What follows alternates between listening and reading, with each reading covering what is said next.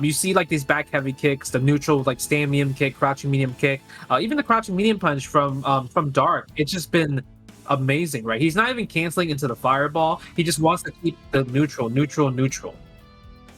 Yeah, man, this is a good stuff here. This is good stuff here, man. I like both of these players, what they bring into the table, and Brazil is getting represented well. So, grand finals is fire. Grand finals is fire for sure. Another thing is the one cool thing about like just Latin America South is that, like I said, they have a very passionate community. Their community has just so many amazing players, so many amazing talent, and like the fact that we're having just EVO Online, we're able to showcase that, right? Because I think a lot of people just from like these smaller communities, they probably might never have a chance to come to EVO to participate in EVO, but now they can, right? That's the beauty of it. Somebody's gonna earn that right, Jay. And who's it gonna be, man? We got a reset here, yo. I'm liking Dark's play, dude. I'm really loving it. Okay. Ooh, just there you go. I love those counter hit combos from far. That's literally the only time we've really seen the rounds. He can actually use that crouching roundhouse as a whiff punish as well, man. He's being a little too shy, yeah. Very active. I think it's like eight active frames, I think, for his crouching roundhouse. 9. I forget exactly the number. But man, we need to use that. Once it's out, it's out. Once it's out, yeah. It's gonna hit facts. Okay, Horus, what happened? What a turnaround. That was okay. A little breather. Here we go. Resets the neutral. Reset the presence of mind. I like that, man. Sometimes, people play a little too honest, and it puts them in a situation where they're gonna have to be blocking some more. So I like that. Move forward, man, with the offense. Throw them off a little bit. Okay, goes to the grab right there. Dark text right there. But Horus already has Dark in the corner. Just applying pressure. Nice. Going for the V-skill snatcher right there. Do some 1-2-3 chip damage in the process. Here we go. Gets the anti this time. Ends with the V skill.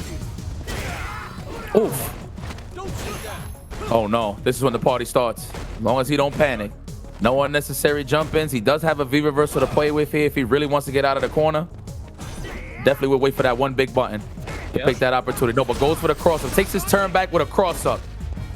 Beautiful move here from Horus. Okay. Yep. Dark's playing back to the neutral game now. Oh, misses. That was probably an input error right there, but still gets the anti right there. Yep, goes to the frame trap. Standing medium punch, adds some gray life to the business. Okay, there you go. Looking for that whip punish activation. Horus does not give it to him. Yeah, I love that dash right there against that cross up. Man, no V reversals. Oh, caught him moving forward. What a beautiful time to be alive here for Horus. Nice. Okay, yeah, he's close. He just chill back. Yeah, don't take any unnecessary risks because he does have V trigger and super. Oh, nice. Nice defense from Horus right there. Yeah, just wait. There you go. Just wait it out. Good reaction. That command grab is 12 frames. It has a little startup in that. That was definitely a command throw incoming. So good choice of button there for the counter hit with a crouching jab just to finish the job. I like that he's stationary, but he knows exactly when to counter poke. That is so important in Street Fighter, right? Because people like to bully you with just, meaties and staggers and just trying to just condition with either or with the throw. So I just like that he's very aware of when to take his turn back. That is very important in Street Fighter 5, in any fighting game, really. Ooh, a sweep. Nice whip punch right there. Uh-oh. Regular command grab. Let's build up. Come over here. Let me snatch your soul, because I'm a psycho. Ha, that's bars, no? Ooh. Okay. Trying to open him up. Trying to clip the legs, stopping him from walking back. Oh, just in time. It looked like a late reaction. It looked like he tried to punish it. Yep. Oh my God. What a meaty standing roundhouse right there. Okay. Oh, snatcher again. You couldn't jump there. Oh, Horus looking really good. Get that optimal meter gain. Back throw. Give me that chunks. God damn. What the hell happened? It was like 2 decisions stun. Yeah, that V trigger too is definitely a very amazing V trigger when it comes down to just kind of like one hit, and the next one is going to be guess for game. Exactly. You can keep the pressure going. Okay, yeah, that's going to be a punish again. Command throw. Oh no. Yep, nice counter hit combo. Spends 3 bars this whole round right here. Comes the reset. Yeah, gonna go for the little taunt to build some bar. Yeah, we're going for the full damage. Okay.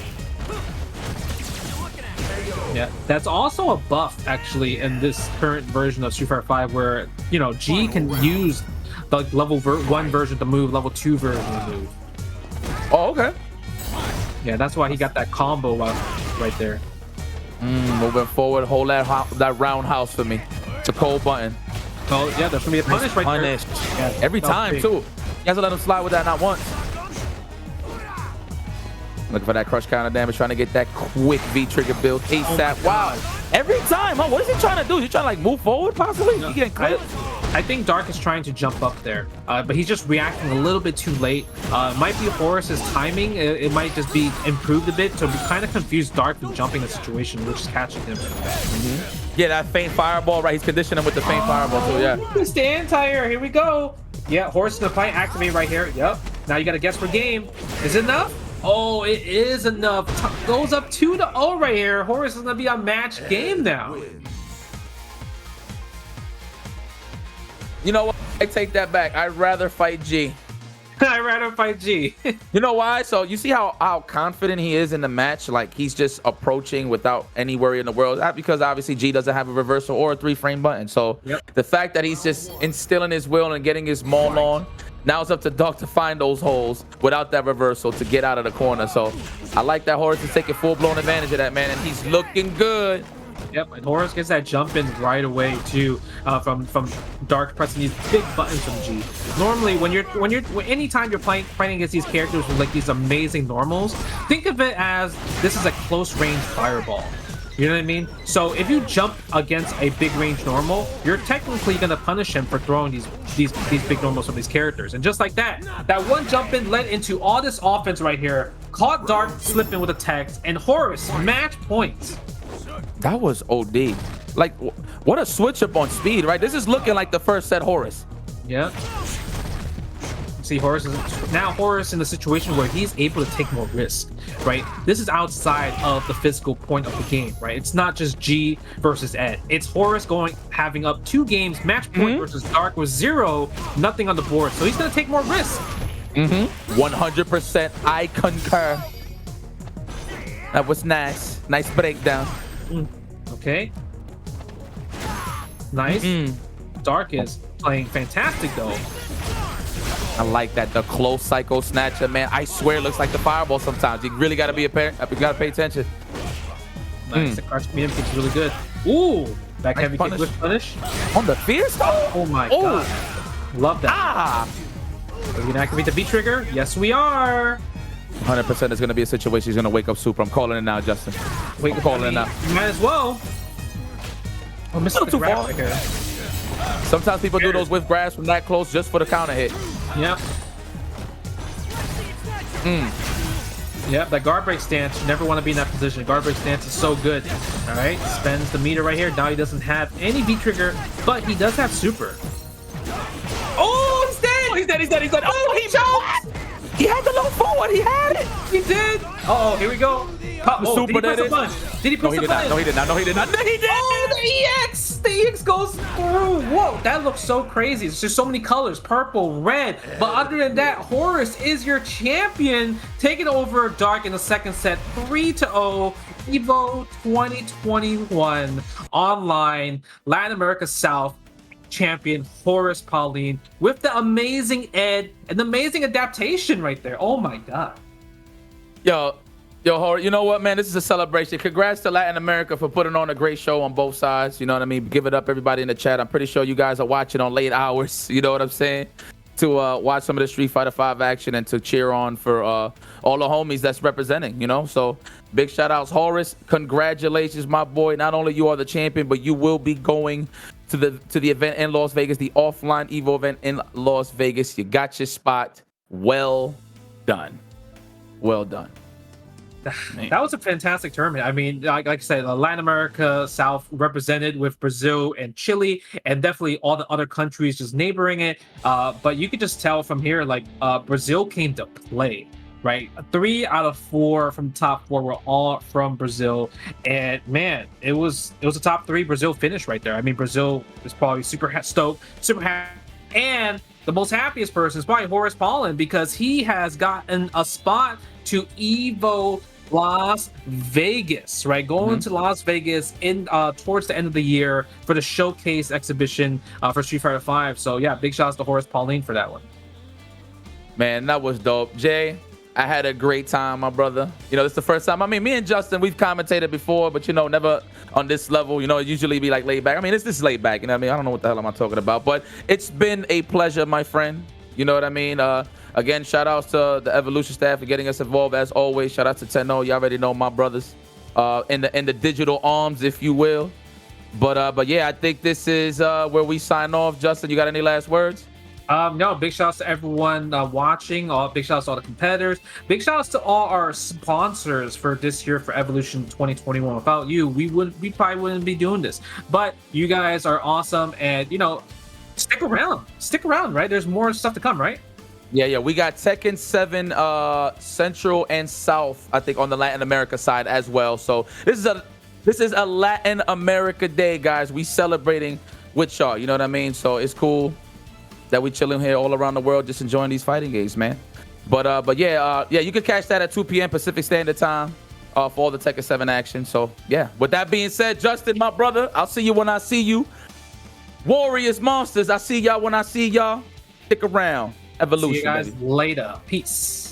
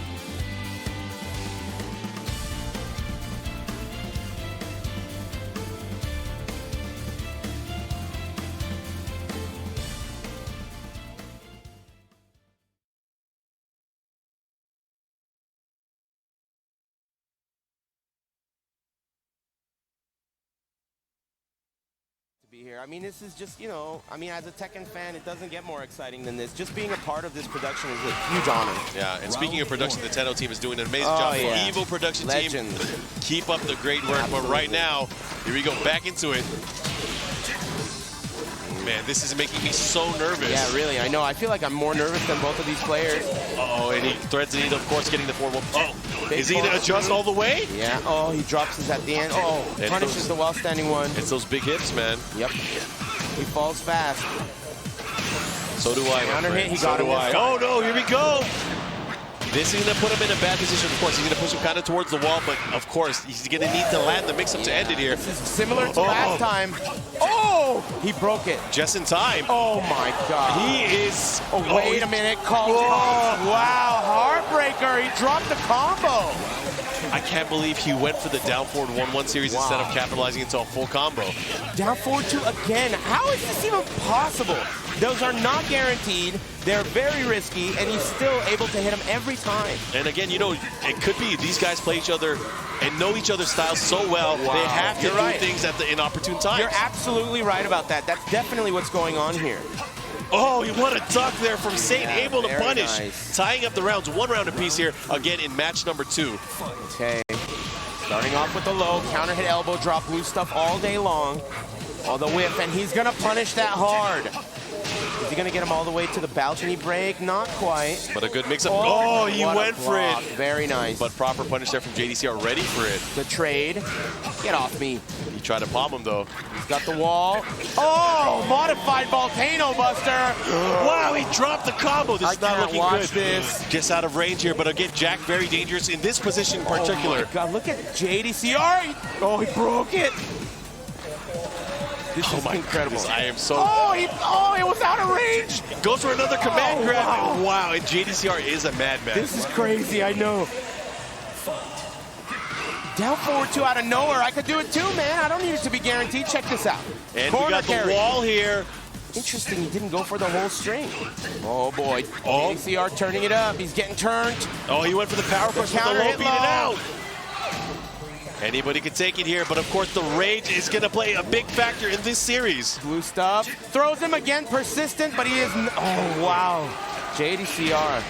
And you know what? JDCR is up 2-0 now here in Grand Finals. This is crazy because, you know, we've said it many times, and, you know, I've said it many times, that JDCR, he's got to be the single best player on the planet. I was saying it coming into this tournament, and this is a lopsided Grand Final set. Oh, yeah. 2-0 so far. I Well, mean, even the earlier set, the reset was so quick Yeah. and so decisive, Crazy. but now maybe the momentum is turned it letting around. up. Yeah. You know, there's an expiration date to some of these products. You're right. You're right about that. Both players world class, but I mean, this is a long set, and how much gas you have left in the tank is a huge factor. Should have filled it up at the last rest stop. That's for sure. At Prim. Should have filled up at Prim, amigo. Damn it. Oh, here we go. They flip over, but a nice Wow. back tech there. That is amazing. He Ducks ducked under the second. high. Okay, he should be able to get the shoulder Great here. shoulder. Oh, what a punish there. I love what Saint is doing here. Yeah, he's turning things around. He does not want to go down 3-0 in this grand final set. And of course, you know, JDCR wanting to end it, wanting to be an EVO champion. He has won EVO before in Tekken Tag Tournament 2. Yeah, that's right. No Tekken 7 titles for him yet, though. Not yet, and last year he didn't even make top 8, so this is, of course, something that he wants. Definitely, he's been stepping up his game ever since the Echo Fox acquisition. Yeah. Here, another down forward two. Oh, now he's getting the wall here into the jump He wanted over. some mix-ups there, but he did not fall for it. Yeah, not going to fall for the tricks in the book. Oh, just outside of range here. Second hit, no, threatening it. Oh, he got yeah, him. He got him moving. That's very nice work by Saint, trying to turn things around. He is down 2-0 in games, but up 2-0 in rounds here. Get on the ground. Low poke, Saint looking good, early lead. JDCR looking a little flustered. Oh, he hit him again. And oh, he went for the That's backswing. it. Nice punish. He's going to get him towards the wall, and that might be it. Looks like JDCR let his guard down a little bit. You got to remember your opponent is world class. Yeah, and you know, he's been doing very well with Dragunov here. You know, I'm pretty sure he's going to stick to the character. But if there's a change, who knows? He might have something else up his sleeve. Yeah, that's a good point. He does have some room, right? You know, his Korean name, JDCR, I believe, I don't know the pronunciation or anything, but it does mean that he's a multi-character master. So I would not be surprised if he has something else up his sleeve here. Yeah, it's like an acronym for that. Here we go. All right, it's 2-1. Saint does have the game count lead here. It is a 3 out of 5 set. We're in grand finals. 3 hits there. Oh, he got him moving. The big stomp. Again. Oh no, the damage is piling up now. Oh, no punish there, but we have another chance. But the slidey. What an early start here. Yeah, feet first into home plate. Okay, JDCR looking really great. Saint struggling. He is the defending champ, and another early combo this round. Sidewall, he knows it. Uh-oh. And look at all that damage. I mean, he's piling it on right now. JDCR looking to run away with it and cement himself here as a champion. Oh, he caught him again. Dude, this is a blowout. JDCR on the cusp of winning his first evolution for Tekken 7. And if our defending champ Saint has anything to say about it, he's going to have to do it now. Yeah, this is it. Last opportunity. It's your last life. Sometimes you only need one opportunity. This could be it. Right about that. Look at Saint. Uh-oh, this is a bad start. Not just that, he might be able to get the wall here. Very close to it. Here's the mix-ups. Oh. Man, the pressure is crazy. Saint is in so much trouble right now. Not looking good, but much one more trouble. hit could end it. He's in rage. Dude, I don't know what to say. He can't do much. Oh, and That's JDCR is our EVO 2017 champion. Appropriately in a very robotic fashion. Yes. He is a machine.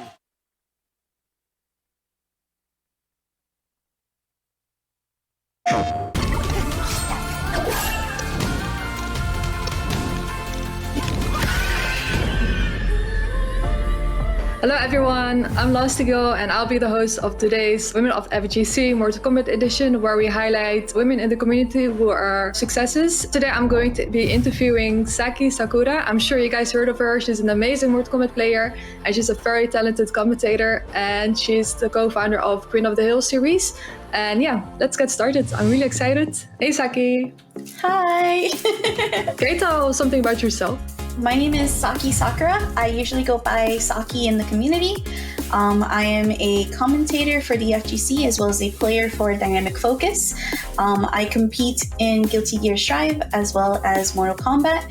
And when I'm not competing or playing fighting games, I am everyone's favorite waifu. I play a lot of anime games and dating sims. Awesome. So how did you get into Mortal Kombat? I actually got into Mortal Kombat with Mortal Kombat 11. At the time, I was dating someone who was really into the scene. I actually didn't know anything about the FGC until one day they were like, hey, this game's coming out. Do you want me to get it for you? And I was like, yeah, I guess, we could play. It's just a way to spend some time, I guess. I had known a little bit about Mortal Kombat because I actually remember going into a video game store and actually seeing the trailer for Jade. And I was like, wow, she looks really awesome. And she looks really graceful. And when I got Mortal Kombat 11, that's when I started actually going into the FGC, where not only did I fall in love with MK11, but I also got to meet an amazing group of people like the girls of Babality to where I am today. Yeah, I played against you, right, in the first to 10? Yes. It was really fun. GG's, by the way. GG's. It's been 2 years now, and you're still playing MK11, right? Yes, I am. There's still that competitive drive because there's still a lot of tournaments happening. I actually participated in some past tournaments as well, and I haven't given up on the game, and I'm still going to keep playing it.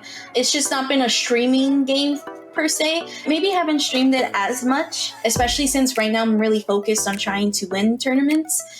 So a lot of my training has to kind of be done offline so I can get the best results for it. Yeah. So is it like that you don't want to share your tag online, like during the streaming, or?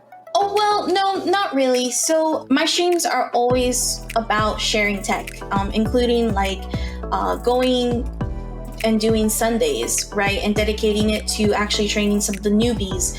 I actually sit down, I review their VODs with them, I actually train with them, I actually talk about their characters with them. I even go into depth when I'm streaming the game as well. So it's not so much about not wanting to share tech, because again, I don't really believe that by sharing tech you're keeping people from growing, right? You're forcing people to kind of like sort of suffer, and then you're not allowing the community to grow. So I'm strongly against like trying to guard tech or guard tournaments and things like that.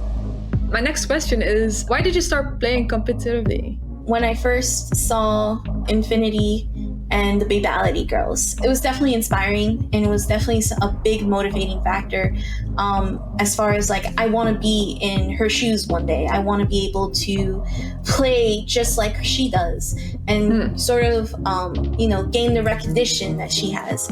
I think about the 13-year-old Saki who went through so much turmoil because there was nobody who looked like her, right?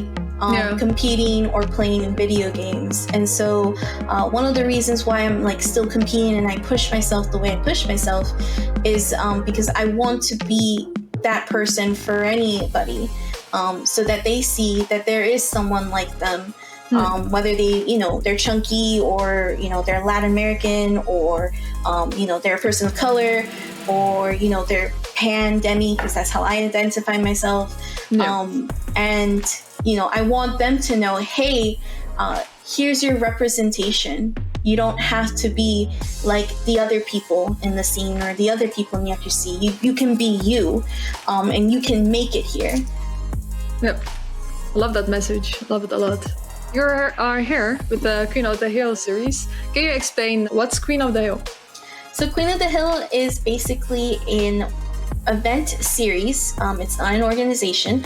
It is an event series run by me for women by women. And it is really more to highlight all of the women in the FGC, women and non-binary as well, making sure that people see them and that they get their recognition because they're working just as hard as anyone else.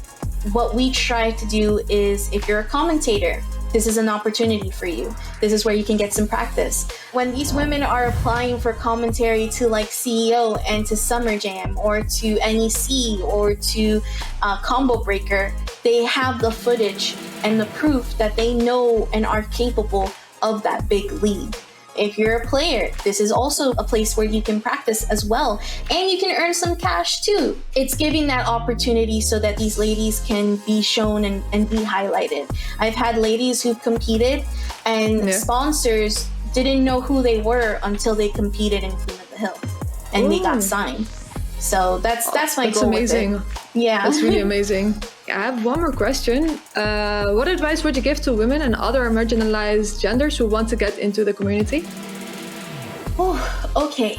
So if I had to leave you guys with one advice, I definitely say, no matter what anybody tells you, the only person whose opinion should matter is yours.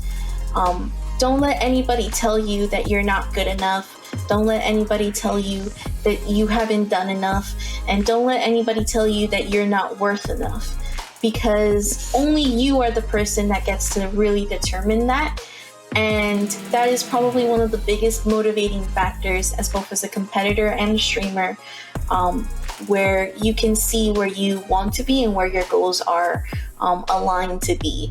You know, if you are thinking about being that next big top 8 placer, right? Or that next big Sonic Fox, for example, you are the only person that can actually say yes or no, not anybody else.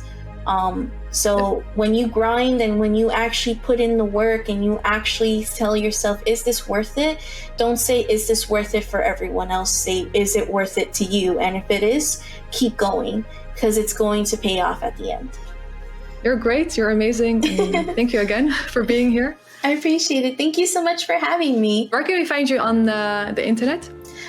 So you guys can find me at the following. I'm on Twitter, Instagram, TikTok, and Twitch as Saki Sakura TV. It is just TV at the end with everything put together. And then you can find my YouTube under Saki Sakura. And I also am running, of course, again, Queen of the Hill. If you want to follow any of those updates as well, you can follow at the QOTHS, which stands for the Queen of the Hill series. I hope you all had fun watching us, and I hope to see you soon in the next episode of Women of FGC Mortal Kombat Edition. And thanks again for watching. Bye.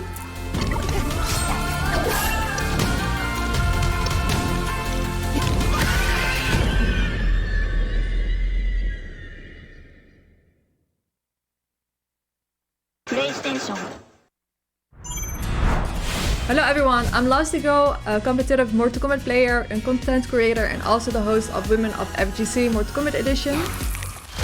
And I'm inviting you to test your might against pro players in the Mortal Kombat scene. There will be an awesome prize pool, a chance to go up against a pro and more.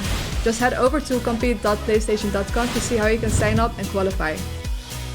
Tune in into twitch.tv/playstation to watch the broadcast live. I hope to see you guys there.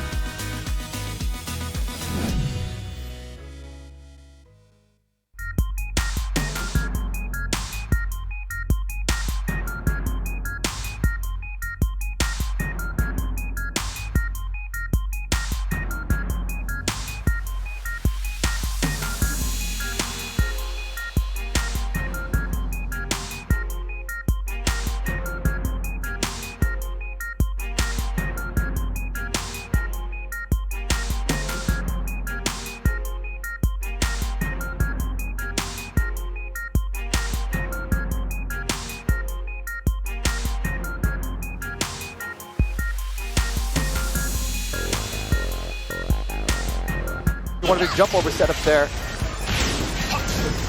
Interesting Okazemi there from Al.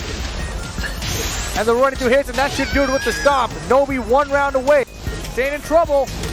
Lana run two pressure, countering 4-1 though. Ball in the way. Uh-oh, Saint trying to poke his way back, but instant running two by Nobi. Life bar lead. Looking for the reset. Rage mode for Al. He's got to fight back right now.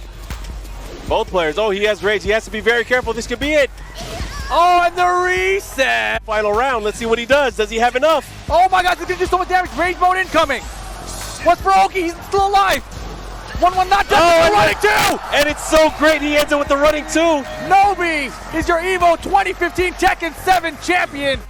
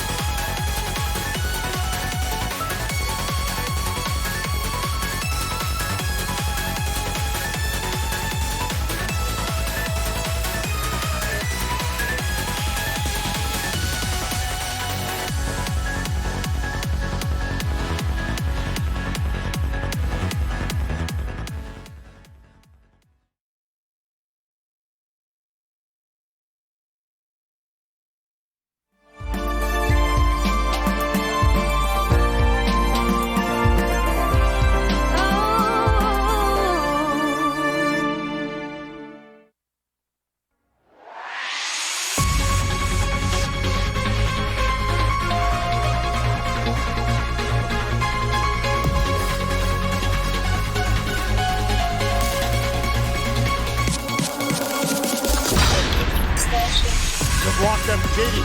Oh, Michael backdash. Save this. Oh, what was Michael wearing? No way.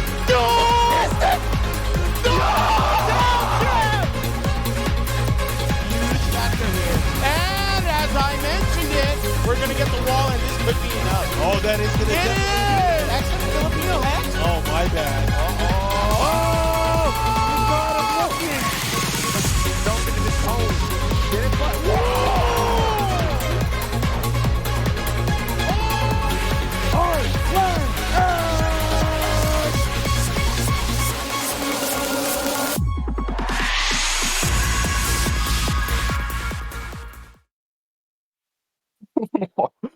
How's it going, everyone? Welcome, EVO 2021 Online. This is Tekken 7, and this is the LATAM region. We're going to do Central first, but first things first, my name is Ricksta. That's MYK, and obviously you saw the little hype intro, right? This is Tekken 7. That thing said 6th year in the EVO lineup. Believe it. This is the first Tekken game that I really want. I've always said I wanted a Tekken game that had more than like 5 years of a competitive lifespan, just to see the players come to their own, develop their tech, and really harness all that stuff to bring into the main stage. And we're here for the Latin America region. I'm really excited for this one. I mean, we've been there in 2019 for Collision during the GT, and I just remember like the first impression I had was like, dang, these guys play so fast, but they're so sharp while playing super fast. So I'm super excited to see these guys play again.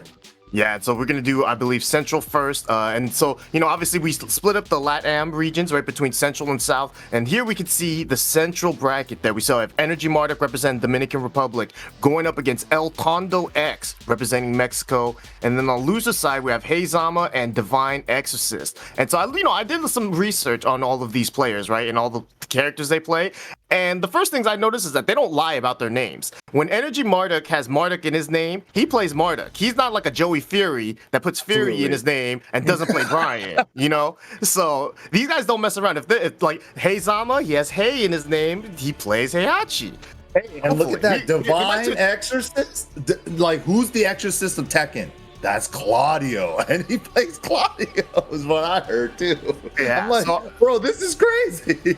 But at the same thing too, it is a little later of a game, right? So because we do have so much time, so many years now on this game, right? So people have been honing and refining their characters and whatnot. So maybe Energy Marduk might not be playing Marduk anymore. I do know that he does have a good Negan. He's played it a bunch as well.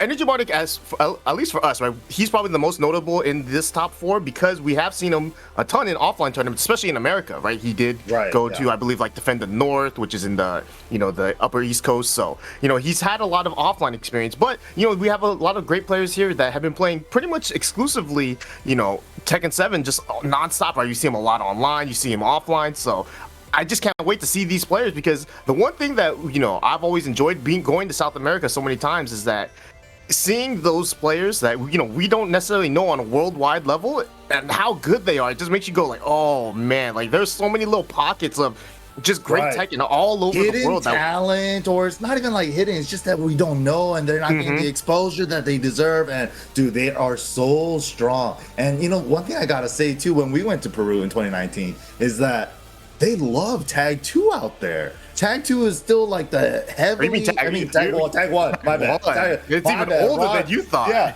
Tag 1. And then they're still playing it on cabinets out there. And then they had a side Tag 1 tournament while the T7 tournament was going on as well. But that's what I'm seeing here right away with the Latin America Central region too. We have El Tondo rocking Kazuya, and then we had Heizama rocking the Heihachi. So everybody loves seeing tournament Mishimas. Everybody says they're super hard to play in tournament, but seeing these guys rock these characters all the way to the top 4 is super exciting for me. Yeah, I just think that you're probably gonna see a little more. I want to say more character loyalty, but I totally don't know, But I feel like the majority of the times, when we have watched South American tournaments, they tend to be character loyalists. Not like in the in the States here, or maybe even like overseas, where you see a lot of players, tend to switch characters in a set, right? But it seems like these guys tend to stick to their guns. And so Yeah, I'm excited to see if they do that here today as well. I love what you mentioned there. Like with the loyalty, that comes the mastery of the character and all that. And Knee's one of those players that really popularized that strategy during like 2018, 2019 TWT, where he's showing everybody that you could play half the cast and be viable with them. But seeing the loyalist is super exciting. But here we go into the first match. Energy Marta going up against El Tondo already, and just like I said, right out of the gate swinging.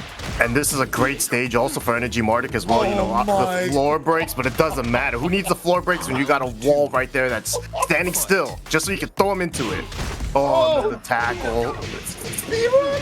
What is happening? It's the beginning of the end. Even though it's the second round. Oh my god, full crouch down forward 4. Nice break on the 2-throw. That was a legitimate 2-throw.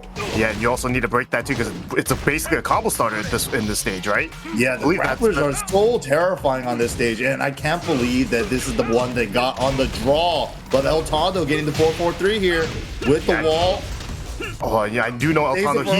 He will go for the Oki. He will go for the setups because he is nice with it. The execution, he does have it. So, but the combos, Energy Martic is. Martic is putting it all together. The floor break into the aerial 2 grab to throw him into the wall for the wall positioning.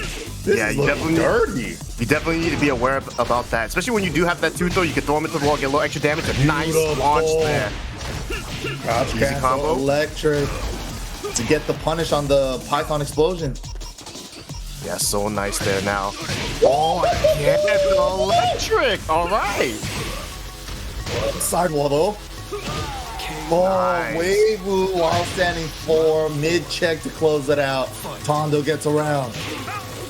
Nice break on the tackle this time. Energy Martic, I love his offense. Oh my god! What offense? His offense. El Tondo, he hates that offense. Oh my god. This is how we're starting? Oh, Fat Boy combos too. The Ranger baited it out. Final round first. Yeah, we thought it was looking good for Energy Martic, but El Tondo X-Man not going out without a fight. And now he's looking real strong here. This is crazy. The answers. The way that El Tondo just answered back on these tackles, delayed hop kick, electricing some of the DTSs, sidestep electric, but it was a down jab. Covers crouching. 2-throw broken. Yeah, he does need to fight back here. His back's to the wall, so he doesn't have much room. Oh, no. Tackle gets him. Persistence. Where's down resistance? Not dead yet, but the challenge on Wake Up. What a Energy Martic staying down, then rolling forward. Really threw off his timing there for El Tondo on the wake-up game. And then Energy Martic just wakes up into the shoulder tackle that leaves him grounded. So, really good choice there from Energy Martic. But man, it really looked like it was Energy Martic's game for the whole first half. And then El Tondo just came out swinging. Delayed hop kick, a tackle, electric, a couple other VTS attempts too. So really exciting first match already. Yeah, I mean, that was just, one of the great things about watching players from different regions play is you get to kind of see what kind of play style they adapted throughout, their learning process, right? And obviously, El Tondo, it definitely seems like he's the kind of player that wants to be in control. He wants to have his offense going. And so if he gets challenged, it feels like, you're challenging me, here's an electric for you. Oh, your VTS is a delayed hop kick for you, So he's definitely not messing around, and he's challenging, but, Energy Martic, he's making these right reads, and then when he gets his pressure on, though, he is pushing the pace, right? You had Kazuya El Tondo back to the wall, and he just did not let up. So, that was a great awareness from Energy Martic, and to be able to stay calm, because those first 2 rounds were so dominant for him, and then those next 2 rounds were so not dominant. The whole match honestly looked like how am I gonna land the tackle as Energy Martic? And then El Tondo was like, how am I gonna deal with the tackle? That seemed like the whole match right there. And other than that, it was just like swinging right out of the gate, really rapid fire decision making like that. But yeah, we didn't even get to see the Hell Sweep mix-ups come out for El Tondo. It was mostly just like electrics to keep out VTS and that one sick delayed hot kick as well. Yeah, so here we go. Mishima Dojo is going to be the place here for Eltondo X, keeping it small here. It's probably not that terrible for Energy Marduk as well, right? You know, Marduk does have some crazy combos with the wall, especially with the 50-50 ground grabs. You know, and especially if he can get the ground grab, reset it, throw him to the air again, and possibly hit another wall. You know, there's a lot of interesting situations here for this small stage, but we'll see if Eltondo can make it happen here. Much more even. Oh my goodness! Right away, round start tackle, and it swept him off his feet. So that's the harder one to break. Maybe Eltondo's a Smash player. That's the reason why he entered this stage. Home field advantage. He needs to power up every advantage he could get, especially with the last stage with the random select on the first pick. They got the floor break stage. Oh my god! Oh my! Okay, nice break. He didn't utilize the floor break the most. Wow, he went for it. He went for it. I respect it. And he's got the lead. I like this guy. Oh, he's not defending. Yo, into the stature kick for the meaty. Nice, not scared at all, man. You know, like in that situation, you might be scared to throw out the hell sweep, but the sidestep electric too, drop the combo, but oh man, Eltondo X. He's showing that he has execution for Kazuya. You know, that's always kind of the sticking point, but he's got no problems. He's sick right now. Bolt not letting up. 13 takes the 11 to pressure again into Value Shield. Blocks the spring kick. Nice punish. Oh my god, look at this offense right now. Yeah, it's gonna be tough. Oh, that could have been a high crush. Yeah. Yeah. Would have been the high crush, but then luckily it turned into a down 2, so he didn't get down for 1+2. Both of them had the right idea. Oh, this guy. Oh, he's a maniac. I like it. Oh my god, that's a legitimate one throw, and it goes into the tackle. Listen, you're EVO Winners Finals, and you're going for down 4-2 frame perfect electrics. Right? I'm about it. Let's go. Dude, no scare. He's going for it. He's doing it for you guys in the chat. Oh, but Energy Marduk don't care. Doing it for everybody. Yeah, he don't care. Energy Marduk's been here a long time. You know, he's played in a lot of tournaments, so he knows. All right, look, you trying to be fancy, you trying to show off for the crowd. I don't care. Ooh, soft. Crouch dash 1, 2. Oh, nice jab after that to recognize that he was airborne to get the conversion. One more. Outside of range for the hell sweep on that one. Energy Marduk knew the spacing on that a lot better than Eltondo. Good stuff there. Taking it 2-0 so far. Yeah, you know, Energy Marduk, it was probably smart of him too not to move around, right? He saw that he's had a little bit of space, didn't push his pressure, right? He knew that if he just made one right defensive option there, it was good, and the defensive option was not doing anything. Didn't move, just let him whiff the hell sweep and block the second hit. Easy launch. So great job there. Marduk's idle position isn't like the Bears, where their legs are kind of farther back and he's hunched over in the front, so the hurt box is more in the front. But in Tekken 7, Marduk's hurt box is different from any other previous Tekkens as well, because certain combos does not work on Marduk. So his legs did get a little shorter in this game. Maybe that just naturally made the hell sweep whip. I don't know. That would be hilarious. Sometimes, you know, it's just like getting old, right? You just get shorter as you age. You know, Marduk he's an old man now, right? He had bad knees. He had to get some knee surgery. They had to replace something. I don't know, man. He's been tackling people since Tekken 4. You know, so I'm sure it's bad for your knees. That's the reason why wrestlers are all like walking like old men by 32, because they got no more knees. That's what they say, man. You know, your knees never get better. Once they go out, that's it. That's what I've always been scared about too. I know. I used to skateboard back then. My knees are still paying for it now. Oh my goodness. All right, so 2-0 up here for Energy Marduk. You know, looking real strong here. Eltondo X down 2-0. Not looking too terrible, even in these losses, but just hasn't, you know, those rounds that Energy Marduk gets going, he just cannot be stopped, it feels like. So, you know, I think Eltondo X is just going to have to figure out a way to just get his offense going, to keep the pressure going. He random select the same stage. God, wow. Nice. I like that. And Eltondo X too. Man, he's going for the flashiness, you know? He reminds me of like Leedy in Tekken 5.0 days, where he's just like, I'm gonna hit the down forward 2 electric and you're gonna like it. I mean, you know what? Here's the thing. You know, I've always said I want to be a Kazuya player. That's kind of one of the reasons why I want to be able to do that in a tournament, so I can pop off. Every time I pop into a Bronson stream, he's only playing against an army of Bryans because everybody wants to be like Jimmy. I get it. All right, good throw right there, Eltondo. God, I think he might have broke that throw, the tackle a little early. He did make a little sound there right before he got hit, and jeez. This tackle, man, it's so good. Quarter circle forward 2 harassment all day right now. And I love Energy Marduk's usage of the up forward 3, really keeping himself airborne, and he's using it in that neutral space where he's just like, do a hell sweep, I don't care. Do a step, it's gonna be active enough to catch your step. oh man, Energy Marduk, that's it for round number 2 here. Almost a 3-0 here for Energy Marduk. It feels like Energy Marduk's, he compacted his game to 3 things: tackle, big low, and big knee. That's it. Oh my goodness. And it seems to be working perfectly here. And when you guys are being super critical to American Marduk players in our streams and stuff, right? This is why we tell them just keep tackling. It's so good. It's so good. Make them work around the tackle. Oh man, honestly, the tackle was the killer in that match there for Eltondo X. Energy Marduk goes on to the grand finals here. Dominican Republic now in the top 2, guaranteed in the grand finals. Eltondo X not out of it. He's still top 3 guaranteed, but unfortunately on the loser side now, he's gonna have to play the winner of our next match on the loser side. But man, dude, Energy Marduk, the tackle that you said was just like it. That really was the dictator of that last game, right? And I think a lot of that had to do with the kind of the beginning of the first 2 games, where it was like the tackles weren't necessarily all that big of a deal. So nice job to Energy Marduk.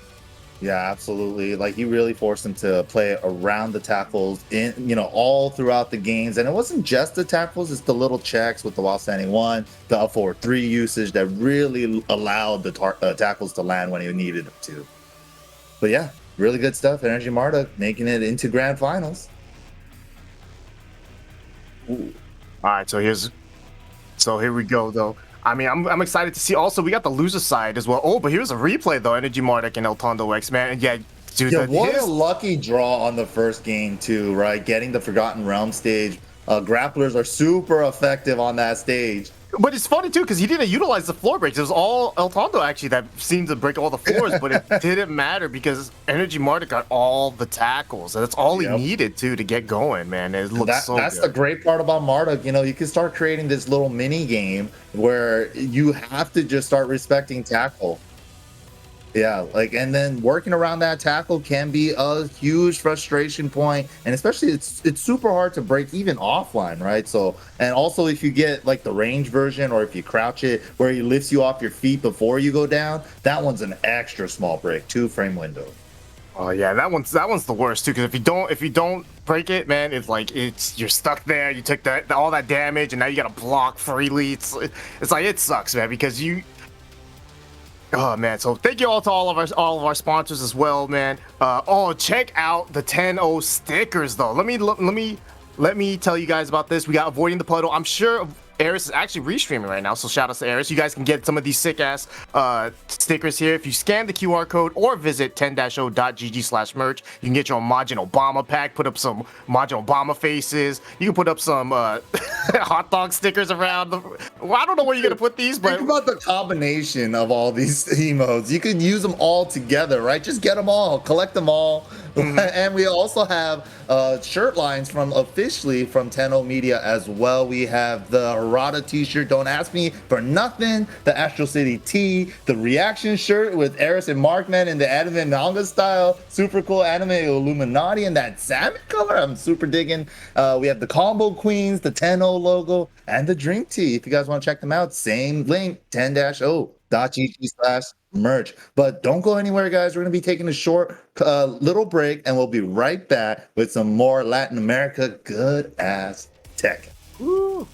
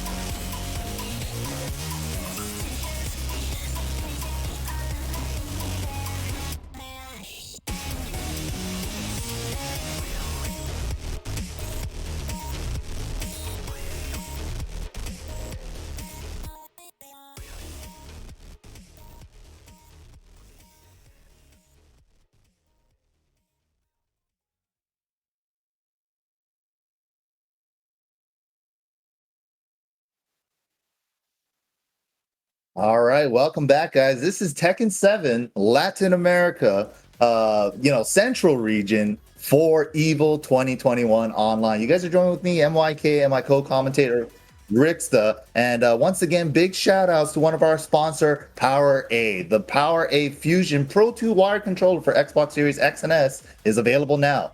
Check it out at powera.com. But yeah, a little bit. Yeah, okay, go ahead. Oh, I can go for it. All right, so unfortunately, we did have some technical issues. So I think we have Divine Exorcist. He had to DQ himself, unfortunately, because of technical issues. So it is kind of the nature of the beast sometimes, but it is what it is. So super unfortunate. Yeah, I wish we could have seen him play, but instead he had to get DQ'd. So Heizama will move on to face El Tondo X in the losers final. So unfortunately, we will have to skip the loser semis, but the losers will be up next between Heizama and El Tondo X. And if I'm not mistaken, Heizama, if memory serves me correct, he put Hei in his name for a reason, because that's a Heihachi. Right, and so this is a Mishima off? Let's go. I love these. These. It could be. It might not be, though. Maybe sometimes Mishima players get a little gun shy when they see another Mishima on the street. It's like, oh wait, hold on. Maybe I don't want to rev my engine yet. My engine's not as powerful. Like that Mishima guy looks real strong over there. Dude, I have felt that way with other, because I'm not a full-time Mishima player, right? I just play other characters on the side, and when I'm like, I'll play a Mishima against so-and-so players, but then when it's like against another actual Mishima player, I'm like, my electrics probably feel very wimpy compared to their electrics, so I don't want to put my electric against their electrics, Yeah, I just don't feel that confidence in that part. But I'm sure these guys definitely seem to be like Mishima mains, right? So right. I think at a certain point you don't shy away from that either. You just go, all right, look, I'm a Mishima, you're a Mishima. We're both gonna be sidestepping left the entire time, trying to avoid electrics. Let's go. We're going to be dancing. We're going to be dancing in clockwise circles. That's it. Yeah, that's it. You're just going to see this the whole time. Clockwise. But yeah, this is a super exciting matchup. It's going to be, hopefully we get to see that Kazuya versus Heihachi matchup.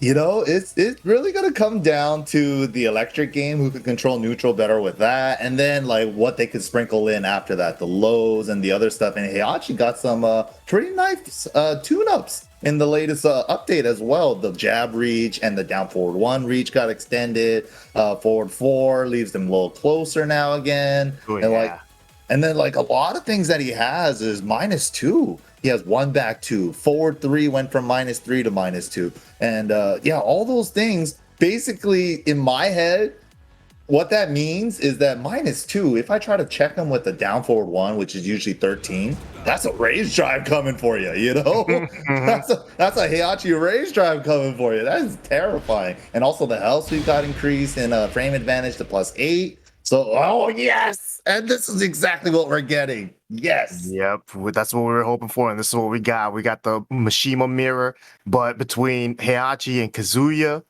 oh man, I'm excited. I'm nervous. I'm loving this. And we got Violent Systems. Let's go. All right, game number 1 here. Remember, because it's the losers finals, it's first of 3, and the first electric goes to El Tondo X. Gets the wall perfectly. Bop takes the damage. Backing away, gets the flip over as well. Forward to Helsing into the sidewall. Could not save Heizama.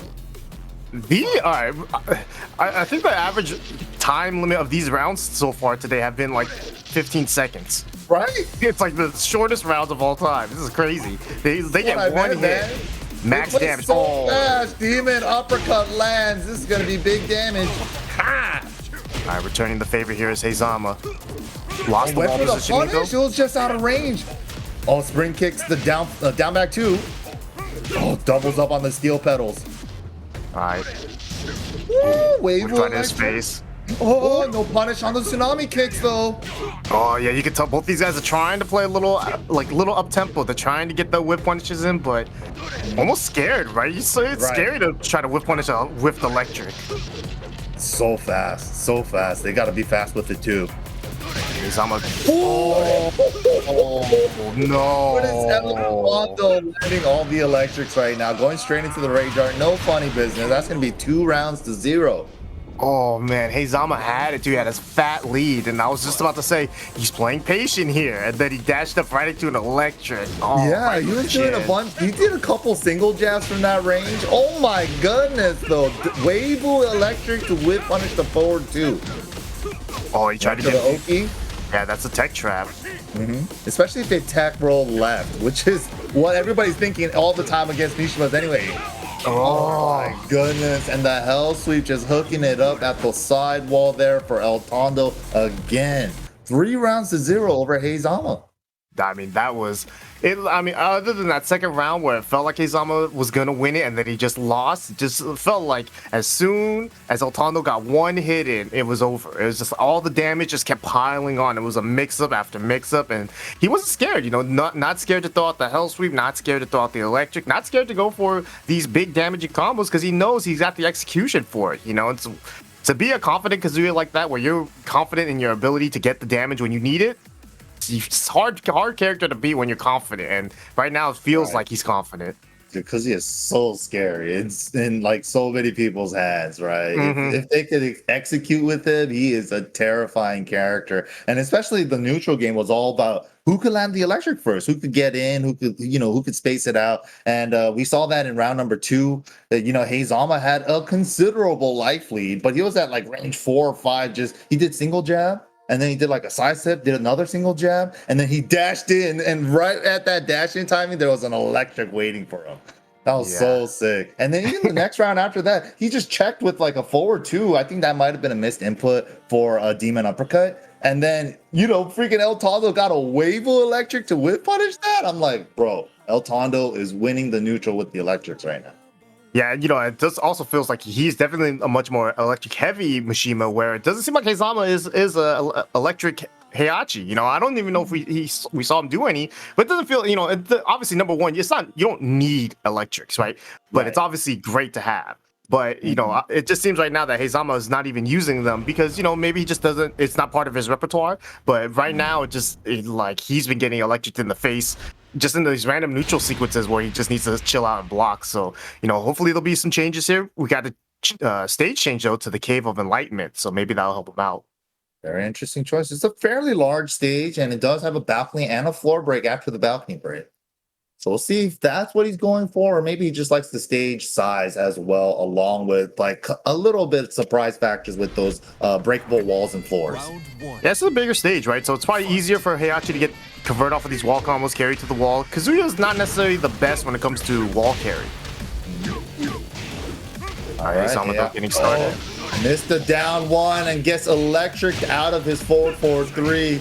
Yeah, Eltondo, one thing, he's not scared to attack on his wake up. He gets up and he's moving. He's trying to attack you while you're trying to hit him for being grounded.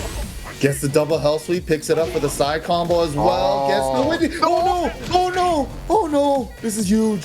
Huge drop for Heizama. Oh no! You hate to see it. Heizama just threw it away there on the ground game. Yeah, not the best combo there too, and he stayed on the ground, got picked up. But he can't let that, he can't let that phase him right now. He's still got this combo going for him. He's about to get this half-life lead here. Oh, try to punish the Windy with the 1-1. Good thing he tried to confirm it. He's got him with the keep out electric.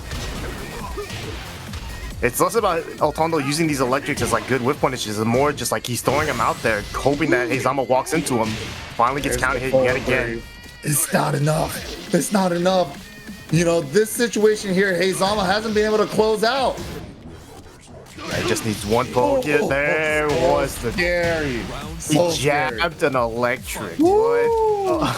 Because those jabs are kind of what get you caught in the first place, right? But he was willing to throw it out there, and he jabbed an electric, got the win. EWGF in 10. Here we go. Oh, nice. Wow. What a risky choice, too, against Kazuya. Kazuya can launch that. Wall bounce. Let's go. The angle is just right for this. Beautiful. Nice side. To bait the spring kick. That was beautiful. Yeah. Izama loosening up too. You saw the Weibo electric attempt at the end. Just about to say that it feels like he's loosening up. You know, he's still finally. Oh, there it is. All right, that's enough electrics out of you, kid. Oh no, big drop though at the end. Yeah, missed the post screw combo there. Almost got to the wall. Big drop though. Okay. Yeah. Crouch low, doubles it up, sidesteps with him, get up kick, challenges the Weibo. Yeah, I got a little too aggressive there. Altondo read it. And now Altondo with rage. One launch from both players should do it. Oh my god, Hell Sweep is good. Mid doesn't land though. Down jab, interrupt. One last poke. Altondo. Nice job, Altondo coming in with the tsunami kick. So while standing 4-4s. And now Altondo 1 round away. Ooh, could have got electric, but opted for the 4-3 instead. This is getting tense. This is super tense. Feels like a lot of like big opportunities for both players. Ooh, I thought that was so late. He blocked it, still got the crouch cancel electric. That was sick. Yeah, Izama in big trouble here. So late too. I thought that was gonna get blocked so easily, but shows what I know. That was like great. Yep. Oh, and let the twin pistons rock because it worked last time with that little bit of delay, but Altondo remembered that he likes to let it rock at the wall because the payout is huge at the wall, right? But Kazuya can launch it, and in that scenario, it's just block and punish. Yeah. Dang. And Izama looked really good for a minute too. He had a lot of control, but then as soon as the Harada carry kicks in, it's just like, oh, I'm really scared of Altondo here. I mean, it can get scary, especially when you do have the lead, right? But you just feel like you don't have confidence in your lows hitting or anything hitting because it feels like the guy put up an offensive wall just with electrics. You know, you just don't want to walk into it, but at the same time, you know you have to in order to kill him, right? So it gets scary. But you know, Izama played that game pretty well, but it's just as soon as Altondo got the offense going yet again, it just seems to keep steamrolling, right? And it also felt like the one thing that I've noticed about Altondo is like he is a challenger when he gets if he gets knocked down on the ground, he's coming up with either a get up kick. We saw earlier against Energy Martic, he came up and just started jabbing right earlier, and right there too, he got up, he sidestepped left and did an electric right on his own wake up because he knew that whatever Izama was going to do, most likely was going to whiff. And if he stepped left, you know, that's kind of also a fail safe, right? Where it's like, oh, if it doesn't whiff, then hopefully my step to the left will make it whiff. And then the electric was just, you know, the icing on the cake. So, and it really throws you off too, because you feel like you have way more advantage as somebody that gets to press the offense as some versus somebody waking up, and then all of a sudden they're coming at you swinging after they just got up off the floor. It's like, what are you? Whoa! Hold on, hold on. But here we go. Izama is gonna have one last shot at it with the stage select to Island Paradise. Once again, another balcony break stage, bigger stage as well. But man, Izama had some close games, but he just hasn't been able to close it out. This is his last chance. Yeah, and this is top 3 too. Winner of this will go into the grand finals to play against Energy Martic. And right now, Izama is gonna have to win 3 straight in order to make that happen. But he's got to concentrate on this first game right here, right in front of him. Ooh. Has the wall pressure now. Izama just trying to keep him there. Gets the twin pistons off the side screw. Oh, he tried to do. Yeah, I saw. That's a combo he likes to do. The 4-3, hit him into the wall to the death fist. That hits. I see you, Izama. Let's go. And you know, one of the nice things about Heihachi as a Mishima compared to both like Devil Jin and Kazuya is this 1-1-2 is a wall splat, you know, so his jabs become a very big threat when the opponent's back's to the wall, but hasn't seemed to be such a huge part of Izama's game yet. So we'll see if he puts it in there, but here it starts here. Oh my god, the Hell Sweep mini game. Oh, the running 3-2 to keep the pressure and the 4-3. Now Izama's gonna have to make this comeback here, but good interrupt. Yeah, could have been a low parry though. Down jab. Oh, gets the splat. No, geometry wasn't right. No, this is no electric. There's a lot of things he could have done there. Oh, that was unfortunate too. He got the wall splat right, but just and the tail spin didn't help him out. That get up 4, he would have got a twin pistons off that block. Yep. Oh, no. We're frozen in time. Can he get the confirm? Okay, we got the backup. Oh no, we got the synchronization. Internet, please. Unfortunate. It looks like we're not going to be able to see the rest of that match. Hopefully the players are still in their match and they're not disconnected. That is a thing that does happen, you know, with these online tournaments and stuff. But, you know, as long as they're still able to play it out, the score will still stand. But we shall see. We shall see what the rulings are. Yeah, right now it's game 2 or game 3 here, tied up 1-1 in the round. So hopefully they can get it back and going if it was just a disconnect. And if they're still playing, then, you know, we'll probably get the update on the score. But man, just look at that match though. It felt like Heizama was not in the best of shapes there. You know, he had some clutch conversions, right? And he had those wall combos, but that's the last round. You know, a lot of little drops here and there, kind of messed up the entire round for him. You know, that could have been a 2-0 up there, and he could have been feeling good about his chances. But right now, especially now, you know, now it gets a little rough. And it's oh man, I'm just sad that we didn't get to see the end, because if Heizama did make that comeback and gets that one on the board, then he's still alive in the set. And yeah, as long as we get to see the next match, I am super excited. But man, it seemed really tough against that electric game that they're trying to do from range 2-3 for the Mishima battle. It's just El Tondo was just a lot better at that control there, but Heizama was starting to slow it down. A lot of other things were starting to work out, like he was getting twin pistons at the wall, he was catching him ducking, you know, because Heihachi is a giant mid dispenser, plus frame mid dispenser, right? And he was getting those forward threes and twin pistons at the wall in that game. But man, we just not gonna know until a little bit to see how the results panned out for them.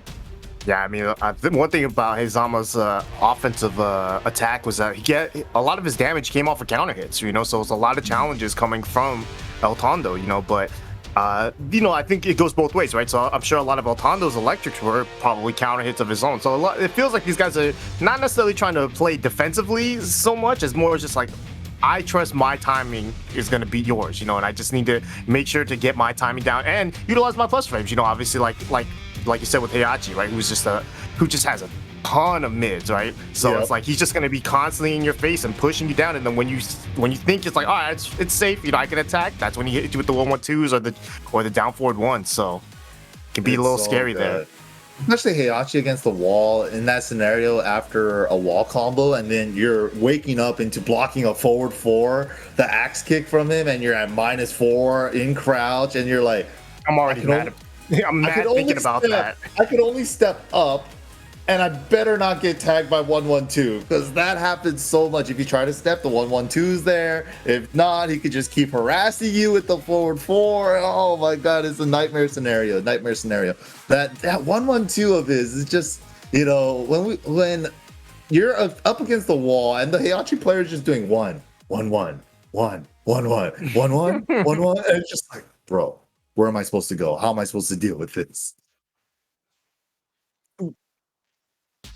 I think sounds like they're gonna just remake it again, so it's just gonna be tied up 1-1 here. So we're gonna get to see the rest of the game. Hopefully they get reconnected and all that.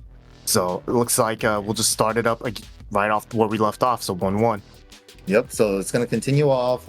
It seems like it was probably an internet issue for them, so they weren't able to finish out the round either. So great stuff. We're going to be able to see the rest of the match on stream, and they're just going to continue where they left off. Thank goodness they're not metered characters, because metered characters are the worst when this stuff happens, right, in tournament. Because it's like, how do you give them the right amount of meter when they had it, when you have to beat each other up? Yeah, you don't. You don't, right? You don't. Damn. Man. But I'm excited, man. So also, if you guys don't know, so we have LATAM Central right now, right? But after this, we are going to be doing LATAM South. So it's not just Central we're doing today. We're going to also be doing the top 4 for LATAM South America. So if you guys are excited to see Chile, Venezuela, Peru, or Argentina, you know, there's just some of the players where they came from, right? Just, you know, stick around, because that bracket is looking pretty nice too. And we MYK and I, you know, being the South American vets that we are, you know, we've been there multiple times. Yeah, this is how we asked for a fork, because we didn't know how to ask for a fork. We were like, this thing, we need this. We just put up my hand and I still don't know how to say. I still don't know how to say fork in Spanish, but you know, it's fine. We didn't get it. We didn't need it though. That's the thing. we got old.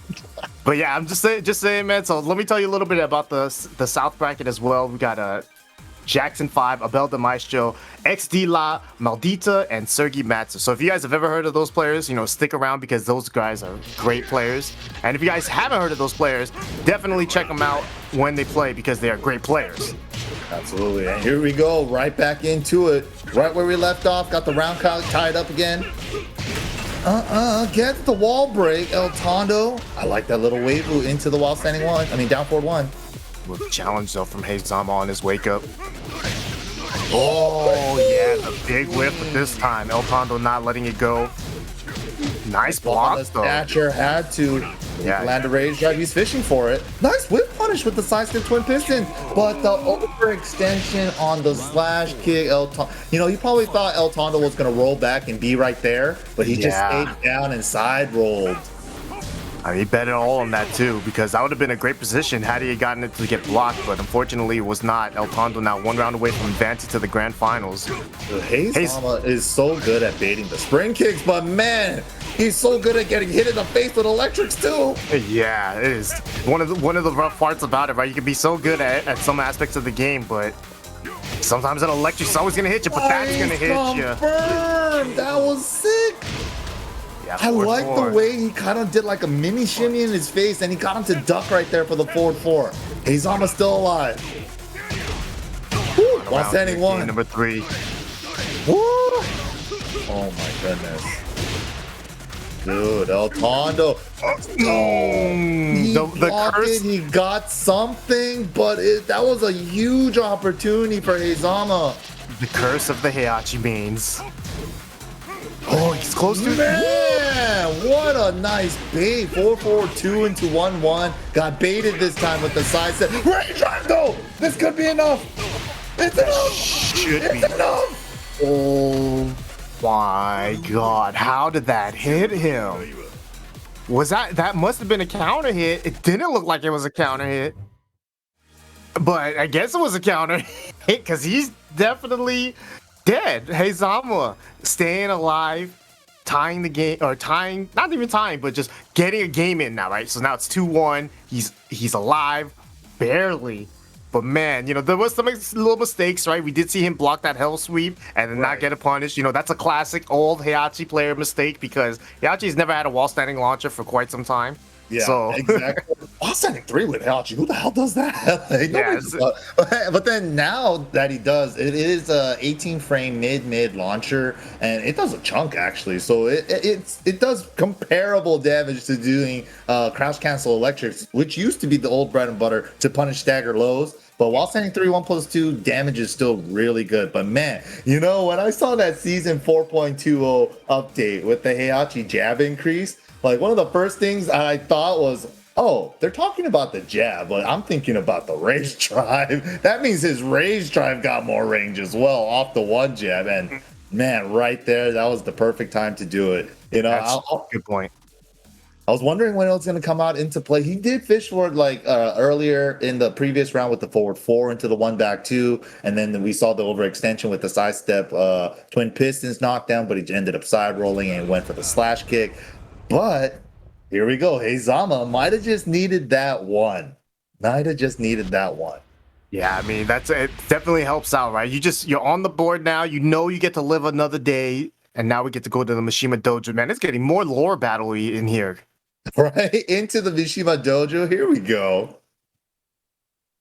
Damn, we have the Heihachi signature on the floor and everything. They were fighting it in the man. If they had the story battle outfits too for this stage, that'd be so sick. Oh, again the hell sweep. He just goes for the while standing 1 there. I mean, it's better than the damage he got last time, but it's still not gonna be the same kind of damage that he could have gotten had he gotten the right punish. And like he's moving up slowly. He went from 11 to 13. Next we're gonna see. Oh man, nice block and punish from El Tondo though. Yeah, you know, honestly, that's like the first time. Dude, his sidestep left electrics to deal with Heizama's jabs has been so pretty. Something about his timing on his electrics, man. He has been so on point with it. And that's exactly what you need as a Mishima player. When you have a scary electric, you are a scary player. And so the offense or the defense of both players seems to be pretty solid here, but it's just that when both of them decide to go for offense, it's a big ass explosion. That was a huge whiff. Woo. Just poking out. Back to the spacing game. Wow, the long crouch dash into the hell sweep. Sometimes you gotta do the fast one. It's like the same mentality as LoL players doing slide. Sometimes you gotta do the slow. Oh my god! You went the other way this time too. It's like I can go left, I can go right. Which direction you want me to step you? Yeah, don't jab me. They just increased the range. They didn't increase the hitbox to the sides. Oh, could have got electric there, but opt to go for plus. El Tondo X now looking real clean here. Look at this electric hit rate, man. Oh my god, as soon as I said it too. Yeah, I mean, that was a big whiff from Heizama and El Tondo X now looking clean here. That damage. Are so fun if you can land electrics all day. This is like what I want to do too, man, secretly. Oh, didn't block that second hell sweep though. Gonna get the wall? No. Just missed just alone. Nice. Guaranteed demon uppercut. Okay. Heizama not going out without a fight yet. Oh, it lands. Hunting Hawk goes for the carry. Didn't get the height. Yeah, just a little off there. Well, man, he is challenging. Doesn't want to lose his position. 1-2-4 has been getting beat up every time. Yeah, El Tondo's been getting these low blocks when he needs them. And gonna get the big damage here. Oh, tries to go for tech. Doesn't fight. Side rolls. Gets up safely. Good job there from Heizama not teching that. That would have been his Life death. about even. Life about even. Goes for the 1+2 throw. Wants his side back. No, I don't want it. Give it back. No, I want it back. I want my side back. Never mind. That was he baited it to do a back turn hop kick because last time he did the back turn low. All right, he got the hell sweep block, but just got the wall setting one again. Man, Heizama playing crazy right now. Good at all. And now the pressure's coming back. Heizama. Oh, this is huge. Look at the damage. Oh, again, we're all tied up 2-2. Oh, that was so sick. I mean, how do you, what? What? Heizama, man, this man is crazy right now, dude. He is like, I'm down 2 rounds. I'm about to lose, and if I lose, I'm out of the tournament. You know what? Nah, I want to stay in this tournament. Yeah, I'm let good. me just do a 2-throw mini game, and then I'm gonna do the low. I'm gonna do it again, and then you're gonna hop kick. I'm gonna headbutt punish. Oh my god, that was like 200 IQ minimum. Yeah. Check his hat size. It's definitely bigger than mine. Like, Jesus. The amount of throws there that were just for, like, he didn't want the damage, just all throw breaks. Like, break this throw. Okay, break this throw. All right, break this throw too again. Just keep breaking it because the mind game's coming. That was so sick, honestly. That was wild, man. Dude, and then that last crispy electric, it's just like, that's the Mishima battle, man. That is the beauty of the Mishima battle. Everybody, traditionally, right, you love seeing Mishima battles because it's really just who could space better, who could get around stuff, who could get their electrics to land more, and especially when they count, too. So, man, Heizama bringing it all the way back. It's 2-2 now into the final game. This is super exciting. Yeah, the way those first couple games going, didn't feel like it was going to be, a tied situation, right? Especially with that last game, right? He was down 2-0, and it looked like bad 2-0 too. He's just getting rushed down. But the nice thing about Heizama's gameplay is that when he's getting his clutch blocks in, right? He's not necessarily punishing it to the max, but he's punishing it just enough. Ooh. Yeah, Tondo's been super sharp on the blocks too, and he goes with the random select, and he gets infinite Azure too. Wow! Now we're really Mishima players. Oh, this is like traditional Tekken 3, Tag 1, Mishima battle. Real man's Tekken. No walls, only electrics and a fist. That's it. Only electric fist, hell sweeps, and some big ass mids.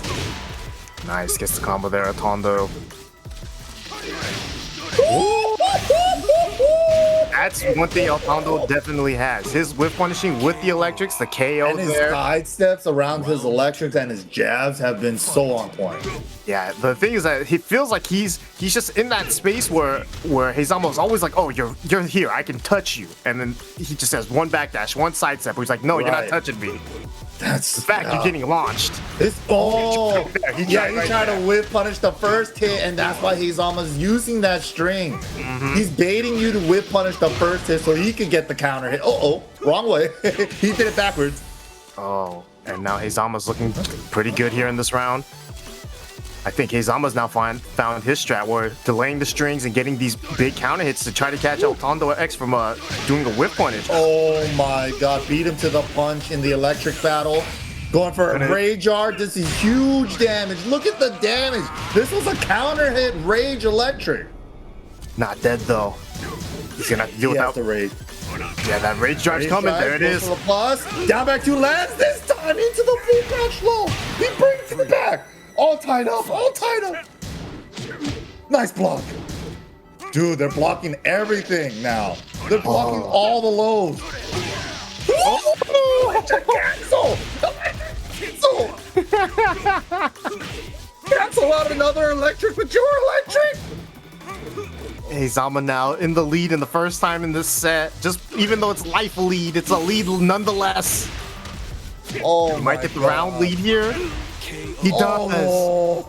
Heizama at the brink of extinction in this tournament brings it all the way back. The dinosaurs never went nowhere.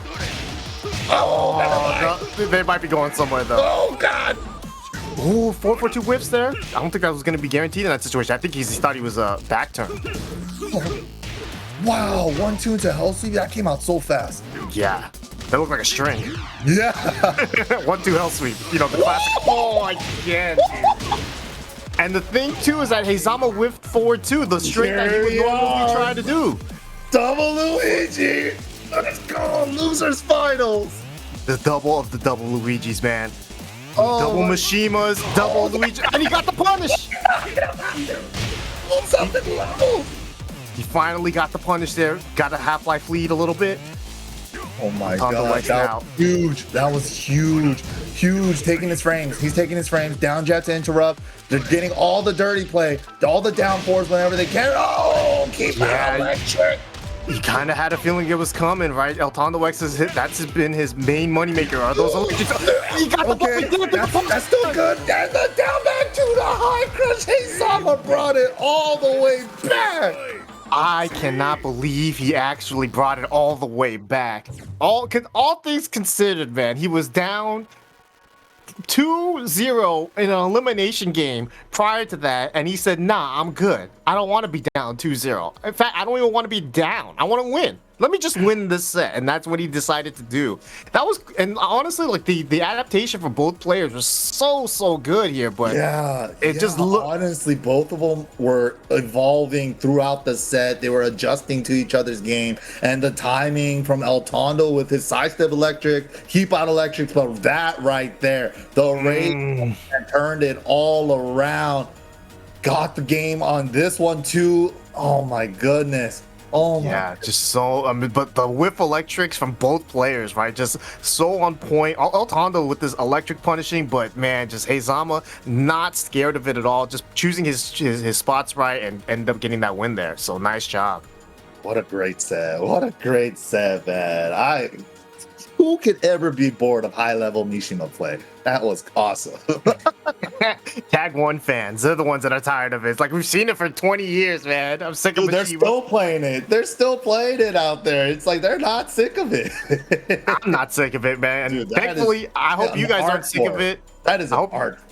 Yeah, I hope no one's sick of it, though, because we will have one more Mishima, obviously the same one. Heizama is going on to the grand finals to play against Energy Marduk, so that's going to be a good one. That should be our next match here, too. Energy Marduk sitting pretty, you know, in the winner side grand finals. But before we get to that grand finals, though, we are going to take a quick break. So don't go anywhere. We'll be right back with the LATAM Central Tekken 7 grand finals. So see you guys soon.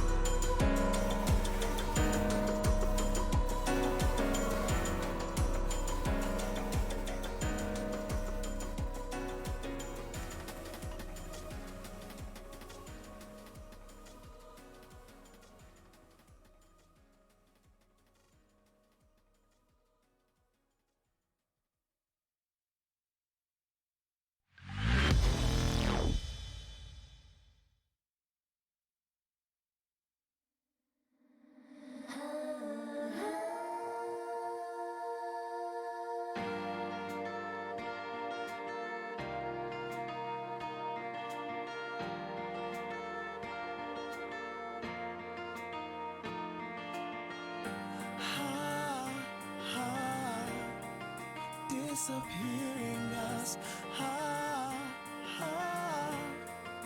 Inviolable love. The sky is almost red. Spread out.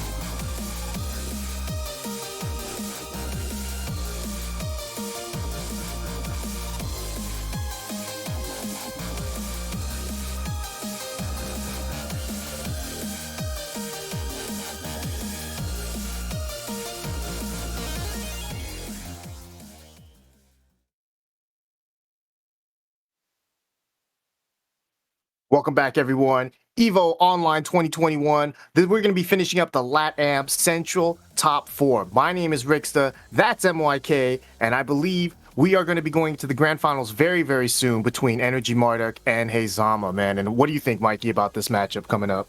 Should be super exciting because Energy Marduk, in that first game that we saw, he was coming out swinging. Another thing that's going to be coming out swinging is the Tekken Online Challenge. We have Masters events and registrations are now open on Smash.gg. So make sure you guys sign up for these tournaments, get your points, because Tekken Online Challenge is here. New dates for North America and Korea regional finals. So a little bit of an update. They got pushed back from December 25th to January 8th, 2022 for Korea. And then a regional one for North America is going to be moved back to January 9th, 2022. And then as you guys can see here, take a screenshot or whatever you guys can, write these dates down for your respective regions, because this is where we're going to have the online masters events. And then as you guys can see there on the right side, we have the regional finals events as well. Yep, and you see right there on the left side, 821 Region 1 North America, that will be starting next week. So this is starting very, very soon, obviously. So if you guys want to sign up and play in it, make sure to do it now. Here are all the regions that are covering all over the world. So if you guys want to play in this,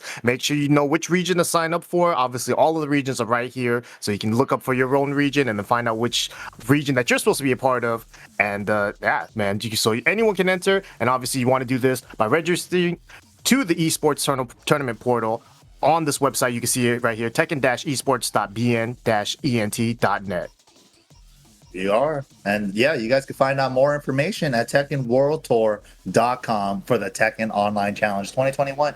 North America, don't forget, next week. Whoa. And they have their own merch out too by Amazon. Yo, let's go. Wow, look at that. Bunch of designer tees. They even have an Iron Fist logo and Smash.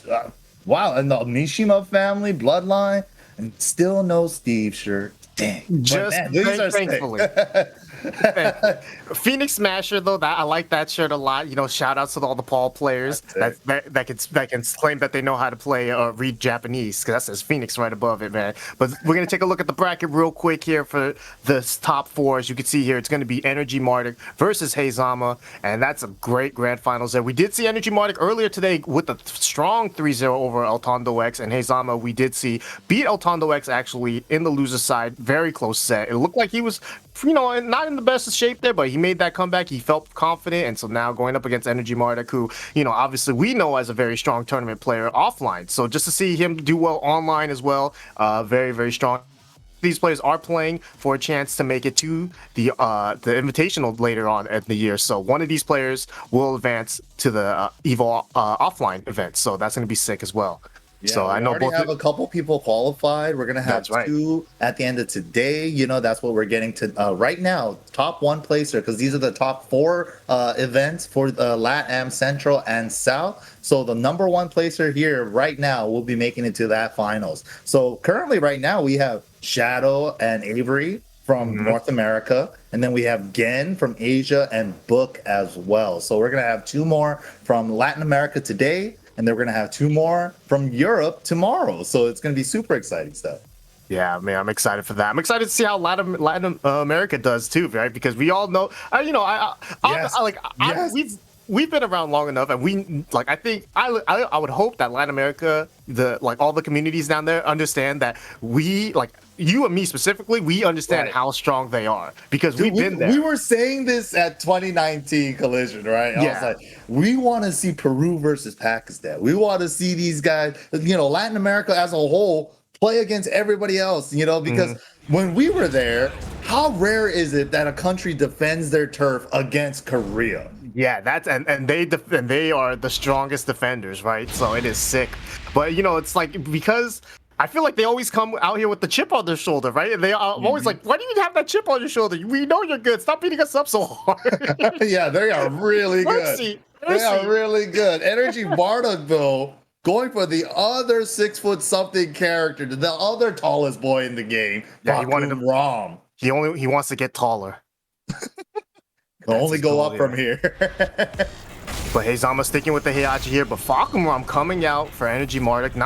Not a character that I know that he plays. You know, I've seen his Negan and I've seen his Martic, obviously, but Falconrom, obviously high rank, so he's played a lot online, so he has a lot of experience with this character. And oh my god! And look, and even though after all the nerfs, Falconrom is still a very, very good character. Gets the guard break off the sidewall, picks it up. Yeah, right off the bat here.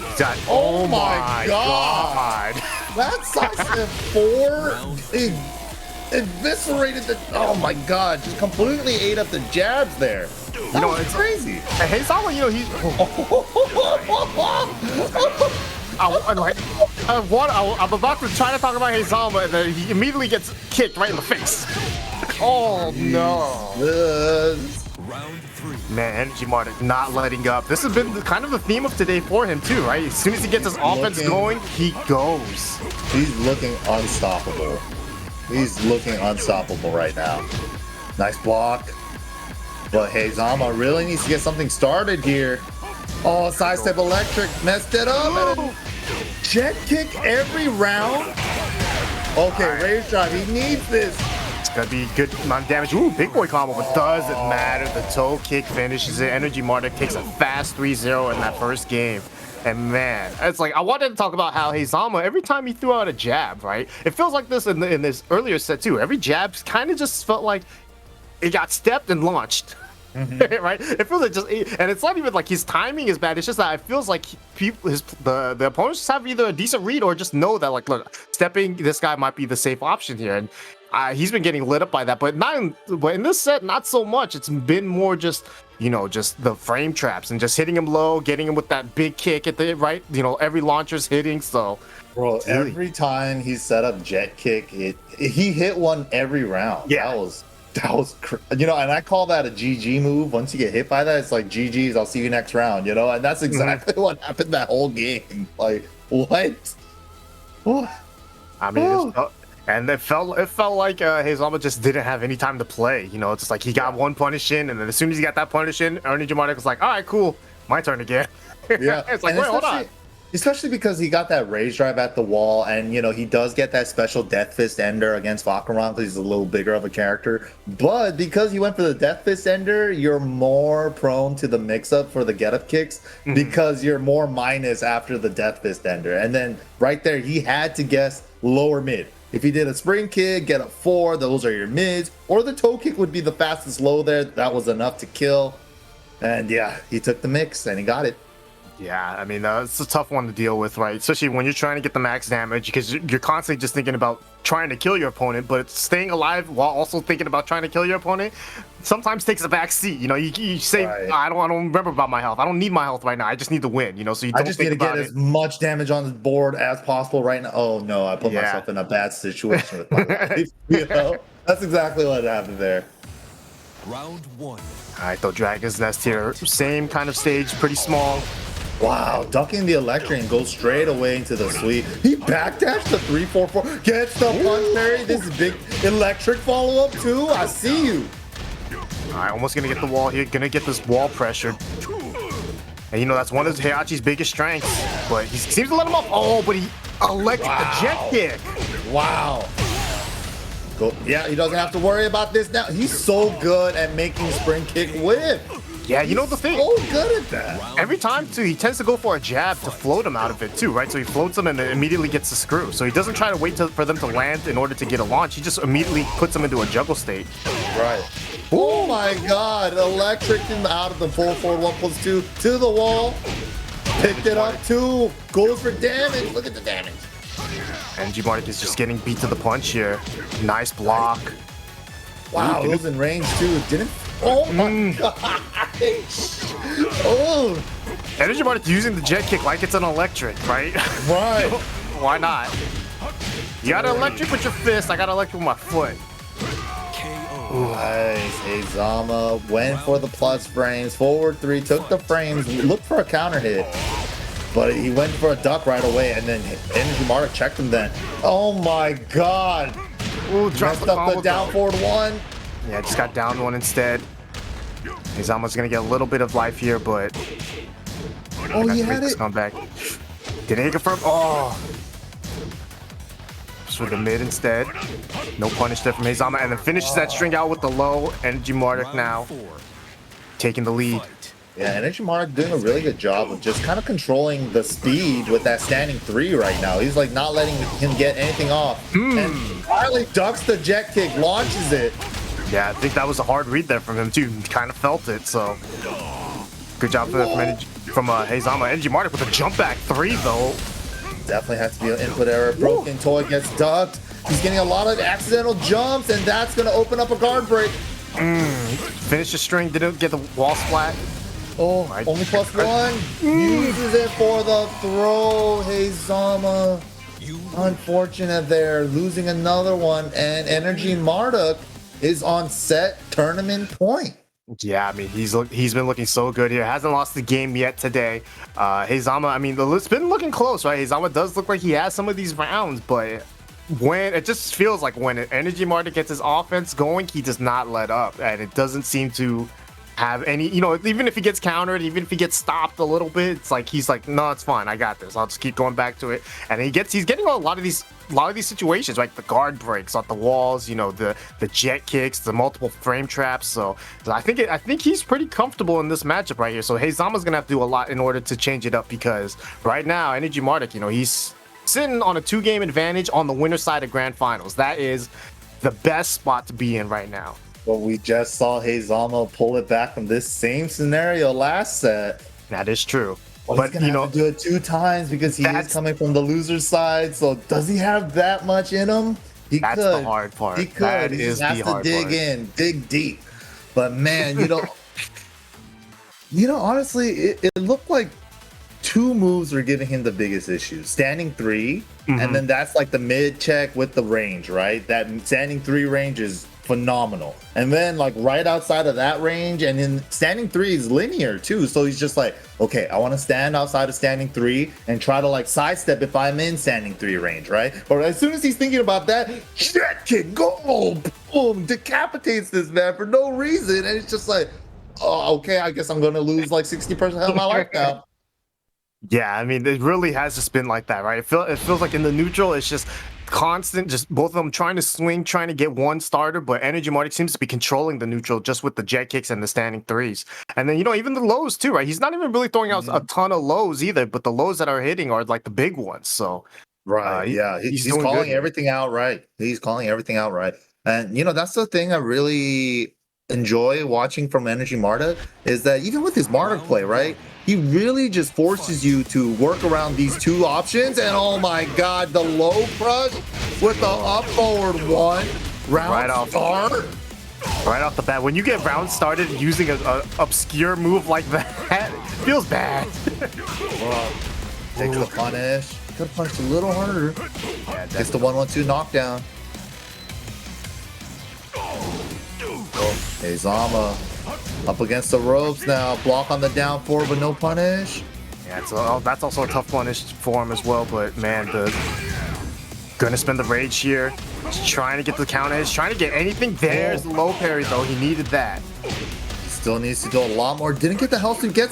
No. Get off of me. Standing 3 check again. Yeah, the speed, the range is so nice. Again. It's just pushing him to the wall. Down jabs the jet kick. It just seems like Heizama's not used to this matchup, it feels like, right? It feels like he does have a little defense, but right now, Energy Martic's just been putting in work here. Looking tough. Yeah, that's a high, so it's not going to hit there. Wow. Hunting Hawk sidewall, though. Gets the confirm. Nice. Punishes the third. Oh no, the quick spring up! The quick spring up threw him off on his Oki! Oh my god! Yeah, he got hit, and so he messed up the timing. Oh man, that is unfortunate. And, that feels like it could be it, man. You get hit by that final round, possibly. The guard break. This is it. God, Energy Marta with the key charge pop off at the end as well. Domination station right now. Energy Marta, both sets, winners finals, grand finals, clean 3-0. Yeah, we were so hype about Mishimas, and he was like, what is so great about Mishimas? Just beat him, just punch him, kick him, whatever. Just kick him, just cut their head off with that Listen, kick. you play Martic, you punch him. If you play Falkenraum, you kick him, you know? It's like the same thing, man. Energy Martic looks so strong today. You know, that was not that you can't take anything from Heizama. As you can see there, second place, El Tondo X third place, Divine Exorcist in fourth, right? You can't take anything away from any of those players, but man, Energy Martic looked so strong today. And that's the reason why he is your champion for Latin America, man. Central. Super clean, super clean. So we're gonna see him in the finals. He's in the mix now with Shadow, Avery, Genton, and Book. We're gonna see them later on in the year, and we're gonna have one more champion for you right now. Today, we're gonna be going to Latin America South, but before that, we're gonna go into a little break, and we'll be back with some more Tekken 7 action.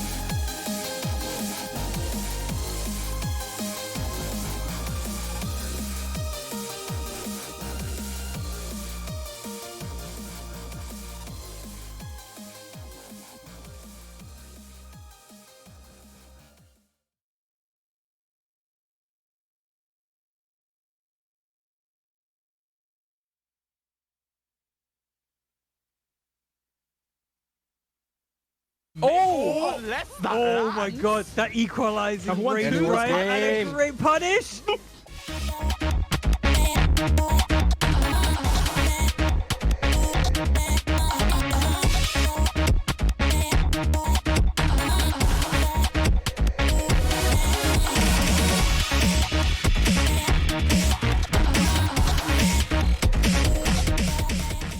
Black Kazama. Oh, let's go. 1 second remaining. Oh, challenged it. The side step left.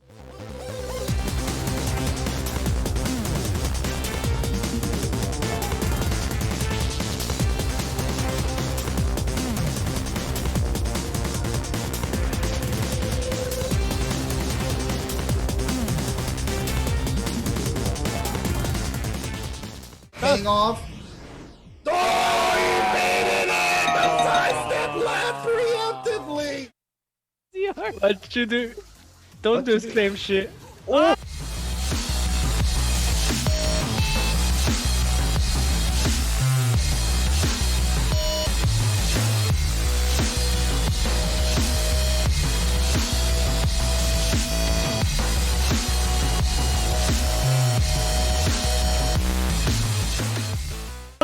Wait! What?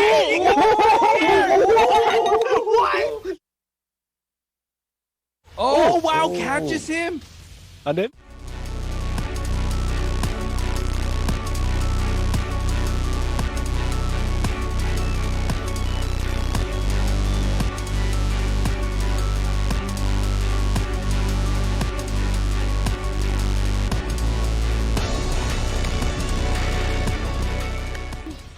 Oh, they did not play.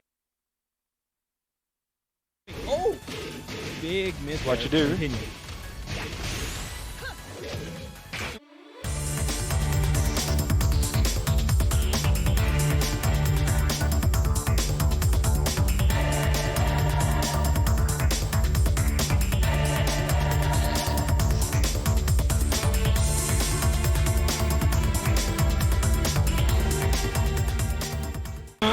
Oh, Killer B. Draw. Round 2. Oh, Killer B.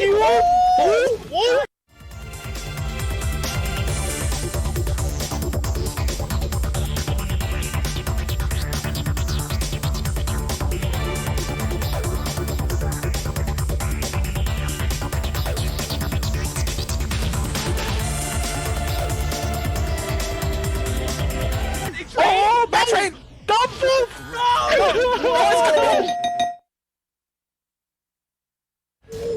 You wanted to duck the high launch. Oh my god!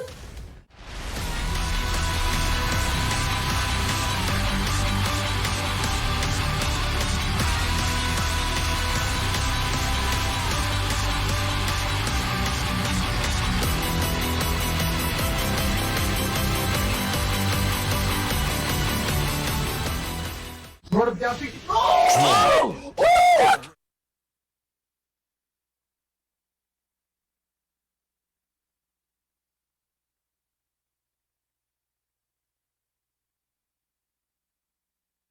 Bad situation. Oh my god, ducking again. Getting better though. What was that? Oh man, he dropped some damage on the table, but he's in a huge position right there. But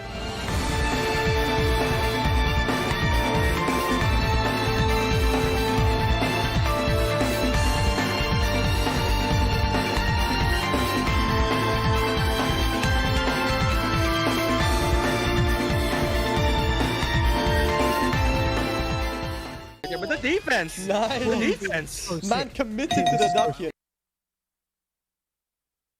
More now for Black Kazama. Kalak has to do something special here. Oh!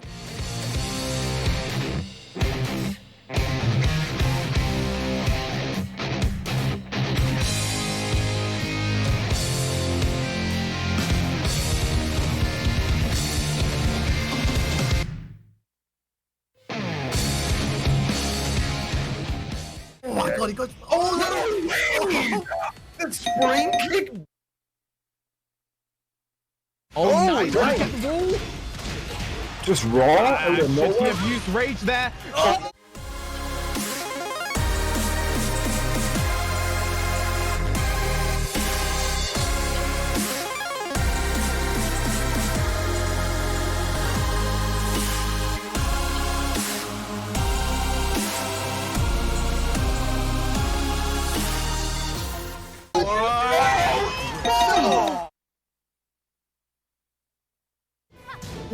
Wait a minute. 16 seconds left on the clock. No way. Oh my god, one more hit.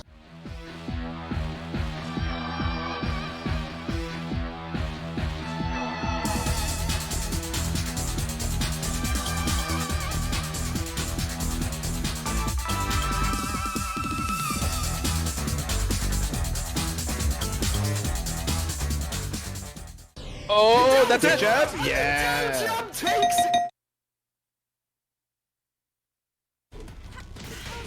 Oh, spends the bar. This won't be dead. Nice. Moonglide 2 has the life lead, just staying away, jumping back. It's gonna be.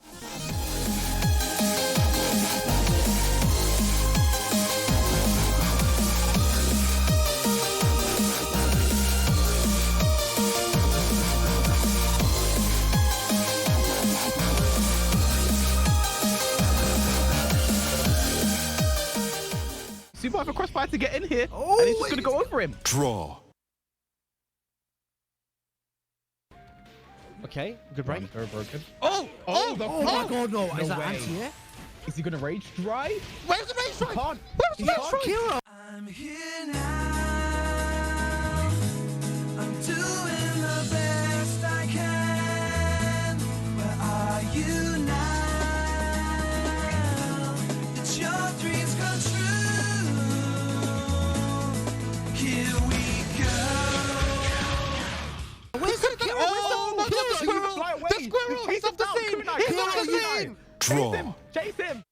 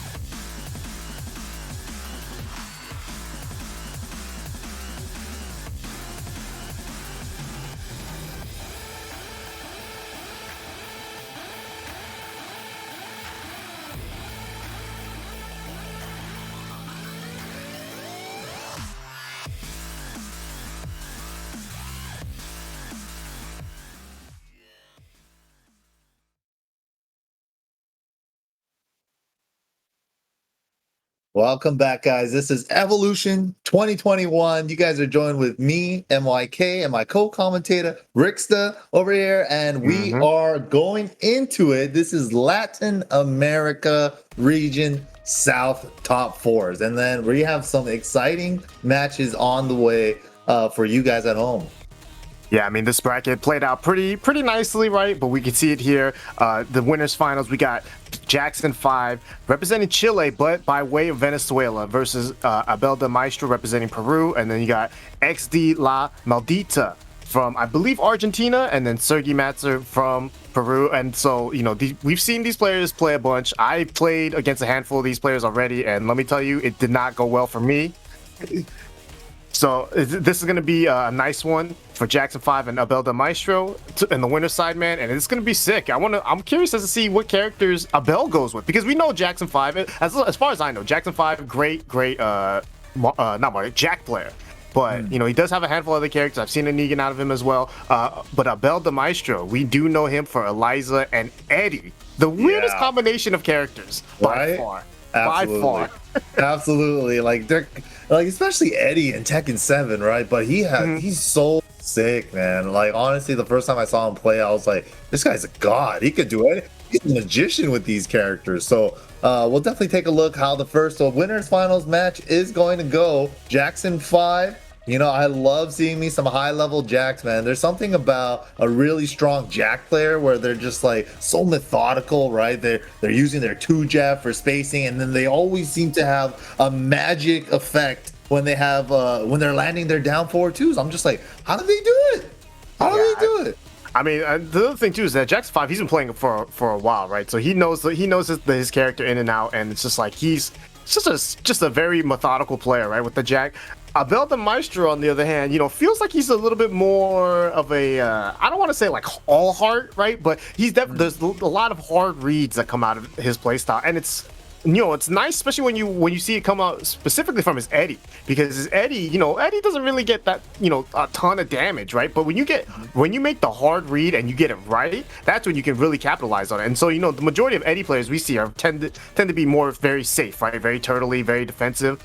Bell doesn't seem like that with the Eddie, and especially, you know, now with the Eliza that he has too, which is I want to say his Eliza is now his main tournament character. And you see the Eddie every now and then, but yeah, the Eliza obviously in tournament is such a strong character, and Abel, the way he's been playing him has so been good. going up, man. Eliza's stock over the last like 2 years, there's been a lot of discussion about her being actually really strong, and people thinking that she's a lot stronger than they initially thought about her. Like, she has great wall carry. She's got a lot of nice changes in the latest updates too, with like Moonlight 4 giving some guaranteed stuff, and even the EX dive kick follow-up if she has meter and all that.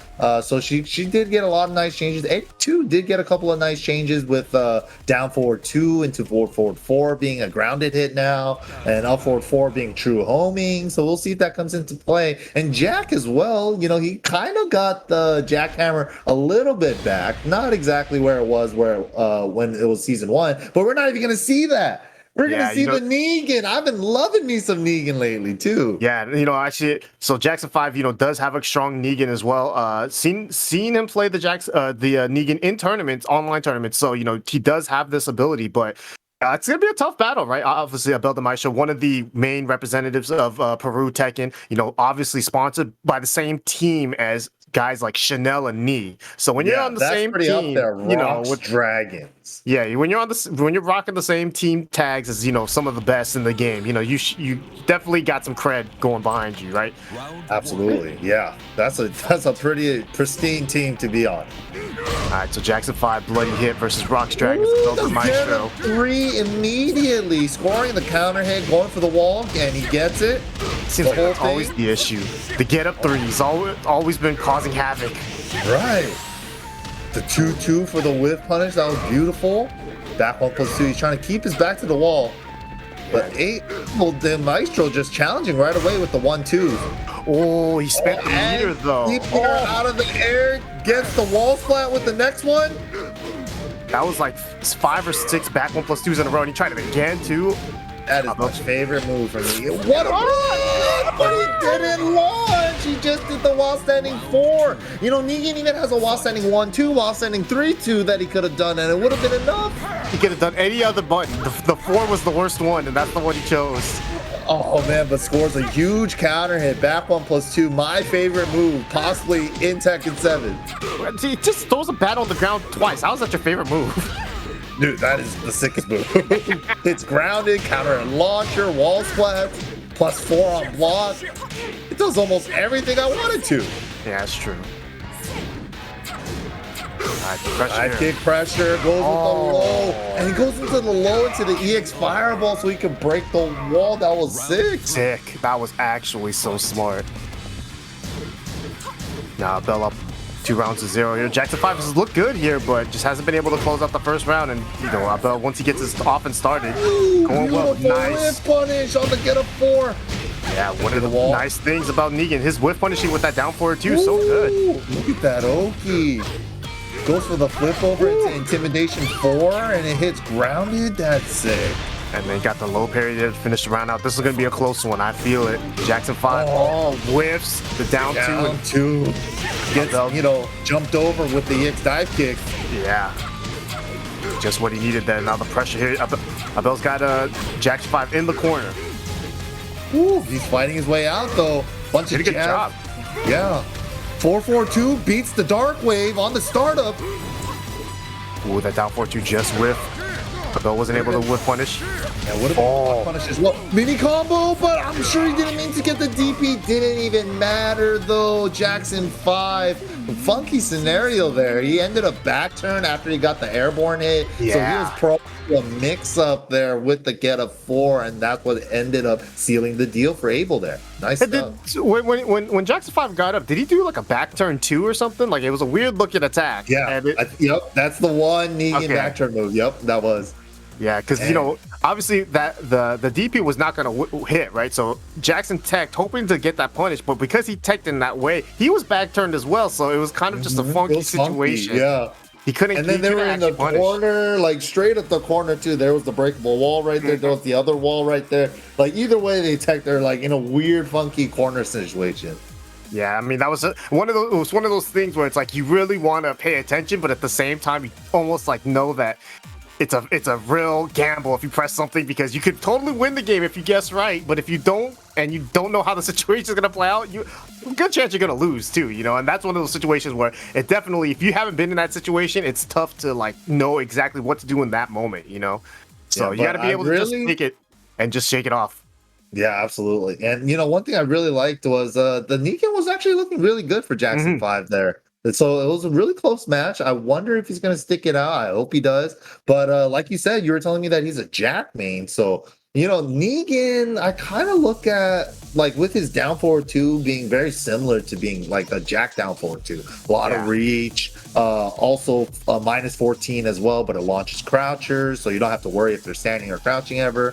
So, yeah, it's pretty nice. But that back 1+2, man, that's the juice right there with Negan.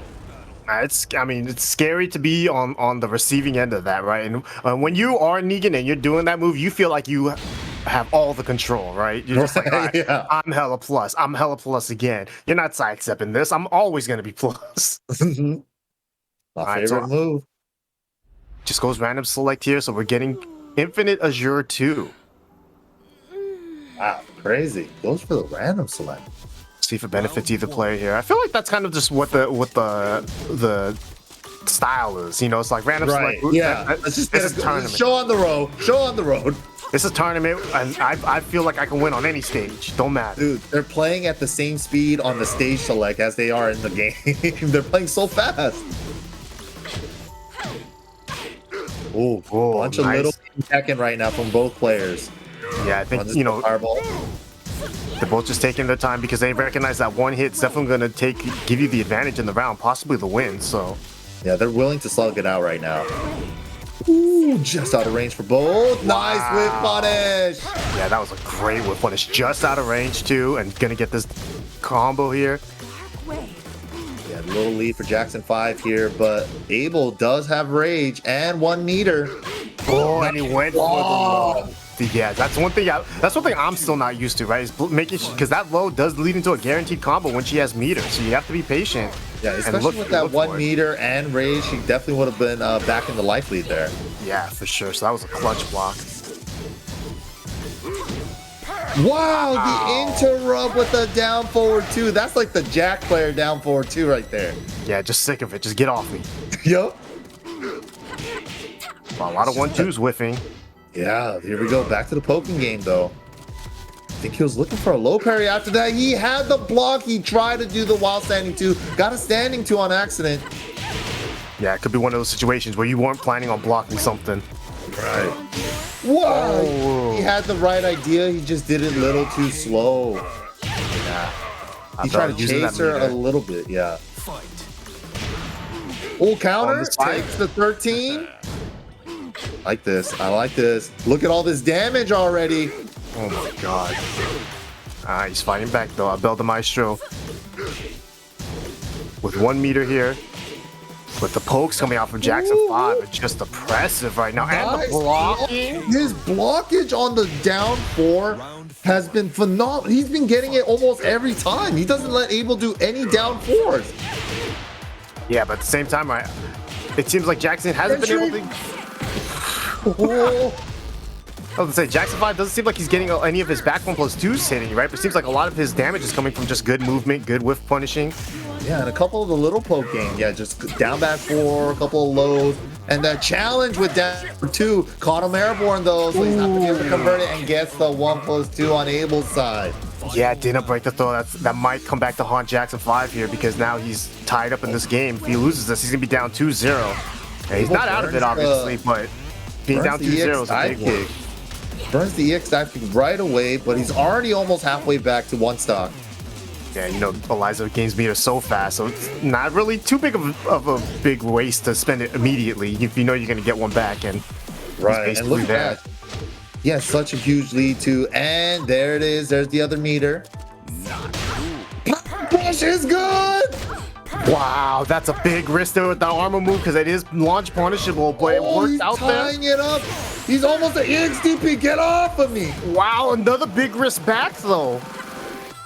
Again with rage though, but runs into a dark wave. Dang, you know, 2D characters in this game, that fireball, man, you always just don't know when it's gonna come out. And sometimes when you're playing that range game, you just kind of run in too close as it's coming out, you know?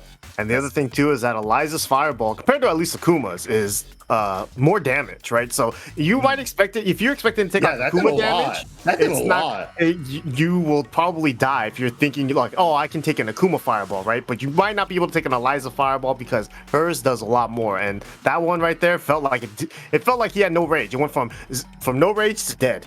It was like nothing. Yeah. It was like there was nothing. Yeah, there. it was a chunk. It was definitely a big chunk. I think he came in with probably like a 1 jab or something. So I think he might have even been counter hit a fireball. So yeah, that did look like it did like at least 2.5 times Akuma's fireball damage. Yeah. But yeah, that's pretty good.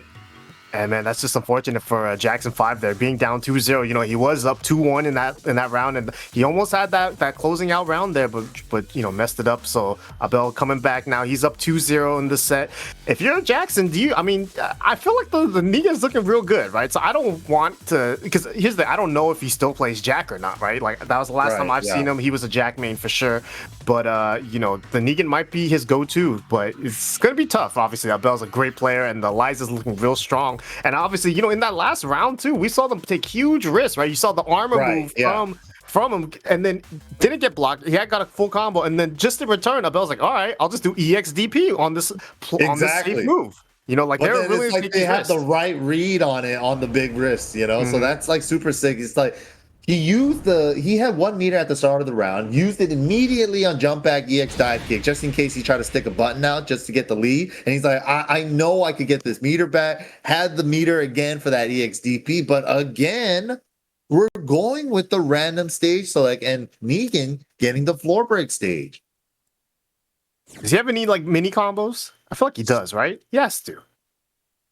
Not that requires a floor break, as far as I remember. Yeah, but his wall combo damage with the floor break is actually really nice because he gets a lot of unskilled. if he goes for that route. But Eliza too, she ain't no slouch in the wall carry department, and her her floor break combos are also pretty solid as well. So I don't think it really favors either or character in this matchup.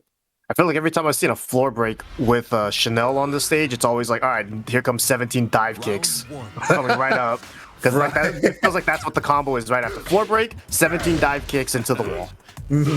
Wow, nice duck on the intimidation throw. That one is unbreakable, so you have to duck it. And we're going to get the first floor break here. Yeah, almost got the wall combo there, just a little off axis, but the aggressiveness here from Abel. Nice punish on the down forward too. Nice side step. Yep, and the whiff punish on point there. Gonna break the floor? No. Doesn't matter. Doesn't need it. A little extra just to get the little extra carry. He's not worried about spending meter at all. Yeah, but runs into a down forward too. Another one. I mean, you will get meter like getting your getting your ass kicked for a little bit. It's cool, but you know that's not the way you want to get meter. You know, you want to get meter by beating up your opponent. But that's a good start here. Yeah, that's a launch. That's a 14 frame launcher for Eliza there. Down back 2 from Negan is going to get launched with that every time. Yeah. Man, the pressure from Abel, dude. It's just like every time he feels like he's negative, he's got something just ready to fire back to counter poke. Right. Okay, out of meter though. Caught him airborne. He's taken to the skies. Gets the punish on the quarter circle back 1. Nice.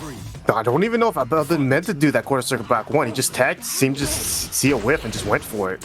Oh, that does happen. God damn. Started the second sentence before you finished the first. Nice breaks. Ducks the 1-1. Interrupts the 1-1 of his own. Ooh, looking for a low parry there. Safe mid. It feels like both these guys are getting these openings, right? But they don't want to take the risk in order, like, if they drop it, they might not get all the benefit. And the drop combo there from Abel, not good.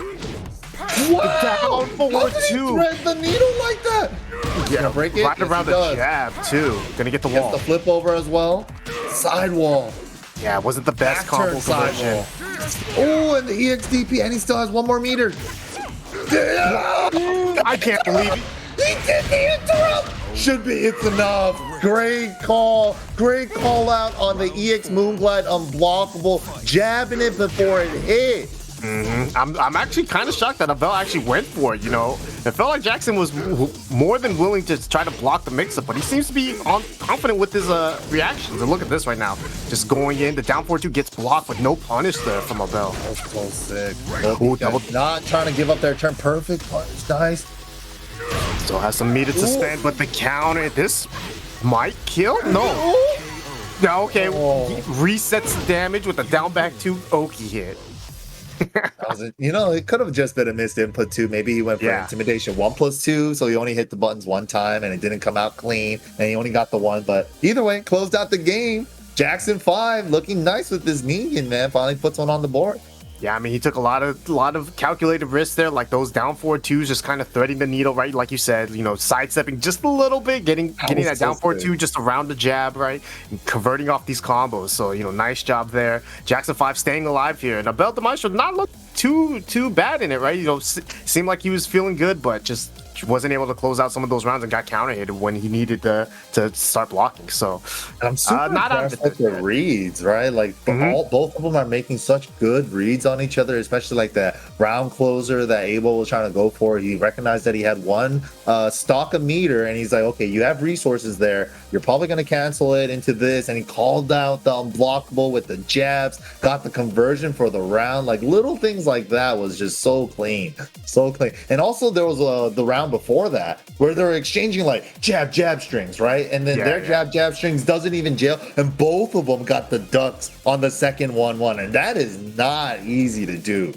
Yeah, you know, you could tell both of them were even doing it, but they weren't even confident that they were going to do it or they could punish it, right? So you saw a lot of ducks and just kind of stand up, just like, all right, I know I can do it now, but I don't want to push my luck just yet. You know, I'm not going to try to punish it yet. You know, so I think they're both playing pretty safe here, but at the same time trying to make calculated risks. And right now it's paying off for Abel with the lead 2-1, but Jackson 5 making that comeback and sticking with the Negan too. Not wouldn't say surprising at this point because the Negan looks so good right now. Even though he's down 1-2, even those games that he lost, he looked really strong. So just excited to see what Abel does here. Does he opt to even go for a stage select, or even does he go to the Eddie? Does he feel like Eddie might be an answer here? I personally don't see it happening, but who knows? Right. Eliza was doing great already, but yeah, Jackson 5 is also a monster too. Both these guys playing super clean, super fast. And yeah, we're going to go with a stage select instead. And Ableton Maestro is going with the Infinite Azure 2.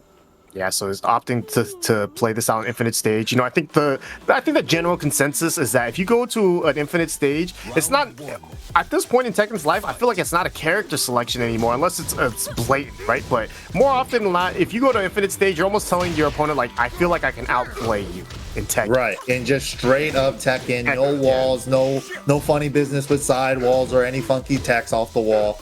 Just straight up Tekken. That's why I pick wall stages all the time.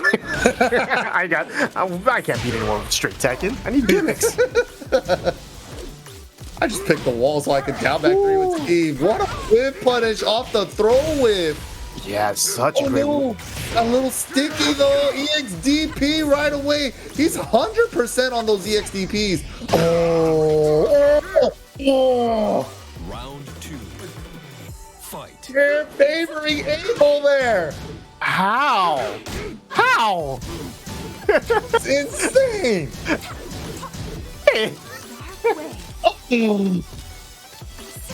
All right. You know, sometimes you gotta just pray to the Tekken gods before you go into your tournament runs, man. Harada blessed. Ooh. Blocks the fireball, just a single jab punish. Whew, man. Jackson 5 though, not missing with these down forward 2s. Yeah, you're right. It really is just as he's using it like Jack. It's that Jack down forward 2 that he adopted into Negan. Pretty good one to adopt too, because you can use the range too, just like it. Got the 1+2 throw there. Woo. Oh, and the low parry. Nice read there. That was a quick call out. All the low jabs, that's such a big call out. Oh, yeah, runs into the active dark one. Oh, don't throw your fireball. I got it back. Oh, man, my favorite move. Back 1+2. Boom. Jackson 5 now 1 round away from tying this all up. Down forward 2 yet again, catching. Walking in. That is crazy. Dude, that is the Jack move. Oh my goodness, but he gets a counter hit. Yeah, he huge. Burns 1 just to extend the combo for more damage. I mean, it's fine too, right? Because if you have max meter, you're not gaining meter, right? So you might as well spend it in order to make it. Oh, right there. There's the next one. And now, Abel 1 round away from advancing to grand finals here. So it's a big round for him. Perfect and for Jackson 5 as well. Yeah, nice punish there. Almost a 50% life lead here. Ooh. Gets it on the trip guard frames, I think. Ooh, get out the air. Ooh. The battle taking out of the air. Lucille. Oh, your strength. Bro, Lucille did so much work. Oh my God, no way. Finally out of meter. He just needs any hit. Any launch could still get him the game. Any rage art is it. Boys, and it catches the jump. Wow, down forward 1 into the down forward 4. I was really surprised that had a high enough hitbox at that point. Wow. Yeah, even if it had jumped over, right? I don't think Abel would have gotten that much damage, right? He would have gotten a dive kick. So that would have been all the meter was gone. So I think Jackson definitely put that into his calculations as well at the end. And what a great way to close it out. All tied up. What a set. Bro, that last round, it was less Negan, all Lucille. It was all Lucille just doing work. It's like, you're in the air, back 1+2. You're on the ground, down back 2. You're over there, 4-4, 1+2. Just swinging the bat every cardinal direction. Tekken 8 is not even going to be Negan. It's just going to be Lucille, the bat, playable character.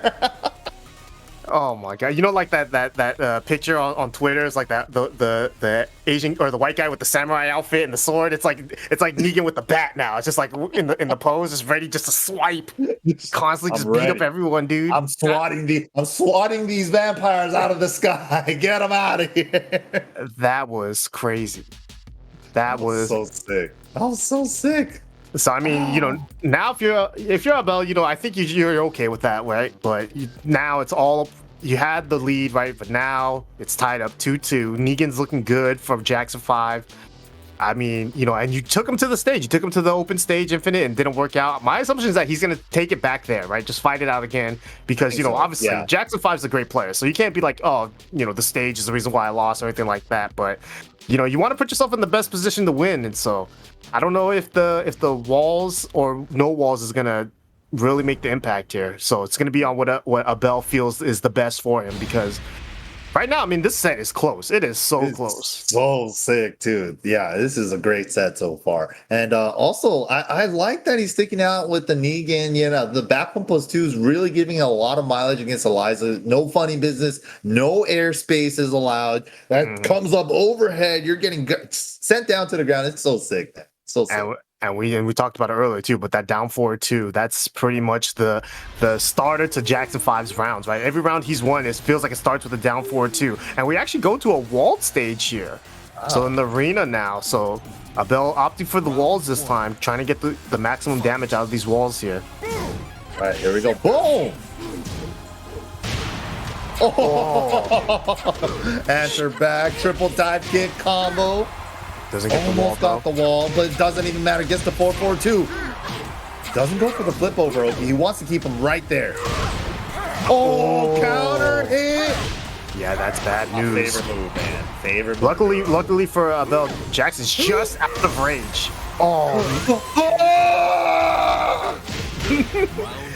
Just back 1+2 into back 1+2 into back 1+2. It's my favorite round. You're right. EX dive kick. Yeah, it's my favorite move in this game. It might be one of the best moves. My favorite combo is just doing back 1+2 on counter hit and then doing it twice more. Yeah, afterwards. Right. I went for the Oki, bro. Nice whip punish. Whip punish. Oh, yeah. and the sweep there. Yeah, Abel's like whip punishment and block punishment has been on point, but even so, Jackson 5 just finding these down 4-2s. Yeah, his offense is great, but wow, nice. Yeah, good duck, good awareness there on the string. Gotta get the wall uses the meter for the wall. Big has another one for the splat. Nice, perfect punish. 13. Oh, my God. Oh, he wanted another one. That could have been deadly. Abel's lucky that he got that standing. Both of them pumping. Both of them pumping for low parries. Get off of me. Oh, he had the hit. The trade's in his favor. Wow. On set point. What is the that? Trade going in his favor? I can't believe that just happened. Jackson 5 now down. Holy. Wow. Nice Big low parry. Should be the wall. Yes, sir. What's he going to do with it? No, she's so small. She's so small. It's tiny and a little off axis. Definitely bad combination there. The counter hit. Back 1-2 going to carry to this other wall? No, just misses it. Just short. Fireball for Oki. Runs up for more pressure. Ooh. So scary. Down jab to continue pressure. Abel with the slight life lead here. Just out of range. Away from it.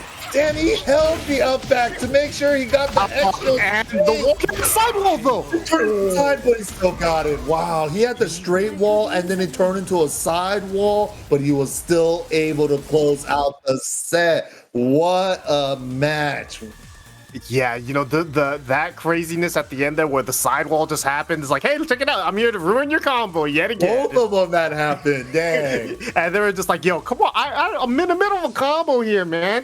Damn, dude. Abel staying strong. And, oof, man, nice job to both players. But that was a close one. Yeah, so that means Jackson 5 is not out of the tournament yet. He's going to have another shot at it, but he's still waiting on the next match. We have... let's see. We have XD Maldita. There you go. I'm getting it down. Maldita. Gotcha. And versus Sergey Meister. You know, this is another big matchup coming up, but we have a little replay to show you guys real quick. Yeah, this was a full-blown set too, right? All Down 5 games here.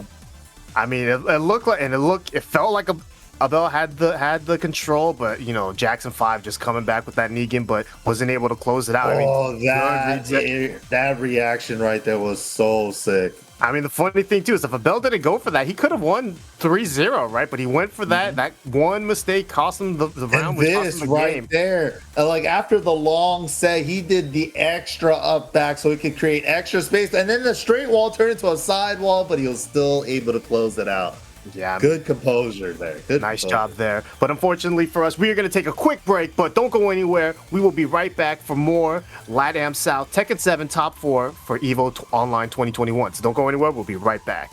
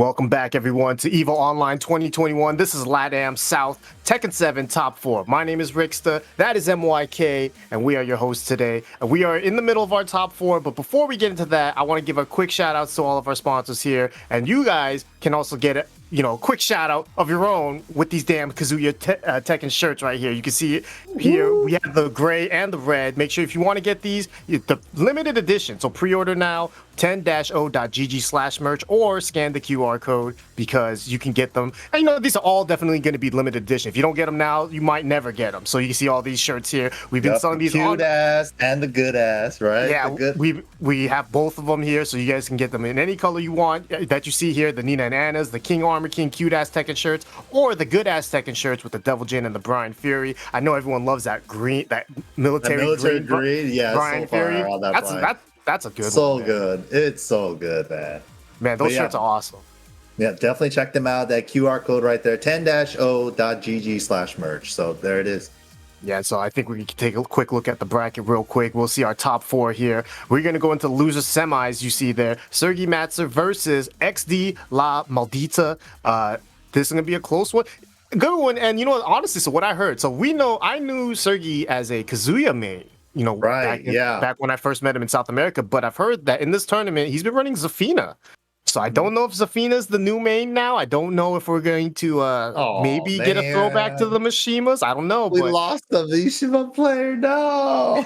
I do know, but we do XD La Maldita from Argentina. I believe they are a Miguel and Marduk main, and I believe that Marduk or Miguel is the real main. Like they say too, but whenever you see someone put main/main, it usually means the first character is the real main, right? Yeah, you definitely put Miguel first. That's how I see it. If you put it first, that's your real main. So. It could be an interesting match, depending if we get to see the Miguel versus like a Zafina, maybe Miguel, Kazuya, maybe Marduk, So I'm excited to see how Argentina goes into this. We got Argentina versus Peru here, so I'm excited, man. Yeah, this ought to be good. And Zafina, she... I feel like people have been picking up some of the later seasons characters more now, and they're diving deeper into them now. So we're seeing a lot more like Kunimitsu lately, and even in the Asia tournament we saw a lot more Lydia, and now we're seeing people already really diving into Zafina again, and it's really good to see. But Zafina, we already know that she has phenomenal movement, probably some of the best movement in this game. We'll see if that comes into play here, if he decides to go with that pick, and he does, and it's going to be the Miguel from Maldita. Yeah, so both players are going to go with the characters that we kind of expected. I think you and me were both hoping to see the Kazuya, because we're both Kazuya fans, even though we can't play Kazuya one bit. And we're just fanboys. We're just Kazuya fanboys. Definitely. And Sergey had one of the sickest Kazuya, especially when we went to South America earlier, right? And then got to see him play in person. His Kazuya was so sick. But now we get to see the Zafina. Get to see how his movement and his aggressiveness will work out here. Yeah, I'm super excited to see this. Starts it off with the Tiger Shot low. Wow, good reactions on the Savage Sweep to block that. Yeah, remember this is also loser semi, so this is just the first 2, not a first 3. That's my favorite move from Zafina. Scarecrow 1+2, so good. Whoa, stuffed out. Nice down jabs right away. Caught him ducking. Didn't get the follow-up though. Gets the low crush. We are ham scrambling right now. Oh, boy. Wow. Oh, that's the punish. Wow. What a first round. Wait, you told me that was a punish? That's a punish. Wow. What a backdash. Get your Savage mix out of here. I don't need to deal with that. Yeah, you gotta remember Zafina has one of the best backdashes in the game. So you even have to know that she can backdash, further than any other character. So if you think that she's in range, most likely she's not. Right. Oh, I love these up forward ones. Maldita. Yeah, nice counter hit forward too. Gonna get the wall. Wow. Interesting combo there. Nice. Power flushes to get the wall bounce there for the third. That was sick. That was sick. The jab punish. I like that. He's got to deal with this plus $1 million. Oh, go. He went for it. Oh, they both went for it. Yeah, that's where you're gonna see Zafina shine, right? Getting a lot of her plus frames out in those situations like that. Right. Especially the 4-4-3. It links into the Scarecrow 1+2 if they want to take that. Oh, just pressuring with it. Wow, the backdashing though. Sergi with so much control here. Nothing but homing moves against the wall right now. Wow, that 1+2 from downtown. Maldita's been doing that a few times and it's been working out. But right now, just the neutral from Sergi has just been nothing but 4-4-4s. Up on the high there, just chipping away. One more poke will do it. Gets the block, no launch though. Yeah, I mean it's so scary, especially if you're playing a character that you want to hit a bigger launch with, right? And you block that, the range of it might seem a little deceptive, right? Where you feel like you might not even be able to launch point a shit. But if yeah, you because block, you look like, because if you're just basing it off of animation, it looks like she should retract like really far back, right? Yeah, but she doesn't. She stays out there for quite some time, you know. So you have a lot of time to attack, but it is one of the quicker lows, right? So you block it because you can't block that low on reaction, right? So you block it, you might not even realize you blocked it, but until it's too late. Right. Yeah, that happens to a lot of players. Yeah, I think that's what happened there too. So he did get the block, but just didn't punish it. So now you see Sergi one game away now from advancing to the losers finals, top 3. So it's a big game here for Maldita. So. I mean, 3-0. I mean, I can't say it was bad, but because it felt like wasn't bad. There was definitely, moments of brilliance, like where he chose to go for the back 4 power crush wall bounce instead of the jab punish on the 3rd hit of the string. Like little brilliant moments like that, but it's just, man, the movement and the like, he just doesn't seem comfortable. Like the first round was kind of a scramble, but everything after that round start move choice that he had, single tiny backdash from Zafina just covered it all, and that's the thing with Zafina, especially if you don't know like the round start gambit, right? It's like, do I go for this? He usually works against 95% of the cast, but those quick backdash characters, man, they're out of there. They're out of there. And if you got a player as good as Sergi, who knows he has a great backdash, he's gonna have great reactions, right? So you saw a lot of those backdashes turn into down 4-2s on those whiffs. So that's a big start, especially in a small stage like that, where Zafina will get a lot of damage coming out from those wall combos. Look real good for Sergi. So I did say right that Maldita has other characters. He does have a Marduk, but we'll see if that's the character that they want to go to, or if they'll stick with the Miguel. Oh, and there it is. Yeah, the character switch. The Duke is out. I mean, we have, we've been terrorized by NA Marduks for a while. I know. Craig! Right?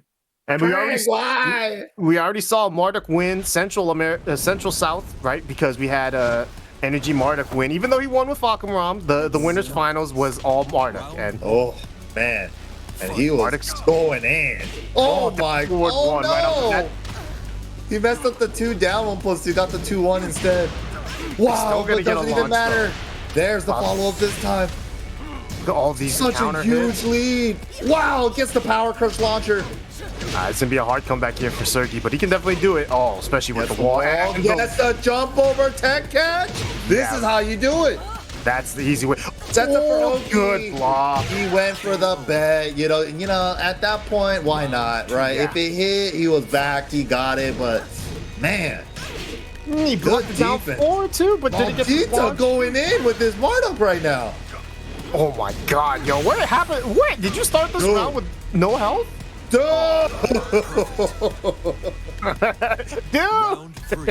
That's all you can say. He could have just killed him, but he was like, I'm gonna let the tackle. Oh my god! My god. Somebody stop this man! Oh boy, it's over. It's over. Oh no, he didn't get the unskilled hit. He wants to play some more. He wants to keep playing. He got the launch though. I mean, just short of the wall. You don't have rounds to keep playing, man. Just get the win. There you go. Tie it up here. 1-1 now. Maldita ties it up. And let's be honest, that was 3-round beatdown. Even though Sergi had that little nice comeback in that first round, it didn't matter because Maldita just ran through him. Everything was a counter hit. No throws are broken. Every knee was a counter launcher. Even the lows that got blocked, right? He did a down 4 at the beginning of the round. Sergi blocked it and just tried to do wall standing 1-2, but didn't punish in time. So right, yeah, definitely was a little slow on that. Yeah, really unfortunate there. But man, dude, this is it. This next game is it for both players. Because this is the semifinals, last semifinals match for today. So this is the last first to 2. Everything else after this is going to be first to 3s. But man, What does Sergey Meister do here? Does he go with the Kazuya pick or does he stick it out with Zafina? Because the Zafina got beat up. Yeah, I mean, I don't know. I didn't even. You can't even be like the Zafina was the issue. The issue was just the Zafina kept getting hit.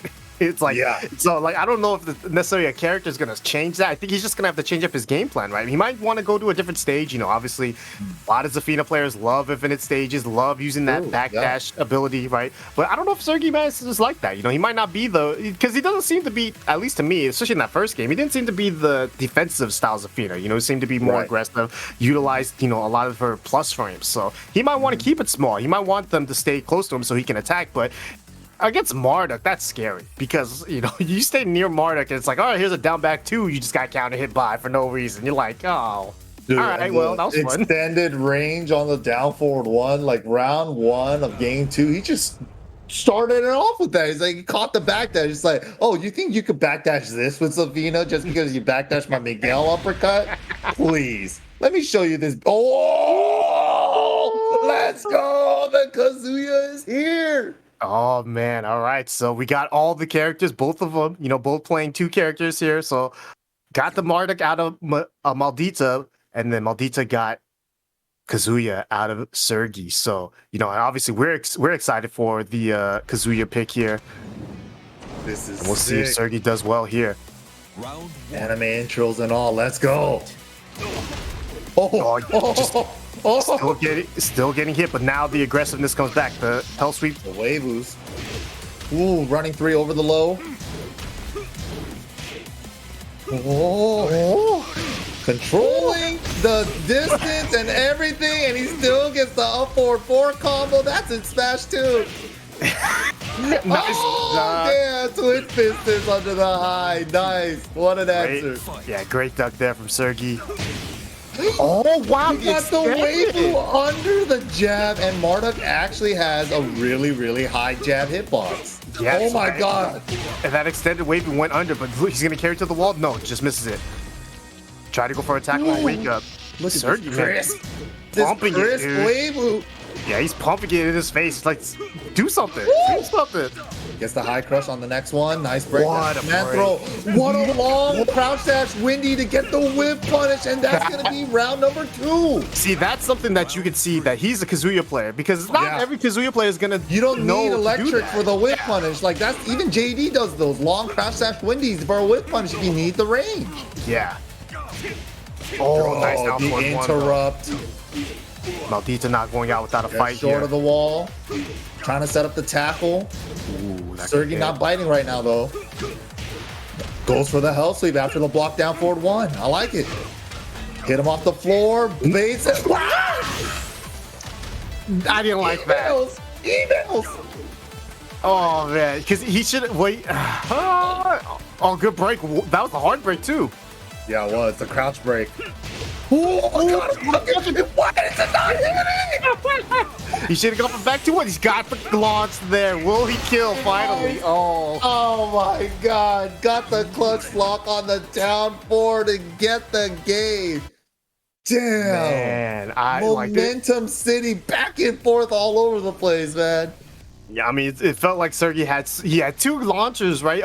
Well, first one was the block on the low. He could have delayed the wall standing 2 just a little, right? But he did it immediately. But Marduk was still on the floor, so he just you saw his head and streak on the homing attack. His head was right here, and the homing attack was like. Well, you can see, you saw his eyes. You saw his eyes go like, oh. I'm getting up into that. I need to. Let's not do that anymore. Right, and then even the forward 4-3 that hit, didn't get the combo there, but Sergi staying calm and collected, you know, got the win. I mean, I love his Kazuya. You know, it's still that's I don't care if he's a Zafina main. That's a Kazuya player. He might be a Zafina main player. Yeah, he might be a Zafina main, but he's a Kazuya player. You know, so that was sick. Oh yeah, so here we go. We're gonna take a look at the bracket once again. It's gonna be bloody hits. Jackson 5 going up against Sergi Meister. Dang. Yeah, and the winner that goes up against Rocks Dragons, Abel de Maestro. So big top 3 here. And then you can see Jackson 5 versus Sergi is going to be our next match, losers finals. That's going to be 3 out of 5. So the winner of that will end up playing Abel You know, Jackson probably wants that run back. Sergi, I know for certain, Sergi and Abel have played a ton. You know, obviously they're from the same region. They're both from Peru.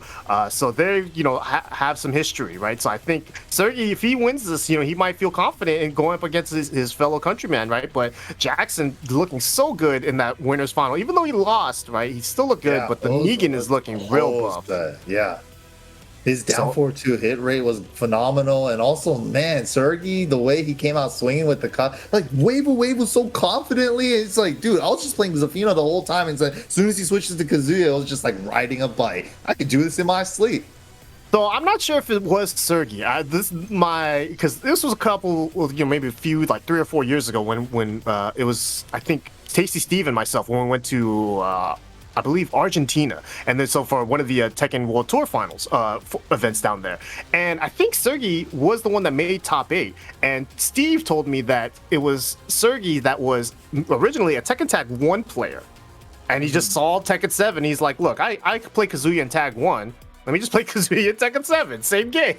And he got top 8 in that tournament because he's like, "Yeah, it's the same game. It's Tekken 7." Wait, that's his first time playing Tekken 7? I don't know if that was his first time. I think Tekken 7 was his like the only Tekken he's played outside of Tekken Tag 1, you know, so. That's crazy. Wow, he missed out on all that legacy stuff and even defensively, right? So I don't think he missed out considering how well he's doing. He didn't miss out on anything. He's doing just fine.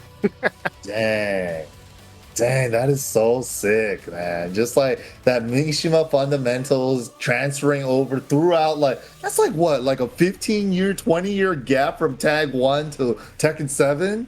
Yeah, I mean it's a big one, dude, but it's a good one. I'm excited for this match. Honestly, now that I'm thinking about it, though, if you're Sergi, right, you're gonna go up against Jackson, and if I'm anticipating a Negan pick, I kind of feel like the Zafina is the correct choice here, right? Yeah, I think you're right. Yeah, definitely. Zafina on a lot of those moves, Negan's main issue has always being able to track really well, and also with the backdash too, she just might be able to outrange him in a lot of instances. Like things like down back 2 doesn't even become a threat against Zafina unless you're hitting it as she's waking up. So it's gonna be hard with I think Negan in the Zafina matchup. I think Jack would definitely put up a better fight, but I don't know. These guys are playing at such a high level, high speed, and they're making such quick and great decisions on the fly.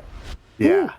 I mean, when the mind game comes to the character select, I've already look at that. The main mains. We got the Jackson picking. All right, first of all, Jackson 5 picking Jack, and his actual name is Jackson. This guy's the best. He doesn't lie. Godlike. No, his name is not a lie. They actually live up to their namesakes out here. Yeah. It's crazy. Yeah, we had Paul the Jack player whose name was Steve and he played like Brian or something. It was like, right? Yeah. We don't know what's going on. These guys don't lie. Oh, caught him with the mix. Dang, down forward 1 if you try to get up. That was sick. Ooh. Rocket punch. Oh, wow. Man. His robot can give hugs. Not scared to throw it out there. Ooh, back to big chunky mid. Wow. I love that option. The full crouch down forward 2 in case he got up there. And then he went for the low to cover the grounded hit too. Layers. That was so good. The layers. Oh, magic 4. Interesting combo. I like it. That combo was butt ugly. I'll take it. He just squeezed in a statue kick for no reason. Yeah, the statue kick is what throws me off because it's like when the statue kicks hit, that's the drop combo. That was tight. But he knew that was the combo was gonna hit. Those were just one of those ugly combos that's always gonna work. Oh, he had the duck, but he got the full crouch windmill. Unfortunate. And that's like the slowest full crouch move he could have done. Yeah. I'm sure that's what he meant to do. He didn't get the neutral. That's probably why he did immediately there, testing out, making sure it works. Yeah, that's what it looked like. Oh, man. Hopping away. Oh, ooh. Now the windmills. We got those. Yeah, you thought it was an extra. Oh. Drop the back 3 there. Ooh. Nice. Aww. Aww. Took the frames immediately after the forward four. That was, dude. I would never play another character if I had this guy's movement with this. Right? That's what I'm saying. Like, why play Zafina when you can just play Kazuya and just feel cool? Dude. Like, you're the main character. Right? Damn, he's willing to take the trades after those. What a smart call. Oh, and the up forward four. Wall combo. Sergi looking so strong there. Damn. 3-1 first game. Dude, over Jackson 5. So clean with the Kazuya. So clean. You know, and Jackson 5 was, I think he had the right call there, but just a couple things that didn't work out. He dropped that one combo where he would have got the wall damage and the wall scenario afterward. And yeah, I think he meant to do wall standing 1 possibly after the 1-2 string, but then he got the first hit of windmill that got counter hitted. So just a little bit of like execution error there, but hopefully he could clean that up for the next game. Yeah, I mean, it is the first 3, so he has some time to mess around, right? If he feels like he needs a character switch, you know, because maybe the mind games might have started in character select, right? Maybe he didn't want the Jack against the Kazuya. Maybe he wants to run the Negan against Kazuya. You know, maybe he was anticipating the Zafina instead, so. I think that's what it was happening. That's exactly what I was thinking, too. I think it was Jack supposed to be going up against Zafina, but then the fact that he picked Kazuya was just like, oh shoot, that was not what I was thinking you were gonna do as character select. Yeah, it could get a little scary there, right? That's the reason why having multiple characters is so nice, but at the same time so scary. Because if you don't have confidence that your one character can beat another character, then it's almost like you're like rolling dice at a certain point. You already hit your opponent with the mix before the game even started. Yeah, you got mixed up at the character select screen. That's why you just got to go in blind. Just pick the character you're the most comfortable with, right? But maybe that's the reason why Jackson 5 did go with Jack, because he is a legacy Jack player. You know, Negan has not been out the entirety of Tekken 7's life, so you know he was playing Jack before Negan ever became a thing. So you know, I'm sure he's much more comfortable with that character in these tournament situations. But as of recently, you know, the Negan has looked so strong. So it was super clean against Abel earlier, man. It was so clean. You know, and that's the thing. This is another 1st-to-3, so maybe he was willing to bet the 1 game of wiggle room, and then if the Jack doesn't work out, you know, I still got the Negan. Sticks with the Jack though. Yeah, so he's confident. He wants to win it with this character. And I mean, you know, I don't want to say that he's wrong here, because I feel like first of all, he's beating me up real bad, so I can't say anything. But I do know that his Jack is super good, you know. So it just, you know, maybe he's not warmed up yet with the Jack, or maybe that, you know, he just didn't feel comfortable in that last game here. So it's a new game anyways. Everything starts off fresh. It's a big reset here. So he's just gonna have to win this game straight up. Here we go. Wow, interrupts the jackhammer right away. I just want to see Jackson 5 go for a down 4-2, and I want to see if Sergi goes for the punish. Caught him there before the full crouch low. Look at the Weibu fakes, too. The Weibu pumps. It's not even just like Weibu. It's Weibu back, Weibu back. Look at this. Weibu back into forward 4. And he does it so fast. Wow. A long crouch dash to go under the highs, man. That is so sick. It really makes you like really appreciate the fact that this guy is a Kazuya player, because all these options he's going through and doing are not options I'm considering. Because that was lovely. God. That was beautiful. Dude, I could watch a good Kazuya all day. Oh, long windy to get the whip punish, dude. Oh, yeah, you can't. Oh, raw tackle gets blocked. Everything in the kitchen sink. Jeez, he doesn't even let the littlest of a low poke hit him there. He's just like completely in tune to what Jackson 5 wants to do. Ooh, he tried to get electric there, but got hit by the jackhammer. Got the counter hit on the homing attack. Not going to carry to the wall. Oh.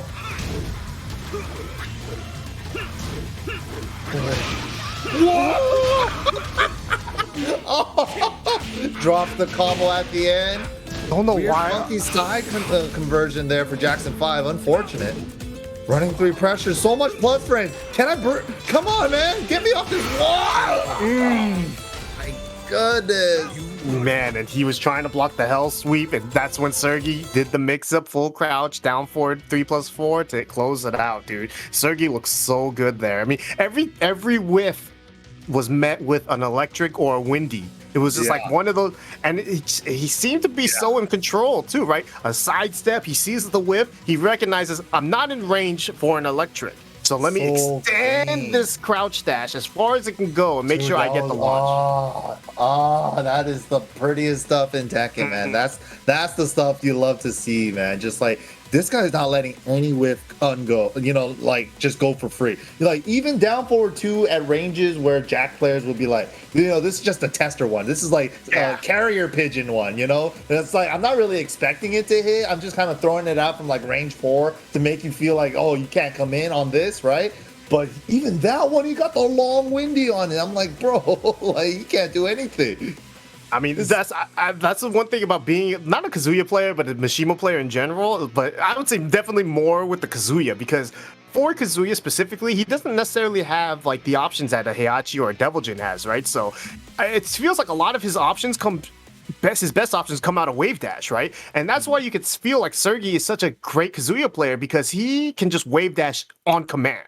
You know, it's like, oh, I need a crouch dash in this spot right here. I'm already sidestepping and doing a back dash. You know, I'm doing all these other slight movements. Whereas, you know, for many players, right, they're in that movement, they're stuck. They can't move. Right. They're sticky. There's a little bit of fear in on that, and making them hesitate a little bit. Yeah, I know exactly what you mean. You don't have that with Sergey. It feels like when he is free to move, which it feels like it's all the time, he just has 1 crouch dash, 2, maybe 7 waiting for you. It's so. And it wasn't even just regular crouch dashes, right? He was doing like crouch dash feints with like crouch dash back, crouch dash back, crouch. I'm like, and he's doing that at such a high speed, you can't even keep up. And here we go. We got the character switch from Jackson 5 switching over to the Negan now.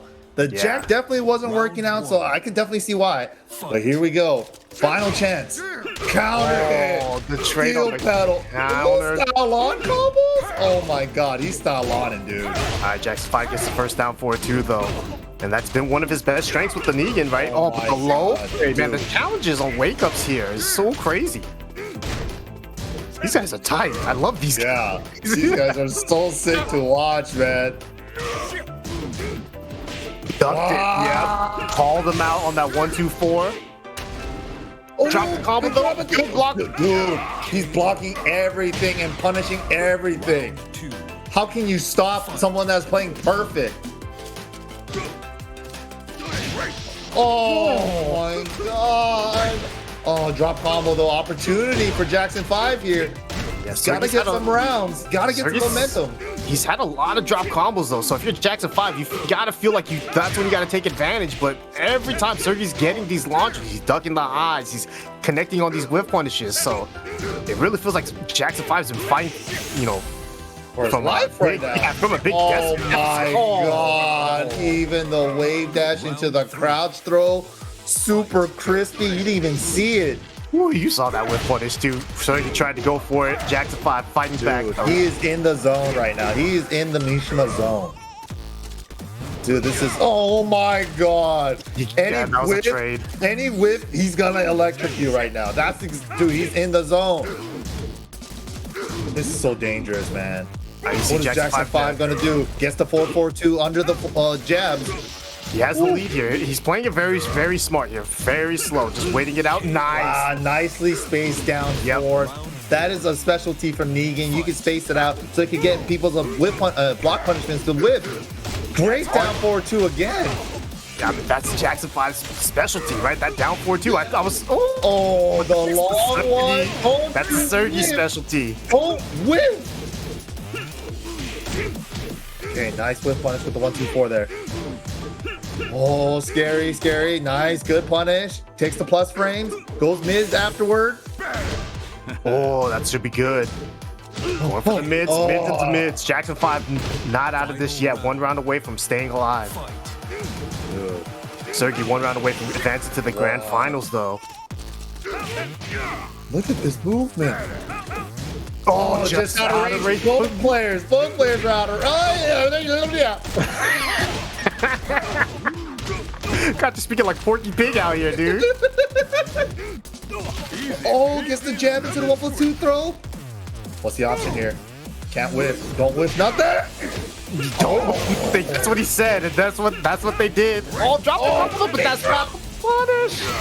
And the running 3 to close it out. Woo, Sergey Matzler takes it 3-0. And that was so good. You know, and honestly, so I honestly was not anticipating the Kazuya today, just because, you know, I heard everyone in the chat, there's chat people saying that, oh, he's going to play Zafina. I saw in the Smash brackets that he did play Zafina. So that's all I could say, right? But because Kazuya doing work, and I'm just so put happy. on an exhibition of Kazuya for us, man. Like, oh, that was so sexy. Like, every whiff went punished. Like, dude, that is what you want to see. So strong fundamentally, and that's going to be Sergey making it into the grand finals there. Yeah, but before we go into our grand finals, we are going to take a quick break. So don't go anywhere. EVO Online 2021, LATAM South. We'll be right back.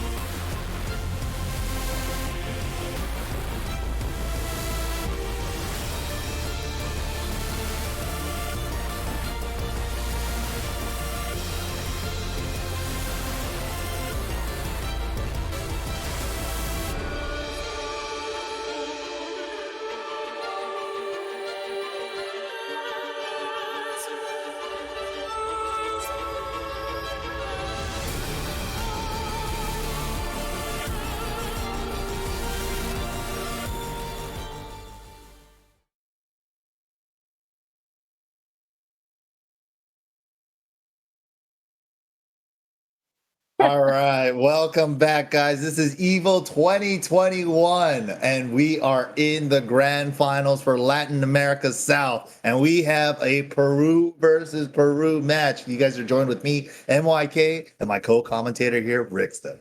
Yes, sir. Thank you guys so much for watching. This is EVO Online 2021. But also special thank you and shout outs to all of our sponsors here sponsoring EVO Online and putting this out on for you guys. Just like PlayStation as well. As you can see here, you can sign up for PlayStation tournaments. So make sure to sign up and compete now. You can type exclamation point PlayStation or exclamation point compete in the chat room in order to look up and find it and get more information about these PlayStation tournaments. So definitely be on the lookout for that.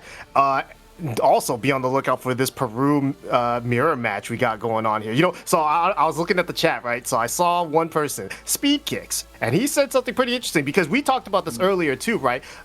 Abel the Maestro versus Sergi is a pretty interesting matchup because, you know, while Sergi and Abel, I'm sure, have played a ton, Abel never seems to lose at home, right? And it feels like, especially in South America, they are home defenders, right? They've had Koreans and they've had international players come to the tournaments a ton, and they always defend the home turf, you know? Which is so hard to do, but they've always done it. But Abel, in his home turf, seems to always take it, but will Sergi be able to do it? I mean, he did show us that erotic Peruvian wave dash today, so and it's been a minute.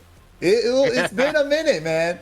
I was like, man, I've seen this type of movement before. I think there was a special name for it, but yeah, looking nice. I mean, it is so good, dude. And you know, you brought up earlier that I didn't really pick up on, right? But the whole crouch dash into just back, right? Just the whole just one wave dash back. It's like that enough was scary because it really does make you think like, is he gonna go for more than one? Can I attack now? Why do you stop? And then you try to push a button and electric comes after you. So I mean, Sergi right now is looking so scary, and you know, because he's on the loser side, right? He does have to win extra set in order to win the tournament.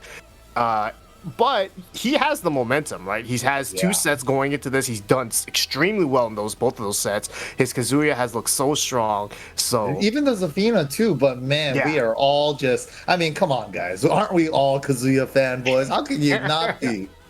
I mean, at this point, right? Like, if you're Sergi, you have to go with Zafina if you feel like Zafina is going to get you the win. But if you're not sure, go with Kazuya. Because go with Kazuya because that's the cooler option. And plus, it's definitely cooler. and it's just like you could just tell from his gameplay, he is a Kazuya player. You know, that's the thing I like about it. Like like when I play Kazuya, you could tell by the way I'm playing it. He is whack Kazuya. He doesn't know anything with this character, right? But when you watch good Kazuyas and you watch them like actually like just dictate the pace of the match and just kind of get a feel for it, it is crazy how dominating they can be when a good Kazuya player is doing it too. And especially those ones with the execution that can punish the 14 frames, the 13 frames, like they're willing to go for it. It's a tough matchup, man. Dude, all that stuff you just told me, it was just like, yes, I want to see all of that. You know, that's exactly what it is with Mishima play. And wow, we're bringing it back to the classics. Abel going with the Eddie, Sergi going with the Kazuya. Let's go. Grand Finals, LATAM South. Yeah, so we were talking a lot about Sergi's Kazuya, but we got to remember when Abel had Eddie, right? He started playing the Eddie in tournaments and just took off as well. The Eddie does just as well in tournaments as is Eliza, and he decides at very good times when to choose, Eddie compared to Eliza. He makes good decisions on these tournaments. And considering the fact that, obviously he's playing someone that he's played a ton, I'm sure this might be his best, yeah, this might be like, all right, he struggles against Eddie, or I feel like my Eddie does the best against him. We'll see how it goes. He did like 3 waves so fast into wall standing 4. Wow, great whip punishment. Abel going for the wall carry version. Yes, sir, and he gets it just short though. Oh, the down forward 2 hits him. A forward 4, I like the homing attack there at the wall. Sergi fighting out of there though, but can he do it? Wow, side steps, goes in with the whip punish. Not really a whip punish, goes in for a mix after that down back 2 whipped. Ooh. And again, that's the hard part about being a Mishima player. When a bunch of these characters do lows that end up in full crouches, you cannot whip punish them with electrics. Yeah. Waiting out the pressure, but the spring kick avoiding the tsunami kicks. Yeah, that might have been just good timing there. Oh, he went for the launch. He went for the 14 frame launch. You know he would. Woo! Long got the wall dash. spot. Yeah, got the wall spot. Doesn't opt to go for more damage. Wow, that was thunder with the relax. That was beautiful. Yeah, that was a nice try from Sergi too. Got nice the block. Yeah, Perfect punish. One of Kazuya's strengths, right? One of the best wall standing launchers in the game. Yep, 13 frame launcher. Yeah, not very many characters can get anything like that, and obviously his so good for 13 frames. And he has a 13 frame standing launcher, but that's only but Eddie got one too. That is true. Eddie's the other one. Uh-oh. Woo! Out the air though, he was floating. Yeah, didn't opt to try to go for a combo there. He might have been able to convert, but wanted to play it safe. Sidestep, no electric. He's on the floor. He's on the floor. Oh, and he gets the up 4-4 at the wall, guaranteeing the round. Abel playing so fast. I mean, that could be one of the good reads that Abel has, right? Is that Sergi, when he's trying to whip punish a lot with these electrics. Whoa! He's using these low kicks and these combos. The combos are kind of costing him here. Dropping the enders, gets wall bounced. Nice in the pickup too, and the down 4 to close it out. Abel the Maestro taking game number 1 there. And you know, I was saying earlier is that I felt like Abel was utilizing the fact that Sergi is such a, you know, he's trying to whiff punish everything with an electric, right? So everything he's whiffing intentionally to go into relax, to try to get him to whiff punish something when he's on the ground. So he can't really hit him there, you know? So Sergi's got to be a little bit more patient trying to whiff punish these things, but that was actually just really good play by Abel, you know, playing it very smart. Yeah, and that's, you know, that's a great point that you brought up. Like, we saw the 4-4-3 go into relax there, and he got the step on the 4-4-3, but since he went into relax, he's like, oh, my electric just went out the window. He can't him there, and that's exactly what he's doing. Like earlier rounds too, he tried to go for down back 2 to close it out, down back 2, and he's just like, if he electrics too quickly for the whip punish, he's still recovering in crouch. So he's just like, it's fine, go for the electric, I don't care. You're gonna and that's really taking the Kazuya player out of their comfort zone, because they're just like, I want to look for electric with punishes. That's the juice, right? But you're forcing me to go for these awkward mids to go for the whip punishes, and it's also not that beneficial either, because 4-4-3 is mad slow. Unless you could do like crouch dash while standing 1-2 super fast, everything else is kind of on the slower side.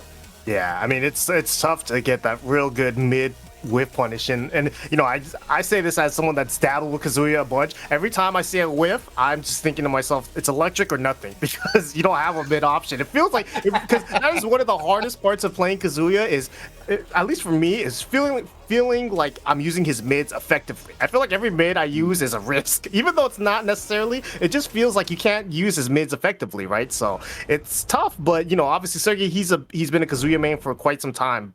But this matchup, right, I think that the Eddie pick was deliberate here from Abel. I felt like he chose it specifically for Sergi. Sergi's not scared, though, sticking it with the Kazuya, going to Mishima Dojo, though, keeping it real small. So now Abel's going to have to deal with all these walls, plus all these mix-ups that Sergi's going to be throwing at him.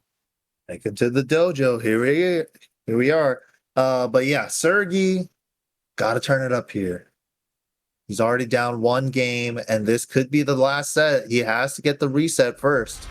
But it ain't a small order, man. This is a huge opponent to go up against. I don't think he's even seen this Eddie color before. Wow. I like this one, dude. This is sick. Yeah.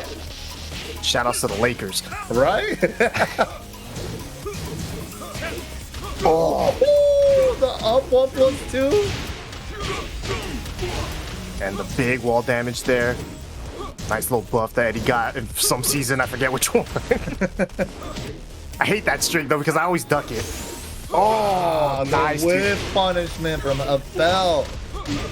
So on point. I mean, that's one thing Eddie players have got, right? They got good movement, they got good backdashing, and then they got that down 4 3+4 on lock when it comes to whip punishing. But Sergi getting his own combo here started.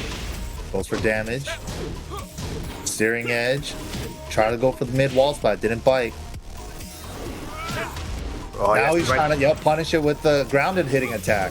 Yeah, but just that was so little damage, you know. That's barely any risk for Eddie there. Dang, a whip punish again. so clean. Just a Just small pushing him whiff, to the too. wall with the blockable shoulder after with a combo. Oh my The god. layers. All right, What? Sergi. Wow, the interrupt into the low. Abel just too clean. Too much momentum. Sergi can't get anything going. And Sergi was looking so solid throughout this entire loser's run, but Abel on the winner's side for a reason. That was a great combo. Huge damage. Down 4 afterward, completely whiffed. Nice. Got the down forward 4. Sergi staying alive here. Good patience there. Ooh, see right there. Open him up with the mix now. Yeah, it looked like he wanted to try to punish. There it is. Easy punish there. Gonna get big damage here. Hell sweep again. Try to get him to re-wall splat with that hell sweep too. Yeah, that was a good angle for it for sure. Oh, Weibo into 4-4. I like that too. Abel ducked. Ooh. And then he got into the hell sweep. 100% right now. Oh, the pressure at the wall. Fighting his way out. That one little back dash, win punish. The up forward 3. Nice. Sergi stayed alive. Putting it all together. Oh, he tried to launch punish it. He tried to wait in between if the mid was going to come out or not.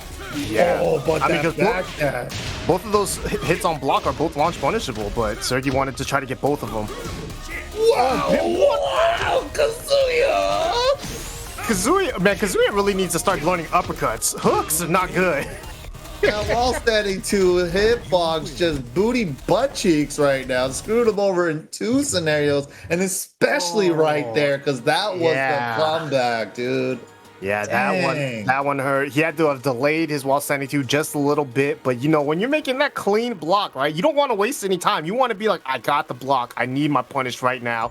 But that, you know, it does happen sometimes, right? You have a wall standing launcher that just tends to hit a little higher than someone in blocks animation. You know what would have been like the craziest like IQ play, right? What if Abel knew that the hitbox on that hits like that, and he did that on purpose when he needed it? Like, I think about these things, right? Like, I mean, that's a pretty ballsy play, just because, you know, if the Kazuya player decided, like, hey, look, I have a delayed hop kick I can use here, right? Like, there's a lot of options that Kazuya players can use in order to launch that, so it's not guaranteed, but the unfortunate part was it was guaranteed there because Sergi did while standing 2 there, and it whiffed completely. That was just unfortunate, though, so now Abel 1 game away from being the EVO Online 2011 LATAM South champion, man. So he's doing it in such a dominant fashion. Sergi was really putting it together in that last game, but man, just that last interaction really kind of robbed him there on that 3-4,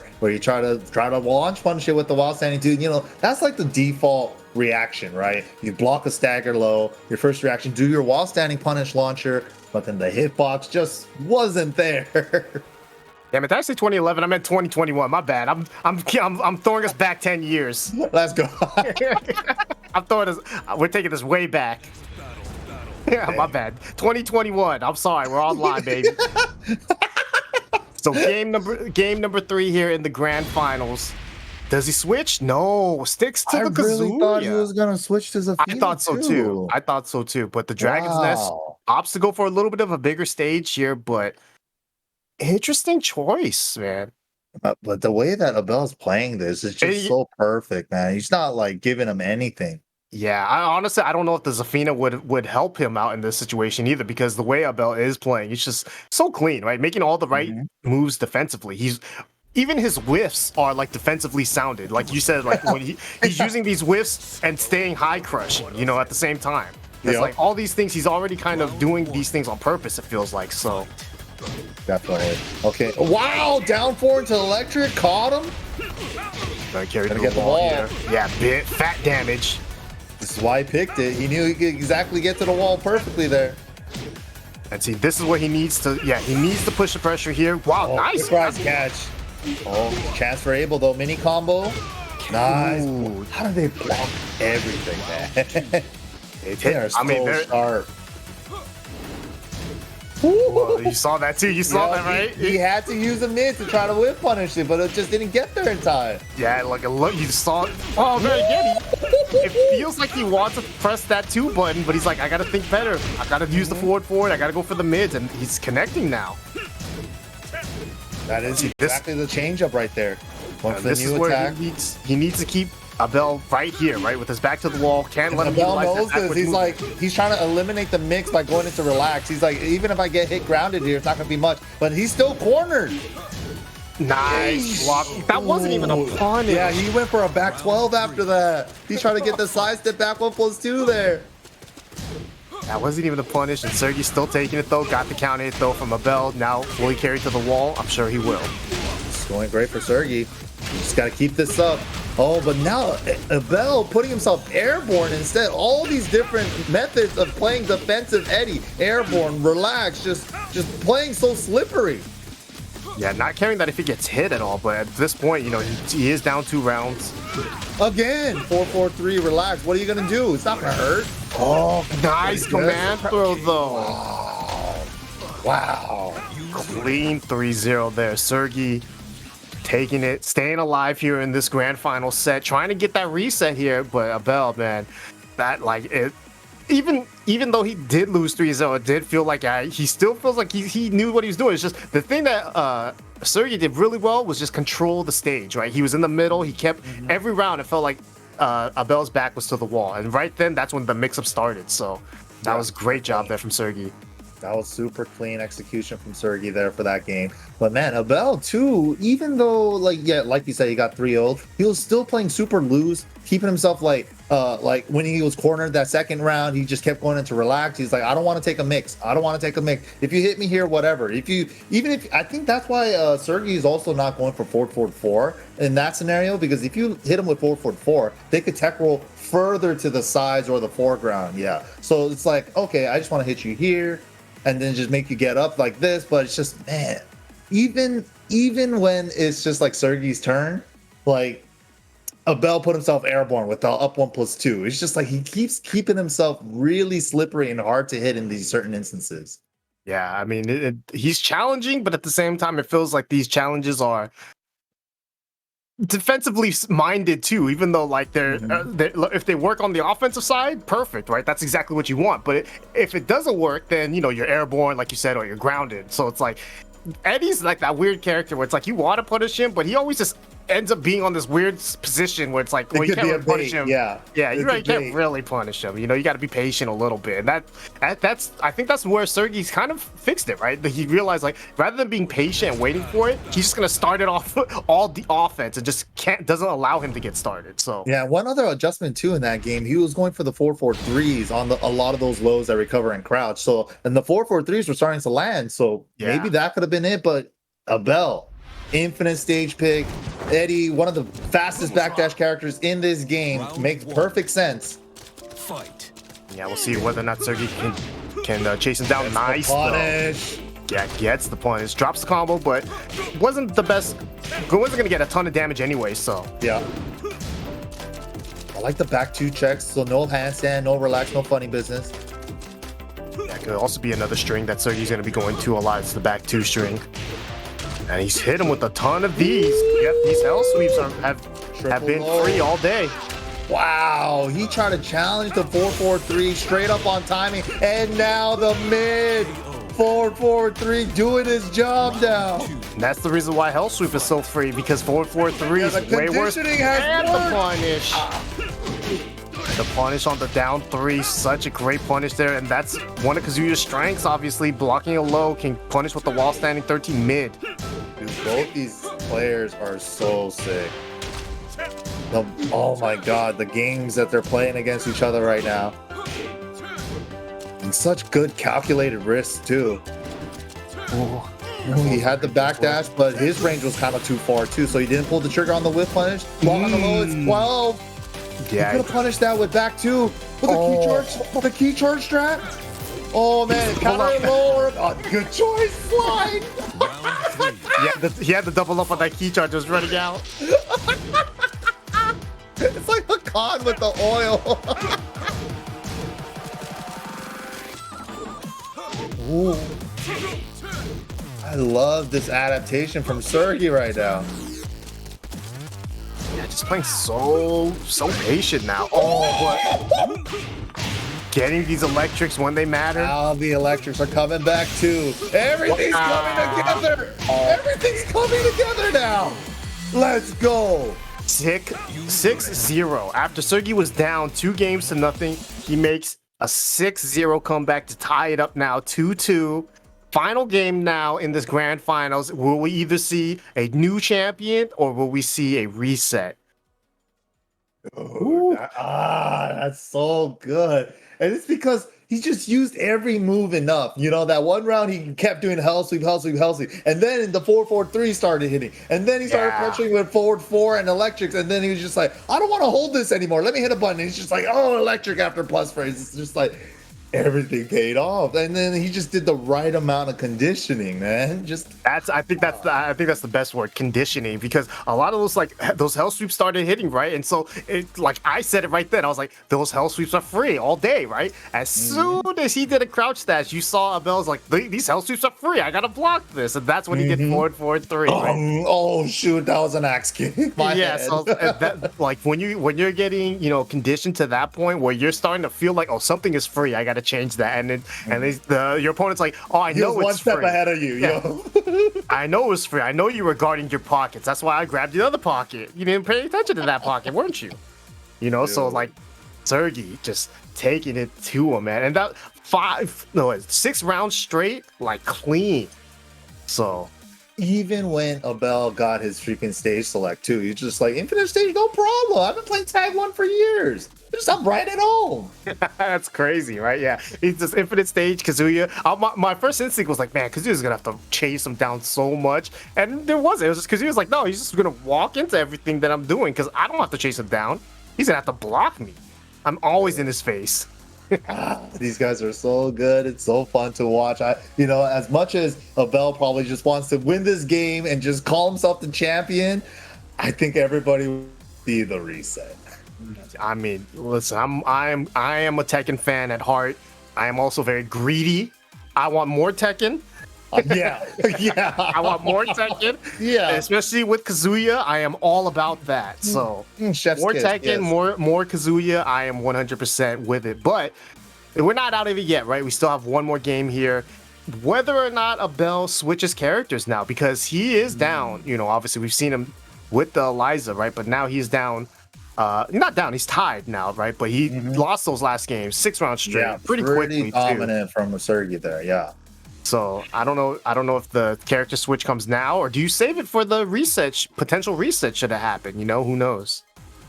Yeah, I'm sure that's exactly what he's thinking of right now. Do I stick it out with the Eddie? The Eddie was working really well for the first half, but it's just like as soon as Sergi started making those adjustments, couple 4-4-3s, and then the hell sweep started coming out, and then it's just like the data is reset. I don't know what to block next. Oh shoot.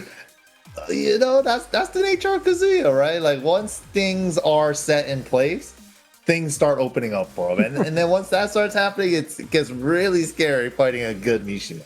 Yeah, I mean, and the other thing is too, it's scary enough to fight a good Mishima, but it's more scary to fight a good, confident Mishima, and that's what Sergi feels like right now. It feels like confidence is through the roof, Even with those 2 games he lost, it felt like maybe he might switch. We were shocked that he stuck with the Kazuya, but there's a reason why he stuck with it, because he was confident still. And now it's like just feels like it's piling on, more confidence here. So I think that's one character we've always historically said all the time. It's just the Kazuyas with the most confidence are the scariest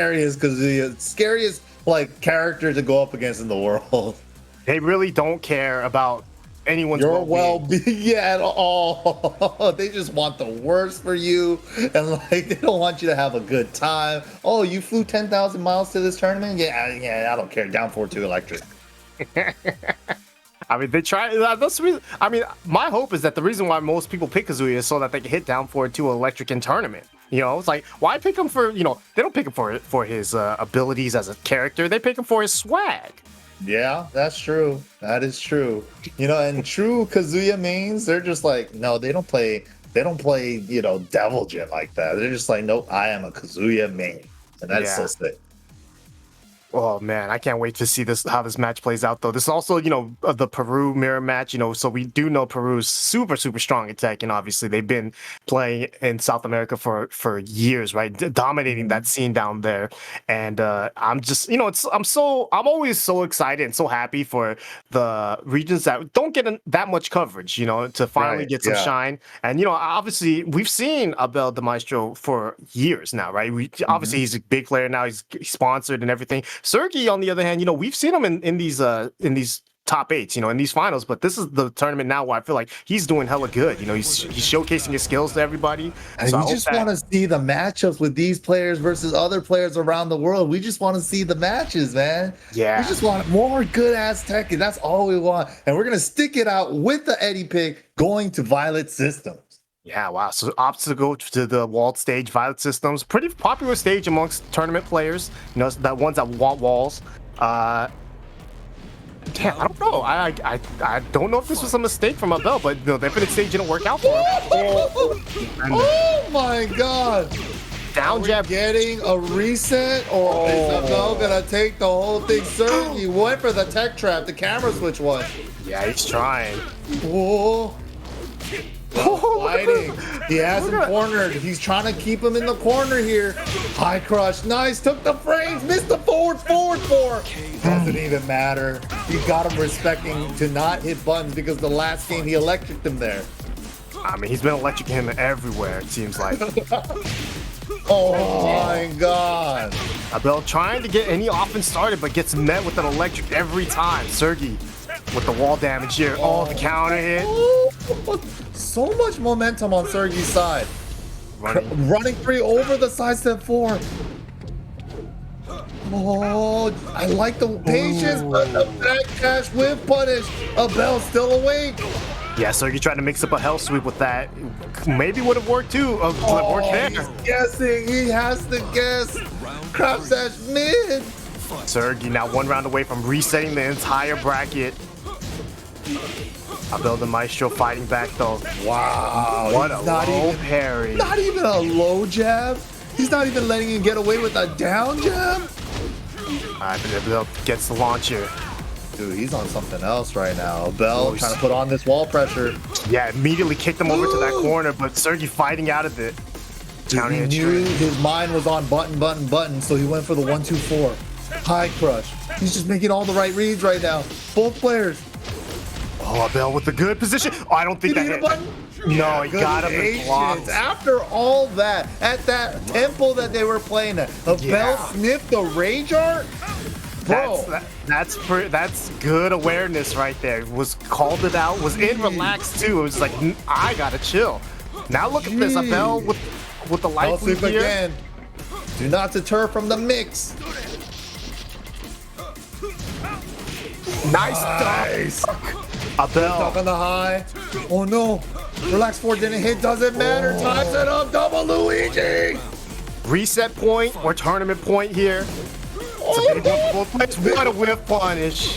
He just let it whip to get the whippy. Goes for the spike. Goes for mix immediately.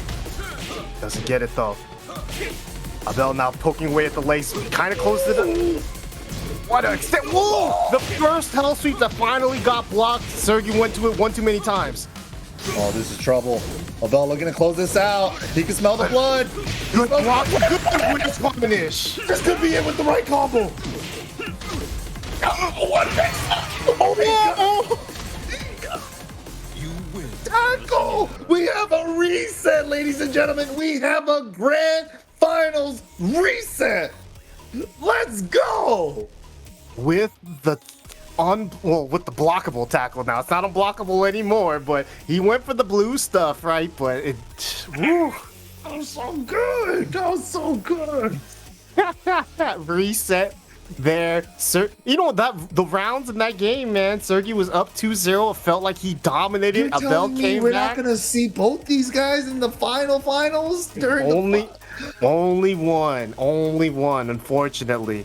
Oh, I'm too invested at this point, man. Oh. So now we got a reset here between Peru's very own Abel the Maestro and Peru's Sergey Matzer. So it's gonna be a close one. It's gonna be a good one. We've already seen it, man. It's been just a nail biter back and forth. It felt like Abel was so, dominating, and then it just Sergi came back out of nowhere, right? Cleaned it up, down 2-0 in games, comes back, wins it three games straight. Dude, and in the last game, they were down to the last round, so it's not like Abel was out of it yet. He wasn't even clocked out. He was right there looking to close it out. He did up forward 4, and then Sergi knew the spacing. He was like, do the second one, do it.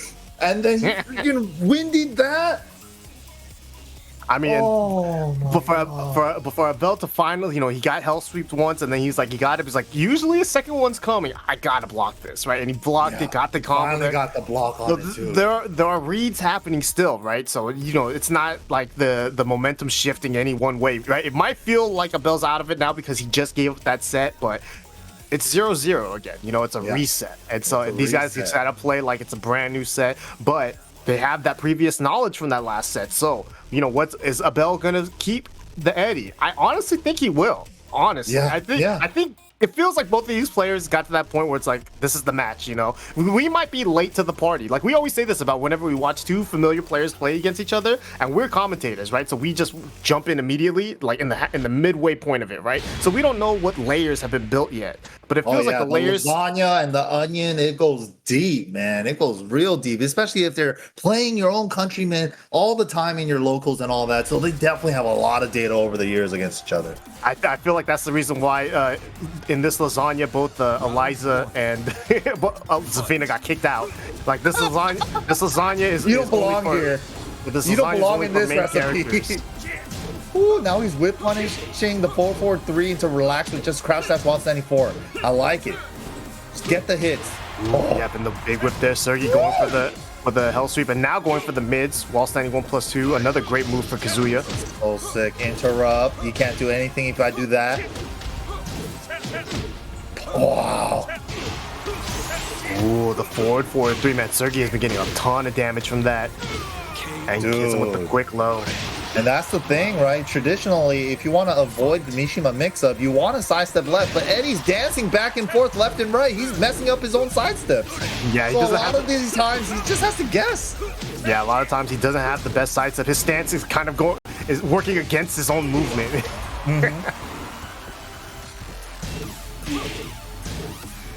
A lot of pokes here coming out from Abel. Just trying to play it slow.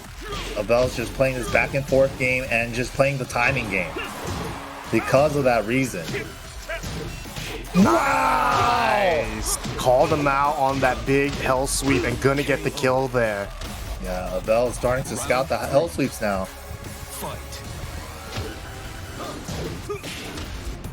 Nice, just takes the little grounded hit. But if he did anything more than that, he could have got the float. I like the check. Oh, I think that was a wall standing 2. Gets the sidestep 3+4, but it got too high. The 3 whip, so he's not going to be able to get the combo. Oh, that was a whip punish. Wow, gets the power crush, blows through the float attempt. Last time we saw the back 2-4 for the float. Ooh, this one kill. Duty. Oh, didn't get the wall in the spot that he wanted it to, but the hell sweep again. No reason to stop. Even though he blocked a couple, he's just got to keep the fear alive. He is not scared about throwing these hell sweeps, but not only that, his timing on these hell sweeps are so good. They're very unpredictable here. Abel's having trouble trying to sniff these out. Oh, that was great. He could have got more. He could have got a full combo. He could have definitely got a full combo. Doesn't even matter. He got the Winnie for the creep out. And that's max damage. Oh my God. He is on some stuff right now. He is on some stuff. He is looking so dominant right now. I mean, confidence must be through the roof, right? Because I don't know. I don't think I would have the cojones to be doing hell sweep like that. So just like no care, no scare, no care. Just I know it's gonna hit, right? And even when it gets blocked, he's like, all right, fine, whatever. I'm gonna do it again. Yeah, and he's just like, oh, that's good. I feel like for him, he just gets like an evil smirk, right? He's just like, you blocked hell sweep, that means 4-4-3 is coming. It's just maybe like. And that, that's the scary part, right? Especially in a tournament situation, right? You might not have that many opportunities to get like that going, right? To get them to react to a hell sweep like that, especially in the first to two situation. But in this set like this, right, we're in grand finals, we've already seen 5 games in that reset, in that first grand finals, right? Now in this reset, game 1, we've had 6 games already, right? So there's 6 games worth of conditioning here from both players. And so now that's the reason why you see Sergey probably playing a little more aggressive and confident than he might be playing if this were a first to two, let's say in an early pool match or something like that. There's been so much collective games and so many rounds where so many decisions went back and forth. He's finally tuned himself now. He's finally tuned himself and he's gaining so much momentum. Abel really looking like he's in trouble here. Yeah, but not jumping off the character yet. Sticking with the Eddie. He must not feel confident with Eliza against Sergey. So, the Eddie pick is all he's got. And I mean, I remember in the first 2 games of the grand finals, he was looking super good. Yeah. And then Sergey turned it up immediately. So I don't know what happened here, man, but Abel's gonna have to tighten up here. Fight. Trying out all the different outfits. Maybe this one will go better with the dub. I don't know. Yeah, but that was a great pick up there from Sergey. Almost gets the wall too. Nice block though. Abel sniffed it out. And like we said, really though, forcing it. He's just like, I don't care. It's just to get the miss to hit later. Yeah, that's the thing. The hell sweep is just is not the main course. Oh, squeezed out everything. That was crazy good combo. Gosh. That was a punish as well on the relax 4 with the down 4. Jeez.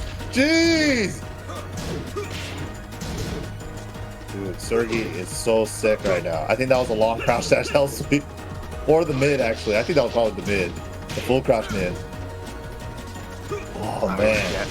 Dude, Abel's just so scared to approach. He's so scared. And I don't blame him. He's getting tagged on the nose with electric. Now he's ducking.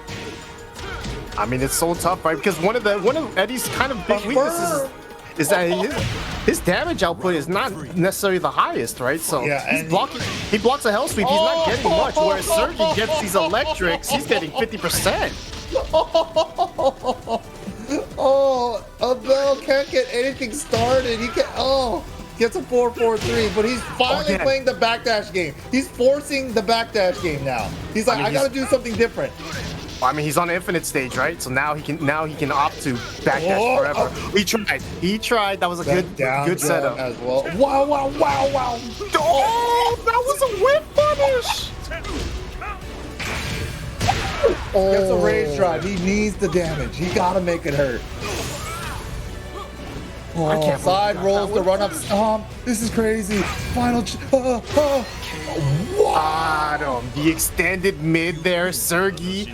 2-0 now up against Abel. Remember, Abel was up 2-0 in that grand final set prior to this, so it can be done. He can fight back, but when you've lost 5 games in a row like that, in a reset situation like that, how? Dude. He is looking like he just keeps going up in levels. It doesn't even seem like he peaked yet. Sergey just right now he's revving it up. He's revving that. I mean, it's just like the whiff punish electric. And that's the thing now the whiff punish electrics aren't necessarily a big thing anymore, right? Because he noticed like, all right, every time he's whiffing something and he's crouched, right? So that's when all these mids started coming out with the 4-4-3s and everything else.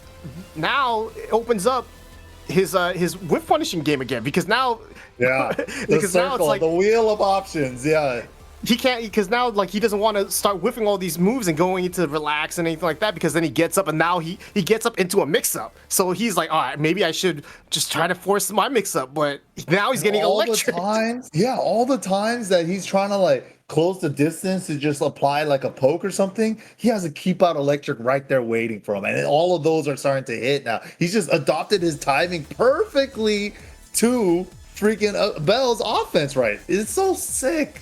He's playing so sick. And it's pretty wild to say this too because Abel's not a scrub. He's hella good. Hell no. He is hella good. World class level player. that just shows you that both of these players, you know, are not only He's a world class, rocks right? dragon, bro. He's a rocks freaking dragon with me and Chanel. Well, he is sticking it out with the Eddie though. Ride or die with Eddie. I think a lot of people were Classic expecting outfit as well. I think a lot of people were expecting the Eliza, but Eddie's coming out to play, staying here. So now he's gonna have to win this entire tournament. If Abel wins this tournament, he has to do it with Eddie. He cannot switch characters. Oh my god. But Sergi has been hitting every single electric, it feels like. Oh my goodness, dude. That Dude, 50%. When you're playing like this, dude, how? He tried to even go for the tech catch. It doesn't matter. Gets the punish. And yeah, Kazia can float punish that every time. This is just incredible play from Sergi. All right, Abel though gets the counter. He's not out of this at all, but he's gonna have a lot of work to do. Huge mountain to climb. Not impossible, but gotta do it one hit at a time. I think this is where he, see right there, goes into relax, avoids it. Nice stuff. Should be enough. Nice. Yes, sir. Abel gets around. And this is what Abel has to do. He needs to get the offense going and put Sergi's back to the wall, but a lot of times it's Sergi getting that one electric at the beginning of the round, and that's the end of the round. Ooh, catches him running into a side step 34. Sidewalk still gets Doesn't combo. overextend. I like that. Keeping the positioning. Full crouch mid. That high crushes. That's sick. Oh yeah, you saw that roll on the floor there and relax, trying to keep Sergi Matos back to the wall, but Sergi fighting out. Oh, the wave of pressure, but Abel challenging with the down forward too. Yeah, keeping him damage. Gets the low parry. Come here, low parry. So from downtown, try to get the Oki, but no, cannot block them all. Abel finishing that string now. Takes his lead here in game number 3. I love the fact that he's just not giving up. He's still putting on a fight. Just gotta take it one hit at a time. One hit at a time. I mean, if you played enough Tekken, you know that you're never out of it. Nice whiff punish there from Abel the Maestro. Stick to the fundamentals. See the whip, get the whip punish, get the damage, and now what's the Oki?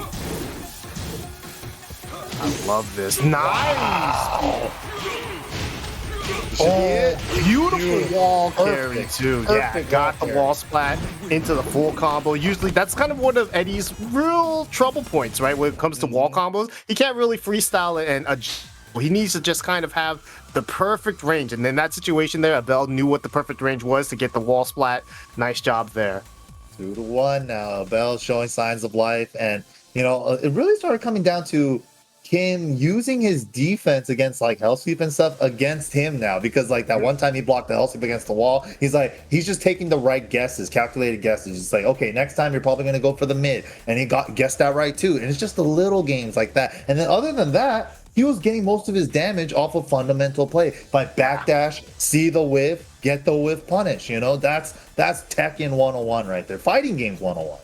Yeah, and I mean, that's one of Abel's best strengths, right? Is to just be able to whiff punish. I mean, Eddie players are already good at that, right? You know, they know how to backdash like crazy, but he's definitely not the backdash heavy kind of Eddie we've seen, you know? So that I love the way he adapted in that set there, because as soon as he got any offense going, he attempted to keep Sergi's back to the wall the entire time, right? Even when he was like in relax, he's like, oh, you sidestep? Hold on, let me roll over there real quick. Yeah, that was Let me get over there. Followed him with the relax. Yeah, he's gonna follow him because he just wants his back to the wall, because like every time his back's been to the wall, he's died, you know, because Kazuya has that wall pressure. So gotta keep nice the pressure job. up. It's whoever can keep them at the wall the longest, and then it's just like if they get tagged by a homie move that splats at that point, then that's the dub right there. So you know, good stuff, good adaptation by Abel there. And also, I think the sidestep 3+4s have been really helping him out in that game. Yeah, for sure. I mean, sidestep 3+4 is such a strong move for Eddie. Abel's been using it pretty well, but I feel like a lot of times too, the reason why he's been getting launched early is because he tries to go for that move and he ends up getting clipped. All right, so yeah, it's Sergi, such a fast high mid. It's practically just a mid if you want to think about it that way. all right, Mishima Dojo it is. Off the stage select. Here we go. Beating Eddie Tournament Gordo point. Still Eddie Gordo's for in Sergi. Smash. He made it. He made it. Oh, just shut of the wall. Oh, trying to get the pick up there with that back 2-4. Nice. Again. Holy crap, dude. Dude. I felt like he was so close. Yeah, that barely whipped. That was like the awkward spacing where you're like expecting to block it, but he saw it. Ooh, I like that. I like that crouch dash into that hell sweep. Again! That is the great equalizer in this set so far. You know, Abel, once he started using that side step 3+4, he's been getting a lot of these rounds. That's where a lot of the damage is coming from. And the whip, but the counter it! Nice combo. Yep. It's over. Dang, what a huge counter hit down 4-2 right there. Yeah, not something common we've seen in this today tournament, right? We haven't seen a lot of counter hit down 4-2s from Sergi. And that's not a bad choice against Eddie because a lot of his lows are slower than that speed. And if he does it, he's gonna get counter hit by it. And he can't high crush a mid. Oh, but the blocks too. The blocks and the sidestep 3+4s is turning this around. All right, trying to get the position here. Little pokes coming out. Great reads on the mix-up game from Sergi. Ooh, Crushes that. Oh, chance. This is a huge chance. Double 4. Hell Sweep doesn't even need the extension. Sergi on tournament point. I can't believe he went for it, and I can't believe Abel just let him. Nice slow That's been parries. the game, right? Just am I gonna Hell Sweep? Am I not? Sergi's hell sweep offense and his low defense right now. Searing edge because the Hell Sweeps. He's so scared. The hell sweeps have been on the turn. Oh, he's alive. Is this it? Is this it for our hero? Oh my God! How is he still alive? Kill him! He can't kill him! Oh, it whipped. Sergi Meister is your LATAM South champ. Congratulations, so well played. Dude, Kazuya. A Kazuya. We are, trust me. Kazuya in the finals. No one understands how happy we are because I am a wannabe Kazuya main. I want to be a Kazuya. Everybody's a wannabe Kazuya main. Everybody, it's okay. You can say it. Everybody is. Yeah, but Sergi, great job beating out Abel de Maestro, who is, obviously one of the best players out of Peru. Sergi as well. So shout outs to Peru taking top 2 today here. Also, we had Jackson 5 in 3rd place. So and La Matilda in 4th. So shout outs to all those guys, man. Great job. Oh Great man, showings to everybody. Sergi though, so fun good. to watch.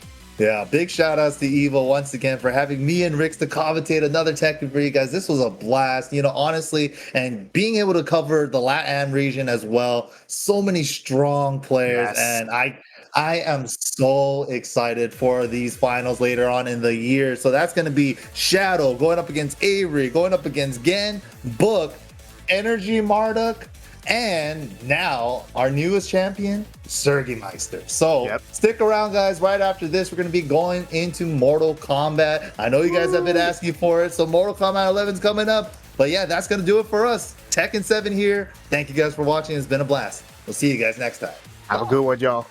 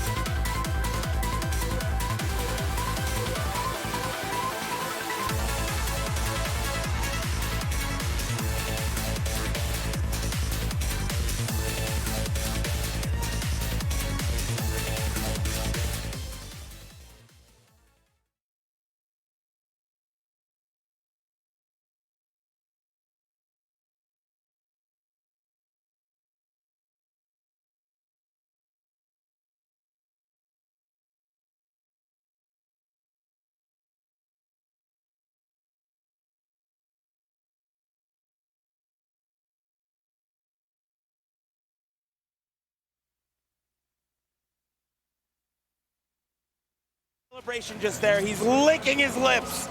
He's licking his lips. You could see, he could taste it. He could taste it. He knows. He's almost there.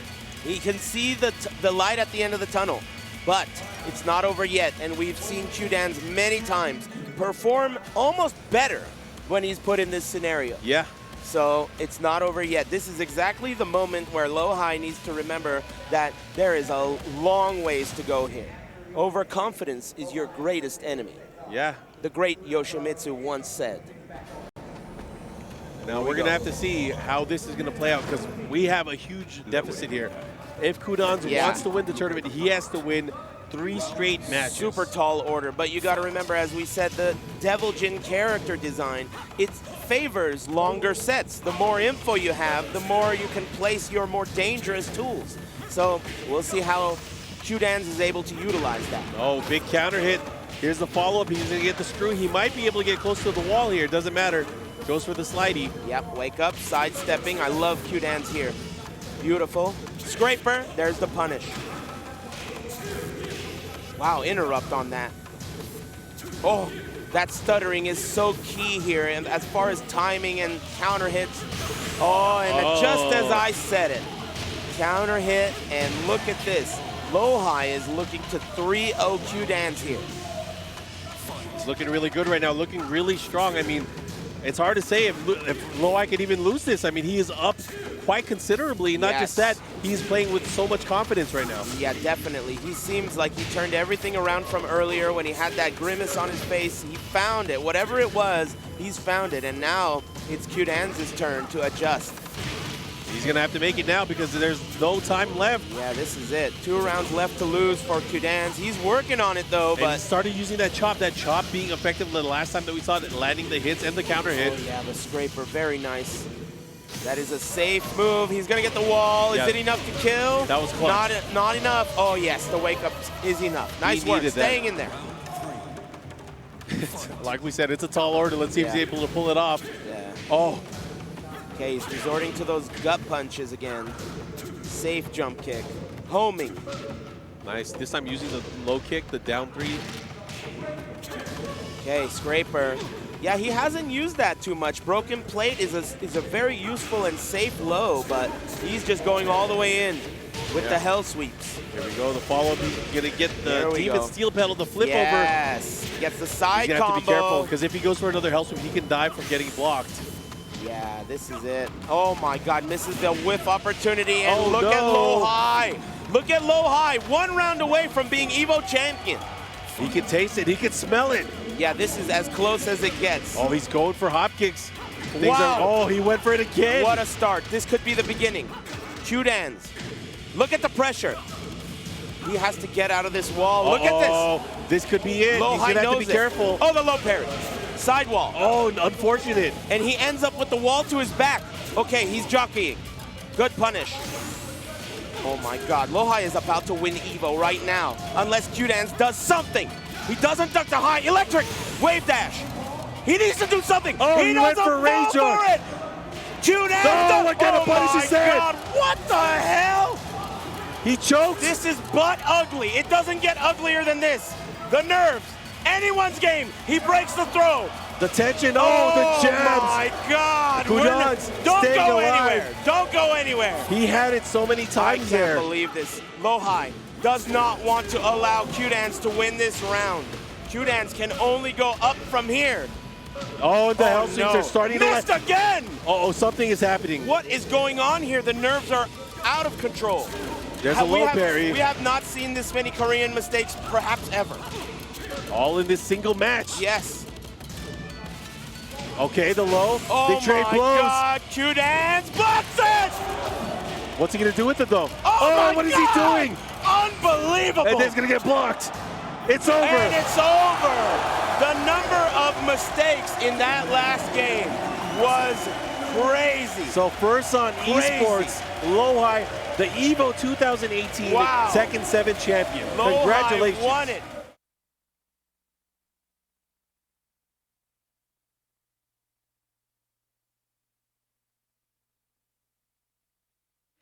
Just neutral jumping from Smeej to make them miss, but Tweedy is already caught onto that. You know, he's going for just straight up projectiles behind them to make sure that it will catch you.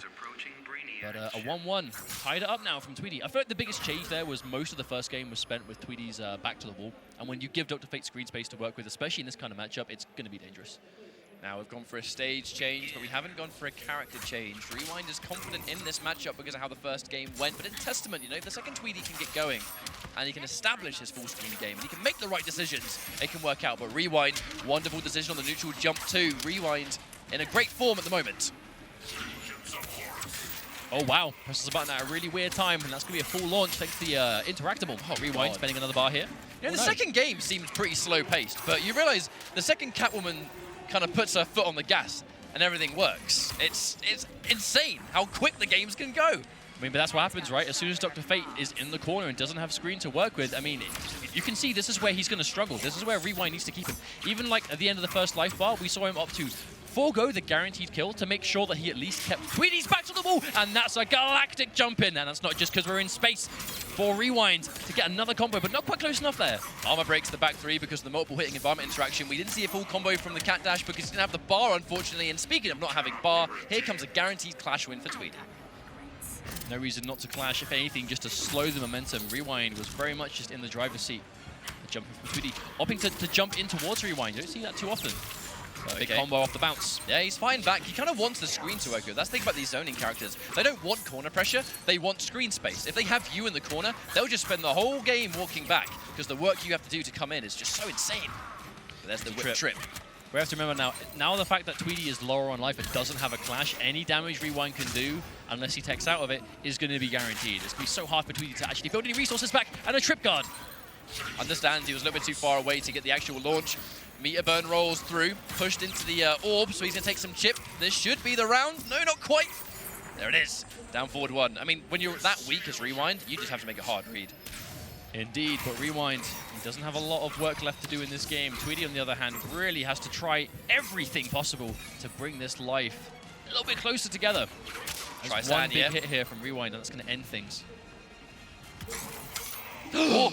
I wonder if that was a super attack. If that was a super, I mean, I actually don't know if with Catwoman super would it have worked. Oh, the instant restart match. We're not even going to give him a chance to finish the combo because this game is already finished. Rewind is one game away from taking EVO. So if they're trading game for game, this really kind of reinforces the earlier point of being so important to win that first game. Because even if Tweedy wins this and then Rewind wins, it's all going to come down to success. And the first game was so close. You know Tweedy is not going to want that to haunt him. It just basically, it depends on which character can get going first. And in this case, Rewind has just been pressing all of the right buttons, displaying such a high level of matchup knowledge against this character as well.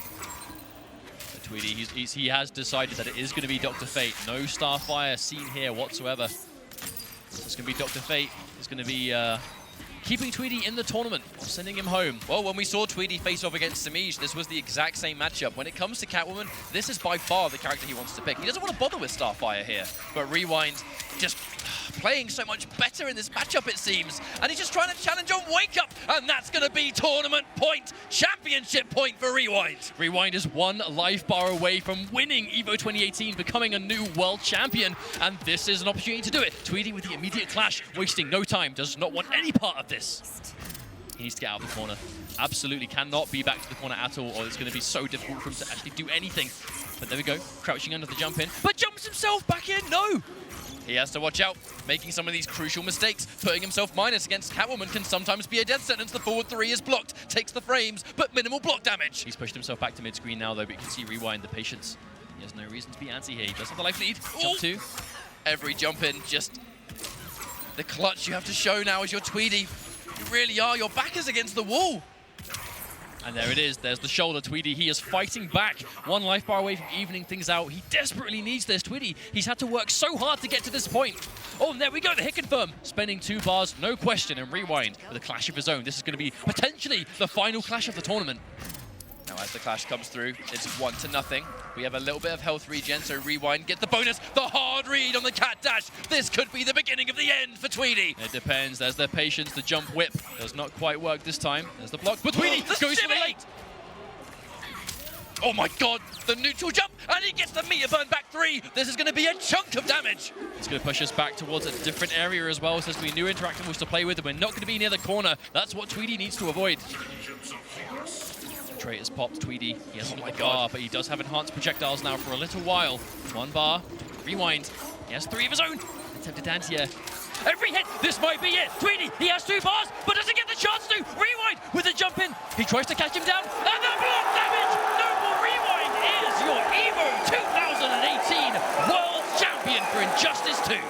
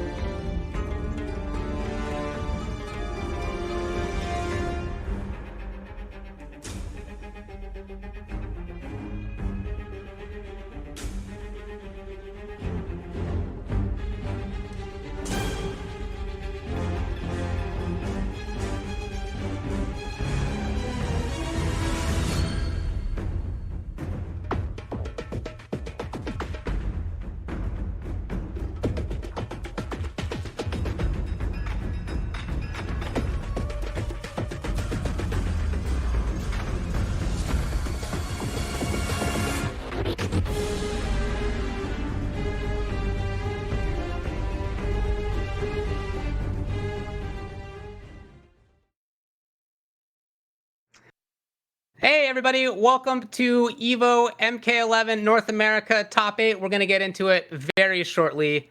But before we do, a little word from a little guy called Ed Boon.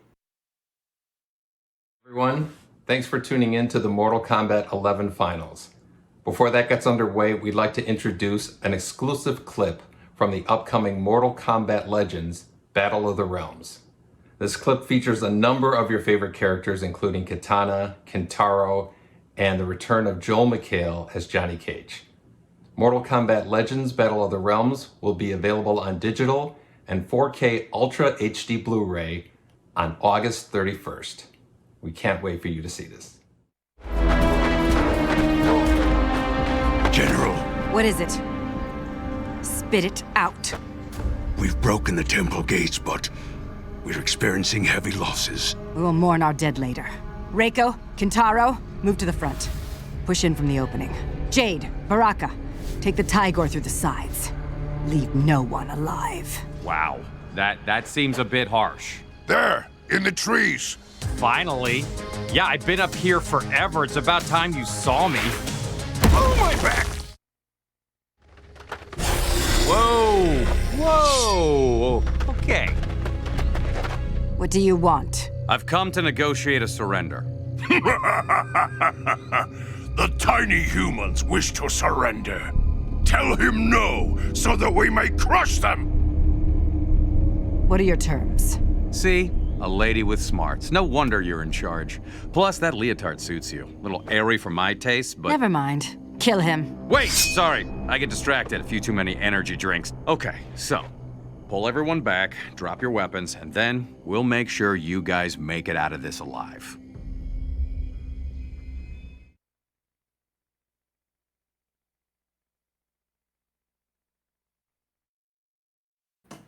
Oh yeah, you know, it's always fun to see Johnny Cage in pretty much any situation, but I'm looking forward to that movie. There's been a lot of the stuff coming out for it, and I know a lot of people are excited for some of the characters coming back, but I'm sure we're all very excited for that. But it's because we're all Mortal Kombat fans, and of course we're here for one huge reason, and that is that it is time for the North American Top 8 for Mortal Kombat 11 here at EVO 2021.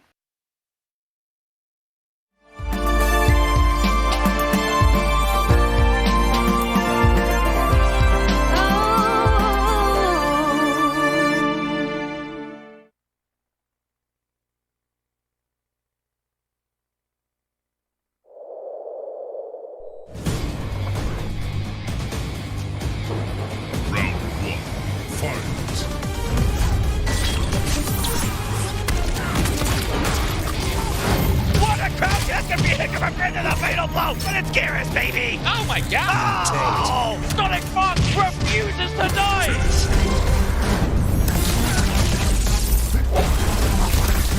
Final round. Fight! Fatality! Finish!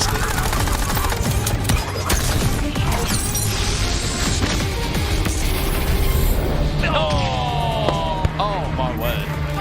Foxy with the read! I can't believe it! And Sonic Fox becomes your Mortal Kombat champion!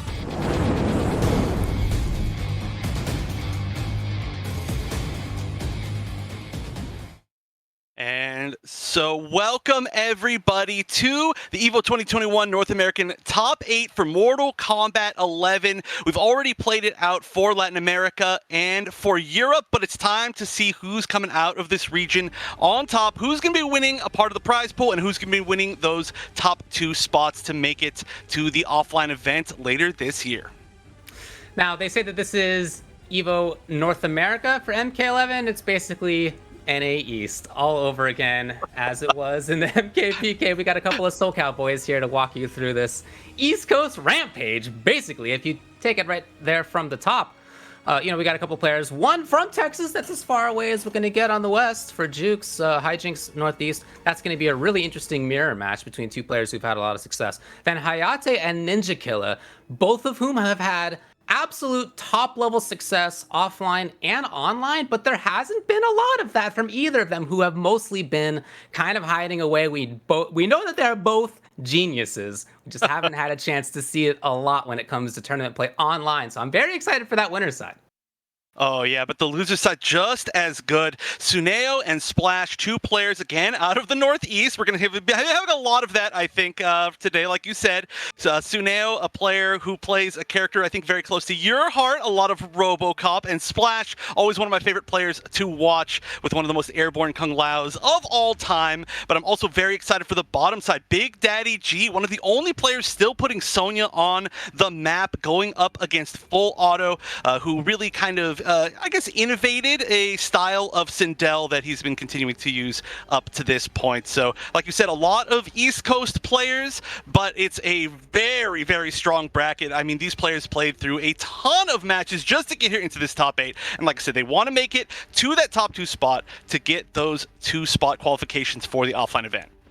We expect to see a bunch of different characters. We're going to be starting out with a Jackie Mirror, almost certainly. But other than that, we were talking about this. You did mention RoboCop on the bottom side, Kung Lao, Sonya, Sindel.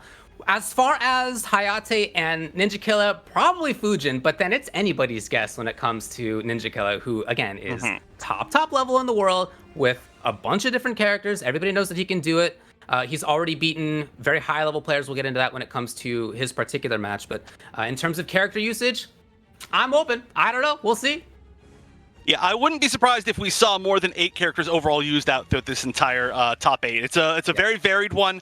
Of course, you know, saying that it's a very varied one, of course, we are going to be probably starting with a mirror with Hijinks versus Jukes. But, I mean, that is a great match to start off with. I mean, both of these players have really been, I would say, excelling over the past, like, year, you know, kind of this, like, online era. And both of them have, I mean, you know, actually, you know, it hasn't just been offline. I believe, actually, Jukes did just win the Texas Match House Block Party event, which was happening pretty recently. So these players, you know, really proving to be at the top of their game, and again, making it, you know, just to the winner's side of this top 8 for MK11 here at EVO is huge. Yeah, in terms of the Mortal Kombat Pro competition, NA East, second place is Hijinks, but NA West, second place is Jukes. So there's just a little bit of an indication as to how strong they both are. When it comes to this matchup, this mirror matchup, I talked with Jukes a little bit, and he said that he's very confident going into it. The last time they played in a significant online event was at Champion of the Realms, and that was actually won 3-0 by Jukes. He's coming into it feeling pretty good. He says, I'm very confident in winning the mirror. Also, anytime I've ever played Hijinks in the mirror, he's only beaten me once. He also wants you to know that he's the #1 leaguer in MK. Hey, there are a lot of people vying for those that spot, I should say. Yeah. Of course, if anybody didn't watch the other regions, we have our qualifying players for the offline event later on coming out of Latin America. It is Conqueror and it is Killer Shinnok. And then in Europe, we actually have another Jackie. It's going to be K-Top, and then it's also going to be Disarded. So some pretty strong players already. We'll see if another Jackie can meet them up there later. But yeah, this is, of course, a really important matchup for the game. We're seeing a lot less Jackie, I would say, overall now than we did maybe around Aftermath. But if you played at all during Aftermath, which pretty much I think all of these players did very competitively, then you know the Jackie matchups. And being able to know this mirror matchup is huge. It's such a, it's an explosive matchup. You know, both of these characters, 950 health, not as much as the rest of the cast, and both have, I would say, some of the highest practical damage of any character in the game. So realistically, it's going to be this wild, like almost like, I don't even know how to call it really, like a versus game Oki with it, or neutral, I mean, where they're flying across the screen and then one person gets one hit and whoever gets that hit is just at a huge advantage for the rest of the game. But they have quite different philosophies in some ways. When you watch these two players play, just pay attention to like when they're spending offensive meter, when they're spending the defensive meter to get the extra movement on the jumps, or if they break out of combos. Like they have really different views when it comes to using this character, which is a really nice aspect of the way that MK11 operates. Just to reiterate what is on the line here, this is a chance to qualify for the EVO Showcase. You mentioned the players who have already done so, right? It's 2 per top 8. So 2 of these players will make it to that offline event in Vegas in a couple of months. On top of that, there's $5,000 on the line. That's not so bad, right? The players are going to be playing in this free tournament for that $5,000 prize pool. $2,000 to first place, $1,250 to second place, and so on down the line. Yeah, it's a good amount of money, but they have to work really hard for it. You know, like I said, there are so many top names. Just you and I actually before this were talking about just some of the names that we didn't even see quite make it. You know, like for example, like Tweedy or the Mighty Unjust, who are very used to being in these top spots, in at the very minimum in a top 8 for tournaments like this. But this has just been one of the most stacked tournaments that we've seen online for a very, very long time. And I mean, there's more money online, you know, on the line for this online tournament than we're used to seeing. So this is huge. And plus, you know, everybody wants to go. They want to make those finals. You know, it's been a while for a lot of us, so it should be a lot of fun and then even more on the line. But I honestly don't know how today's going to play out. You know, it's a pretty big question mark. Like I said, a lot of normal names that we expect to see are missing. I'd say the only person here that I mean, even honestly, like, you know, some people might say like Ninja Kill is the favorite, but the fact that Ninja Kill hasn't been in that many online tournaments over the past year, maybe, or 6 months, something like that, just says that like we don't even know. We don't know how these players that have been grinding for the past year, 6 months have been leveling up over time and how they'll do against the competition from the olden days about a year ago. I'm not going to sugarcoat it, dude. I do feel that Ninja Kill is the favorite going into this, but I think I would have said that almost regardless of who made this top 8. And even though he hasn't been playing in very many online tournaments, I know that he's still playing. I still see footage now and then. I see that stream now and then. So I know that it's still happening. He's definitely going to be practiced and prepared coming into this for sure. That said, especially his first round opponent, Hayate, that's somebody who has taken out the top levels, right? He's won offline majors in the past. He's won big online tournaments in the past, of course, as well. So that's a matchup in terms of player talent that I feel like is at the absolute apex. But yeah, I'm not going to sugarcoat it. I do feel like Ninja Kill is coming into this as the favorite. That's totally fair, right? Like you said, I'd say probably the two most well-known names overall, just from the NRS scene over the past however many years, are Ninja Killa and Hayate, who are playing against you the first round. But really, you know, anything could happen. And another big thing is that, like you mentioned, almost every single player here is from the East Coast. So a lot of these players have been playing against each other, not only in this game, but in previous games. You know, players like Suneo and Splash, they come from very areas that are very, very close to each other. They've been to tournaments together before many times, which is going to be, you know, another one of our first round matches. But literally all of these players have played against each other, I'm sure, multiple times in the past. I don't think we're going to see maybe too many fresh matches, maybe like Ninja Killa versus like somebody in like the losers bracket. But overall, there's going to be a level of familiarity here, and so we're probably going to see like people jumping like right into the mind games. You talked a little bit about who did not make this top 8. You mentioned a couple of big names, but there are more than that as well. You mentioned Mighty Unjust and Tweedy. Other people who finished just outside. Abyss was right there. Aztec was right there. Honeybee was right there, and Ludi as well. And even in the round right before that, players like Biohazard, Too Easy ended up there. Those are players who have had big time success as well. Yeah, and the cool thing is that you see a lot of those players that are in that top 16 are, I would say, like kind of like regional training partners with a lot of the players that did make it. So, for example, like Ludi, you know, comes from kind of like, I think, the Buffalo-ish area, and that's where Suneo plays as well. I think they both kind of are in that BFGC kind of group. And then we've got players like, there was another one. Oh gosh, who was it? You literally just said it, but I think there was somebody there who plays in the Northeast with some of these players, like in like where Splash plays, I think. But yeah, it's just that there's a lot of these players that really have been grinding, and you can see that these kind of like groups have all made it up all at the same time, and it's really nice to see. But of course, we are setting up the first match, just in case anybody's wondering. So yeah, we're just trying to get the players in, so we should be in pretty shortly. But I mean, we're just gotta give our thoughts on this bracket because it's good and it's weird. It's honestly weird, you know. For again, anybody who's not familiar, Mortal Kombat has had so many tournaments, so many online tournaments that literally, I think for the first time in my, I guess it's been like 11 years now of you know, following fighting games, I haven't been able to watch the majority of them because there's literally like 4 tournaments or exhibitions every day. Like, it's not an exaggeration. So it is a little bit weird to see some people like not make it because the level of consistency to be able to place in all of those is huge, and it really comes into play in tournaments like this. So I'm excited to see some faces face off that I haven't seen at least for, I mean, yeah, like a year and a half play against each other over the course of today.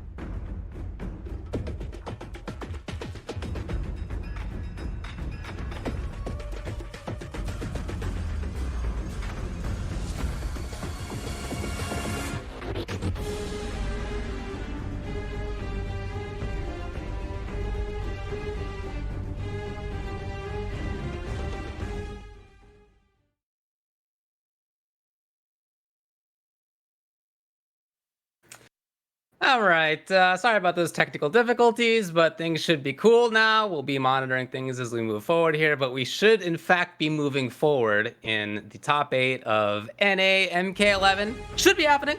Again, we're gonna be starting out with Jukes versus Hijinks. We're looking for a Jackie mirror here. Just a little recap of who we have in the bracket. After that, we'll have Hayate versus Ninja Killa, and then on loser's side, Sunio versus Splash, and Big Daddy G versus Full Auto.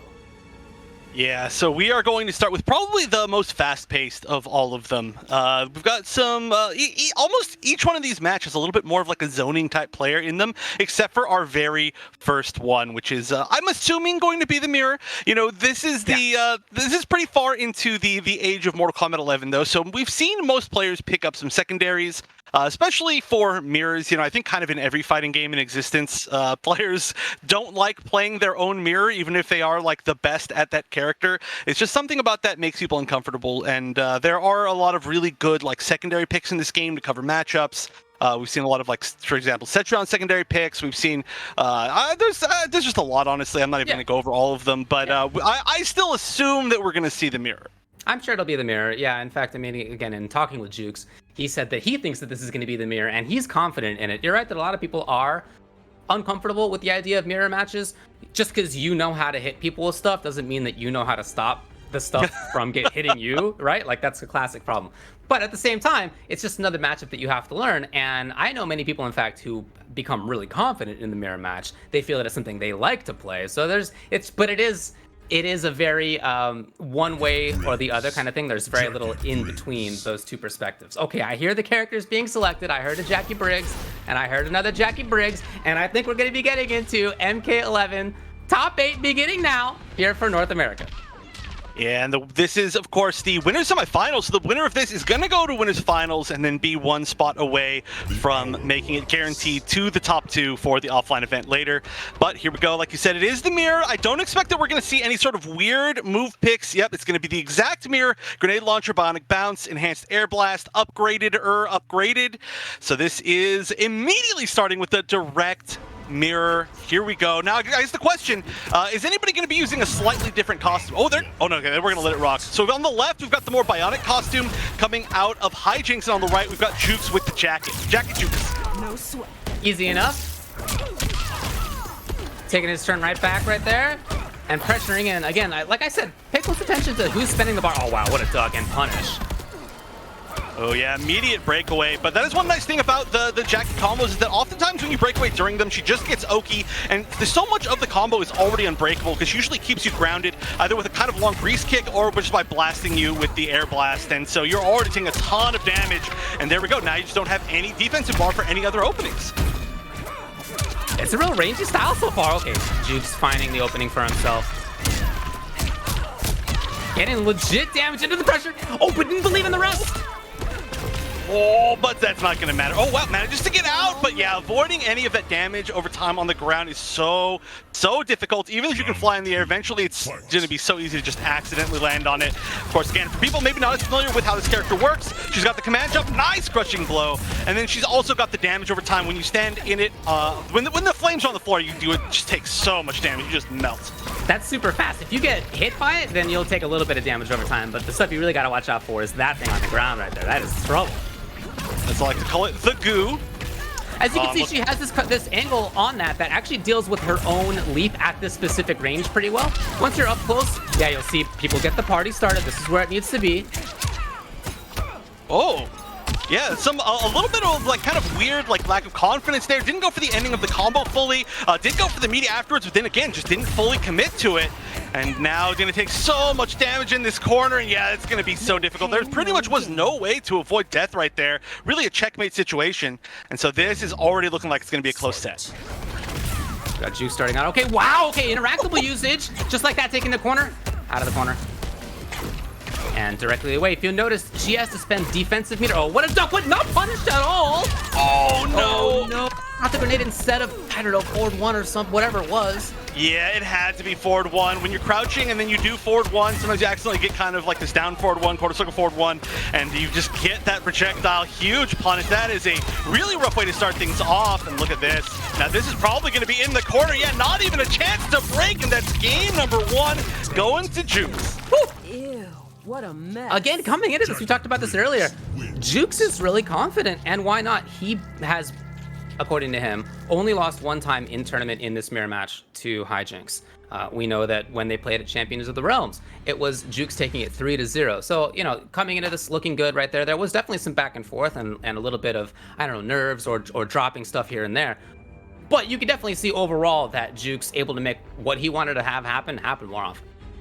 Yeah, it's I mean, it's such a weird matchup too, because something that we did see a lot is the fact that the corner is gigantic. Pretty much in any matchup where where Jackie's on either side, the corner is huge. But also Jackie herself has more ways to get out of the corner than most other characters. So there's this weird leapfrog game that makes it feel like it almost doesn't matter which side you're on until you guarantee that you get some pressure in the corner. And it seemed like Jukes, honestly, in both sides, managed to hold that corner pretty well at multiple occasions.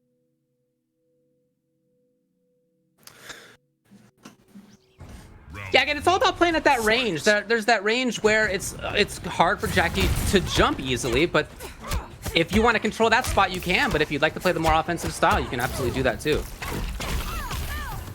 Yeah, we are seeing them kind of both go back to like the zoning game when they can, and it's just finding that one single opening. And like you said, that arc is just so good at stopping the leap from the opposing Jackie, so it's actually a little bit even like safer than it is in a lot of other matchups. But yeah, what it really comes down to, I think, is the aggression, and when they find that moment to either like dash punch through, dash through, or just get over one of the low shots. Oh, Hijinks stepping in. No, they confirm.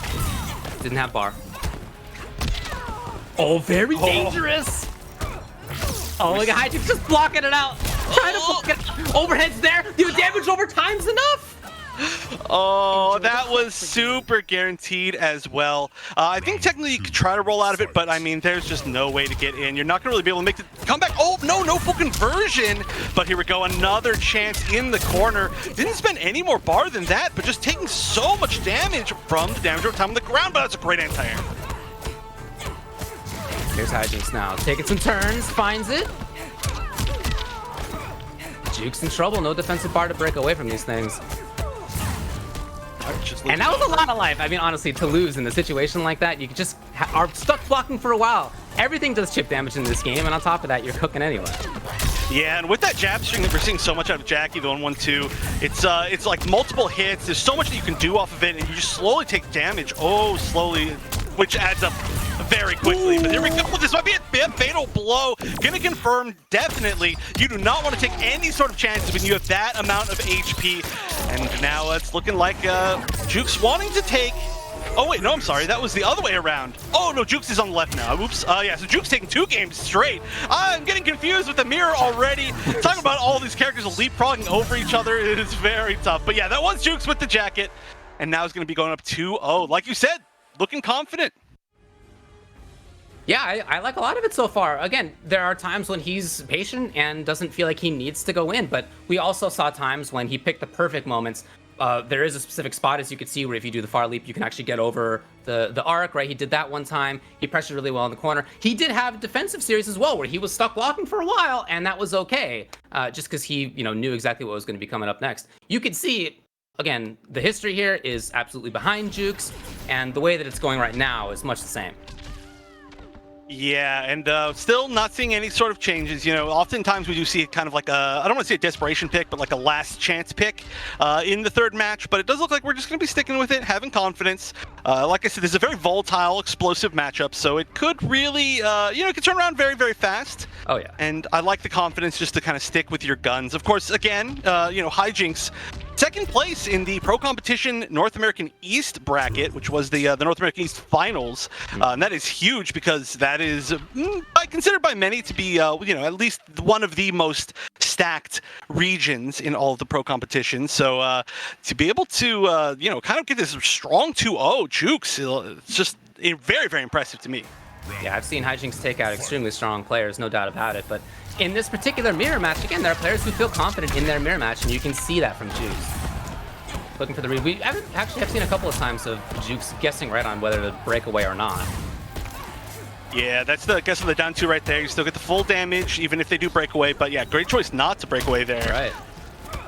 Ooh, no conversion. There's been a lot of times where kind of both of these players have landed hits and then just not been either ready to convert, ready to hit confirm, or they just didn't feel like it was going to hit, and so they just continue their pressure. But I think maybe a little bit more confidence on either side could help.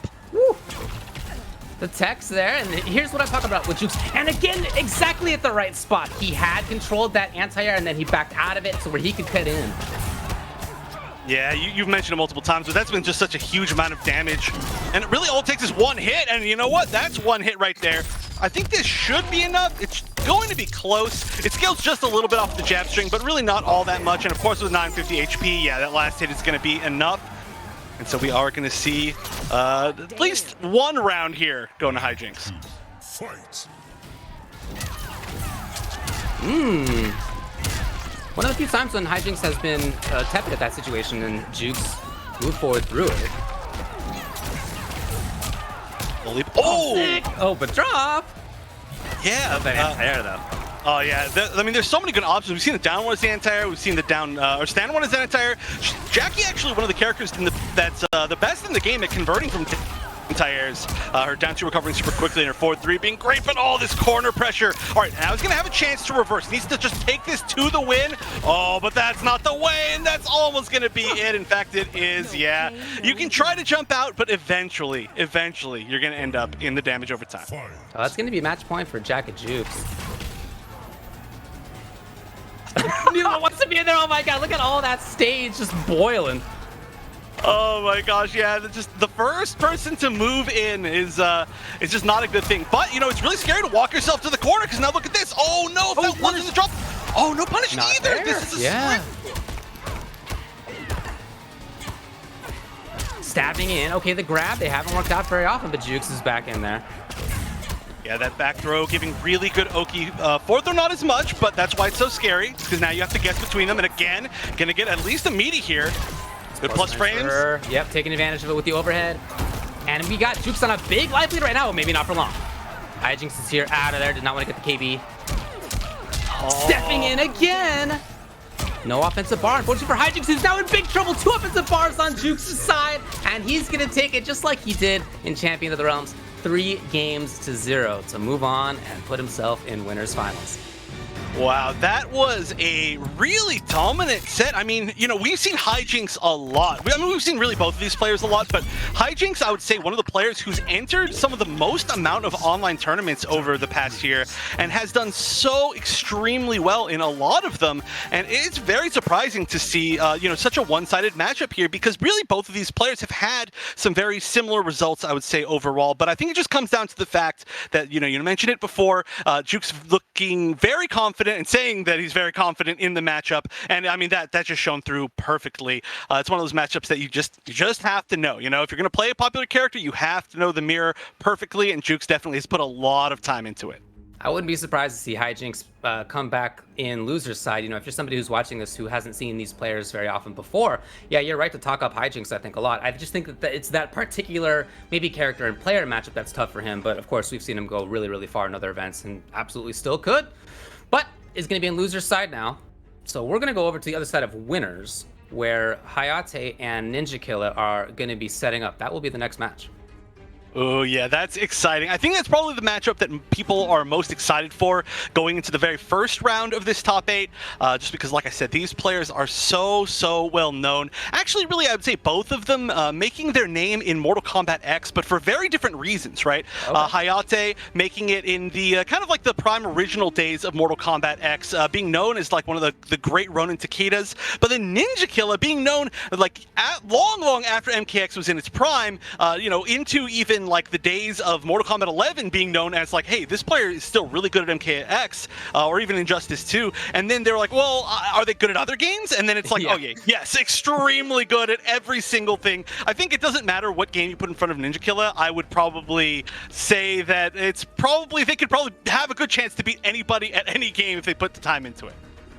Yeah, he's just one of those real genius players. You watch him play and it's just a textbook on how to approach something in the games that he knows well, whether, yeah, it's MKX or whether it's this one. I felt it was so silly before MK11 came out that people were like, oh, will this player who's so dominant in MKX be good in another video game? Of course, yes, of course, for sure. So, you know, as you're watching, he's going to be up against a player who's extremely smart, fantastic footsies in Hayate, very smart player. But yeah, watch Ninja Killer and see all the juice that he wrings from some of these situations. I feel like he gets the most out of some of these like very tech heavy, you have to be super prepared kind of situations than anybody else. It's all that to me is what is always super impressive. He has everything, right? He's got all the things you need to be a top level fighting game player, but that the preparedness, the absolute like tech preparation, and then actually doing it in big matches is something that he does better than almost anybody. Yeah, I think it's incredible that we've seen stuff that Ninja Killa has done as like specific punishes that people have literally not done consistently to this day, and he was doing them back at even like actually a great example is CEO, right? The very first CEO of this game's life. I'm not sure which year that was, but it was when I always remember this when it was Ninja Killa when he was playing up against Tweedy, and Tweedy did the ice projectiles from Frost, and Ninja Killa immediately first time knew exactly how to like block two of them, like he flawless block two of them, and then like jump over and get the full punish. And literally to this day, I have not seen anybody else do that. It's not like Frost is a popular character, but one attempt in the top 8 of a tournament at like the highest level of pressure, and Ninja Killa's like, yeah, that's cool, easy. Or like the Cetrion punishes on when everybody was just doing block strings and a barrier all day. You could not do that against Ninja Killa at all. He was doing like 1-2 punishes on it 100% of the time when other people were like are still struggling to do that when they see it. So yeah, it's just one of those players like just all the little things, all the tiny little like mechanics are just unbelievable. For sure, extremely impressive player, no doubt about it. Also want to let you know that one of the supporters here for EVO is something that is very close to my heart, and that is Hitbox. I've been playing on Hitbox and related stuff for many years at this point. They've been around for a decade, and one of the games that they first had a big impact in actually was Mortal Kombat. Mortal Kombat 9. Players had a huge impact with Hitbox, let me tell you. Please check them out, hitboxarcade.com/EVO. For me, it's the best. That control, I have my own physical issues, right? That's true, but for me, that way of playing is I feel the most optimal. Please check it out.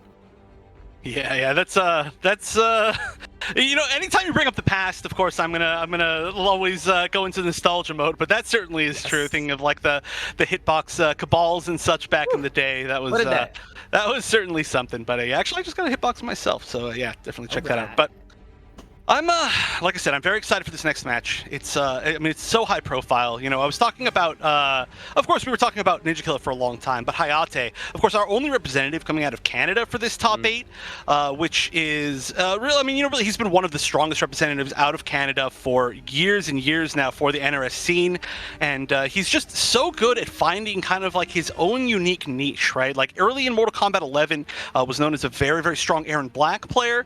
There aren't as many Aaron Black players now, because that was a pretty ridiculous iteration of the character for a while, but he moved over to play another character, which is Fujin.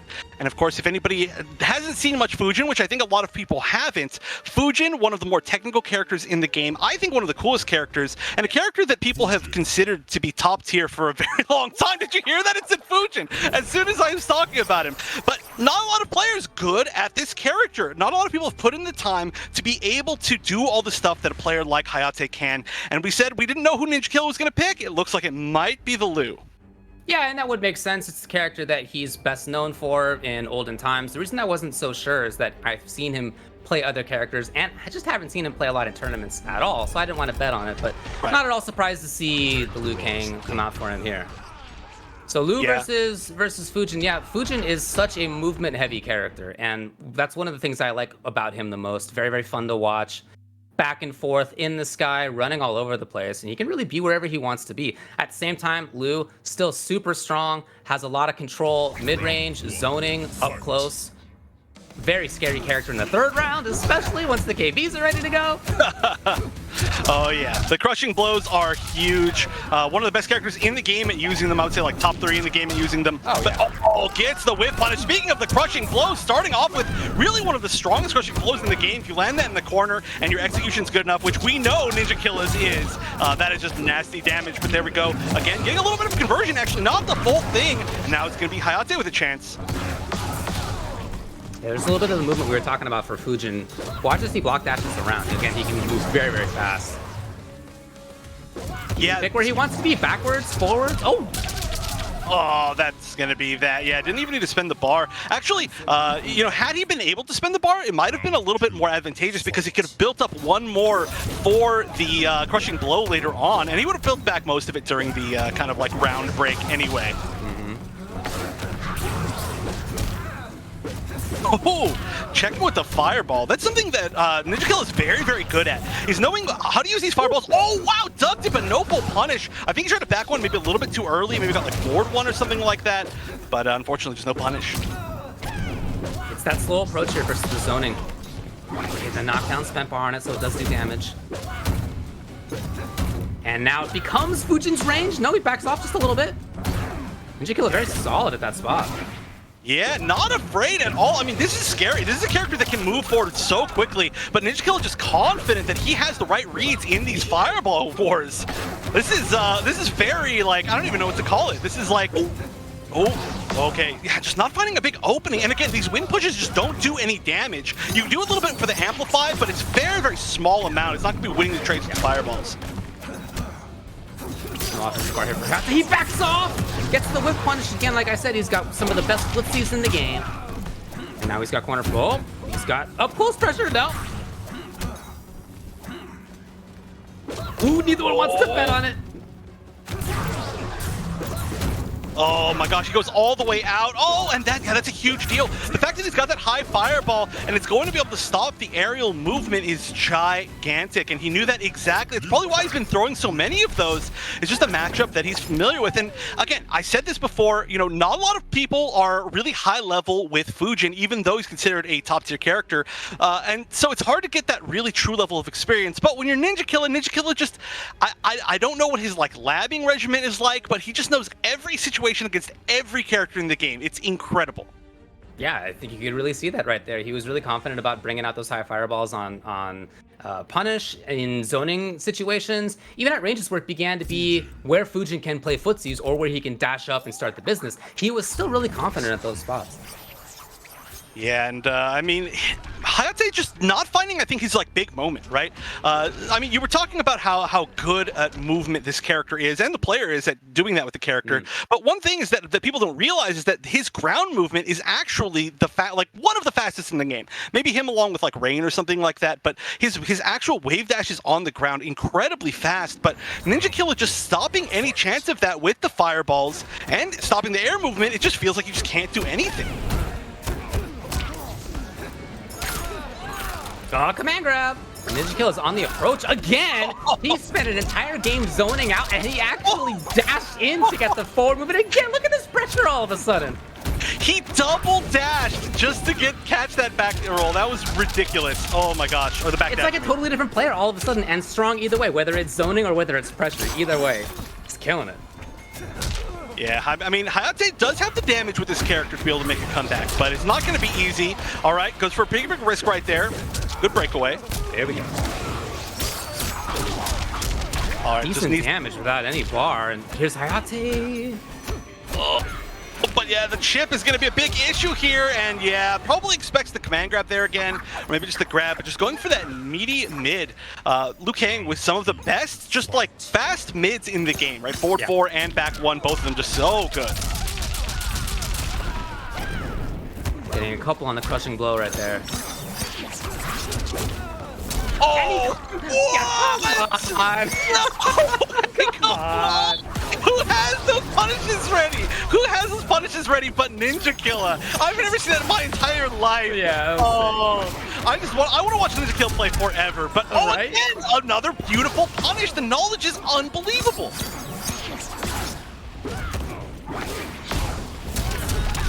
He's not going to let that stuff go. Yeah, Hayate took a risk right there. And of course, Ninja Killer is going to be ready for the punish. He had the crushing blow lined up. He already had a few of those. And that's a pretty quick 2-0. And again, what's wild to me is that it's 2-0 after two totally different styles. The first game was all about zoning and space control and staying away. And then the second game was all about pressure, pressure, pressure, command grabs up close, chasing down versus backdash. Totally different, and they both were super successful for him. I know. Oh my gosh. Seriously, it's so fun to watch Ninja Killer. Like, Ninja Killer, to me, like watching Ninja Killer is like if you've ever played against a very, very hard AI, like the hardest level AI in any video game, and you do something, and they do this obscure, weird little thing to punish you, and you're like, I didn't know you could do that. Who would ever do that in the game? You know, like this AI is cheating. Like, you had to have known that this exact thing was going to happen by the frame, and the AI does. But Ninja Killer is that AI in real tournament matches. So back to Fujin for Hayate here, and the question is whether he can make his offense count, whether he can get in on his own terms, whether he can be up close on his own terms. We've only seen it a few times, and when it has been there, it's been good defense from Ninja Killer. Yeah, it just seems like Hayate hasn't ever like found the momentum, I would say. Like he's found hits here and there. He knows his spacing. He's playing solid, but it's just he hasn't been able to like steal the I think the mental game is the way I'd say it. And it's not looking like it's starting this time either. We're seeing that aggressive Liu Kang again, but here we go. Good opening. Okay, Ninja Killer's out of there. Still can maintain corner control here. Okay, he's gonna get the side switch, and now finally Hayate with a chance for legit pressure. Ay, come on! One of his first actual corner knockdowns, and it gets just destroyed right away. Oh yeah, the power of defense in this game is so good. Now I wonder if that's a drop. We've seen that after the down one. Like we've seen this weird standing two. I'm not sure what that is. It might be like a frame kill because I don't think that's even close to anything that can combo. Or maybe he's trying to 1-2, doing a little bit too early, something like that. But here we go. Fatal blow for both. I don't think we've seen a full fatal blow yet this game. Got to avoid the chip. Scheming. Yep, he's trying to duck under those highs, blocking time on the lows, but he can't afford many more. Oh, wow! Oh, great. First Ninja Killer. Tried to, okay, the idea of hovering over a low is actually hilarious, but didn't quite work out. I appreciate the idea, though. That was really cool, right? Had that worked. But unfortunately, yeah. I mean, the hitboxes on these fireballs are really good, whether they're high or low. Weird corner combo. All right, really late breakaway. I think trying to punish like a 1-1 something right there, or some sort of full string, but Hayate not fully committing, which is the smart choice. And now look at this, no defensive bar for this combo. Yeah, Hayate can really do whatever he wants now in the corner. He's got all the bar. Backs off a little bit. Again, super prepared. Hayate some more damage. He needs more though. Yeah, just one more big opening. I mean, the down two crushing blow is gone. The throws are like that much less scary now. Oh, that should be at least chipped. Yeah, there's no chance there. It was nice spacing to just barely get outside of it. Not that it made that much of a difference, but I feel like finally that was Hayate's first really big opening. But oh my gosh, to steal it back, the first flawless block on that jump kick that just put him back in the corner. There we go. We've seen that challenge a couple of times and they've been successful for Hayate. Maybe getting a rhythm on what Ninja Killer wants to do on offense. Yeah, it just needs to, I mean, you know, we're so late into the set now that it's really scary, though. He's got to make it happen. Maybe looking for a duck. Hayate's in there. Oh, and that back really playing with the spacing now, in and out. You'll notice he doesn't do any damage on the regular push. He needs that bar for it. Yeah, but you can tell that he knows that now that he's got this life lead, like even if he takes some chip, eventually he can try to win these situations. But look at that, Ninja Killer moving forward just barely enough to be able to get the flying kick punish when he challenges him with that amplify push. But this might be enough. Yeah, trying to break away just in case. No reason not to try. The down two is going to catch both the timings anyway. But Hayate finally putting himself in the board, and it's been kind of like a slow burn here, I think, to find his spot in this matchup, to find his pace. But it's starting. And, you know, that's sometimes all it takes. It's just that first game of like, okay, now I understand you. Now I know exactly what to do. Now it's your turn to adapt. And sometimes people just can't make that back, and it's just the reverse 3-0. Yeah, we did see him challenge again a couple of times when Ninja Killer was pressuring, and he was right about that. He interrupted correctly. He had mid-range control a couple of times in ways that he didn't before as well. Well, we are going to see the Liu Kang again. I don't think there's any sort of move changes. This is a pretty, I would say now, classic Liu Kang to see. We see a lot of it from pretty much everybody that uses it. Actually, wait, so it's Dragonfire, the Slam, and the Low Fireball. Yep, exactly. Has the Armor Breaker, has the ability to get the buff, has the Low Fireball, which is pretty much invaluable. It's the only one that you never, ever see not taken. Yeah. So just back into the same thing. All right, Hayate's in there. Trying to get a Lanzi's punish, but not quite there. Ninja Killer, no buttons in the sky. Oh, but again? We did see an early breakaway last time, so Hayate there was maybe reading that. Possibly. I mean, both these characters actually have quite good armor breakers just available to them in their kit at this point. Oh, but again, the spacing game, and you can really see, oh my gosh, the spacing, that's two barely with flying kicks in a row. Oh no, and knowing the optimal down two crushing will punish, and not even going to break away, just taking the damage so much in the corner. Oh, Hayate with the stare down. Okay, at least getting out. He might take the low. He hovers over. Let's go. Hey, yeah, it worked that time. I like to see it. Pretty good flawless blocks. Not all of them, but it's not easy to get every single one. Hayate now just barely with Fatal Blow. Ninja Killer's not quite there yet. Hayate slices into him, giving the Fatal Blow to Ninja Killer. That's really scary. It's really scary to give somebody that opportunity. Yeah. Oh, but now, yeah, just anybody finding any single hit. Oh, gets the crushing blow. Wow. Keeping his eyes on the order right there. Good work. Yeah, that is one of the most rare crushing blows I would say in the entire game. And to get it against Ninja Killer, oh no, he gets the hit, great tech. Oh, and that movement, the dash up jab, just a weird little check right there. A lot of confidence. I'm surprised that was just a standing jab, not even a down one, but I guess probably he could have got some chip afterwards. Punish? Yes, certainly. Choosing to load up on Bicycle Kick KB. Oh. Yeah, the little mix-ups that he has after that, the different timings for when to land. Cool to watch. Over it. Gets the knockdown. I like he's using the knockdown just to kind of like dash forward and get kind of this meaty pressure from mid-screen. But again, Hayate really needs to be careful with that spacing. Ninja Killer hasn't let a single one of those go unpunished. It was a big whiff. Hayate not quite there. He thought Stand 1 would do it.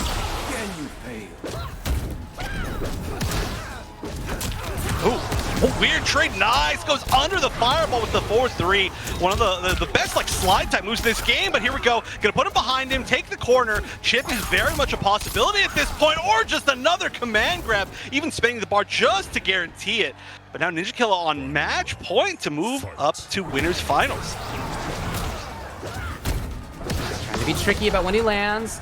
Okay, Hayate gets the knockdown. He's oftentimes, he does go in. See the movement from him. Oh, just barely at the tip of the back 1-1. It's gonna be his main twisty string. Good patience. Ninja Killer knows that he's gonna be able to kind of win this chip battle, or if he just finds a way in, and here we go, I think we're gonna see some full-out aggression. All right, nice, actually flawless block the jump in, but then respected the pressure. Oh, just goes back. Okay, that needs a little defensive part for Ninja Killer. Hayate could make him pay. We'll see. And not getting the full pickup out of the down one. Oh yeah, here we go into the corner. Oh no, not gonna go into the corner. Gonna go for the just the take back to mid screen to get maximum damage. But that is gonna put Ninja Killer very, very close to Fatal Blow. Not there though. One more combo could do it. He doesn't have any defensive bar, but the down one. He's there. Ninja Killer pressuring. What a grab. Hayate's been so brave in some of these instances. Oh, just barely out of the range. I think that was the back two. Oh, they're both so low, but one fireball. Oh no, one fireball's gonna do it. He needs to make in big trouble here. Of course he was ready for it. Of course Ninja Killer was ready for it. Oh yeah, there were like 2 jump kicks the entire game. Of course, I almost said the Hayate jump kick, the Fujin jump kick, one of the best jump kicks in the entire game. And Hayate literally threw it out like 2 times the entire set, and both of them, even at weird spacings, were flawless block up to punish. Ninja Killer just still looking so hard to stop. Like you said, it wouldn't be an understatement to say that Ninja Killer is probably the favorite to win this in the eyes of most. And you can see exactly why in that set right there. But again, Hayate not out of this yet, still has a chance in the losers bracket, but that does set up our winners finals. As that was going on, I felt like you could see a little bit more control, a little bit more stealing turns from Hayate. You know, he was finding more opportunities for himself. He was really brave about how to approach some defensive situations, and that worked out. Maybe if this had gone on longer, it would have been a different story.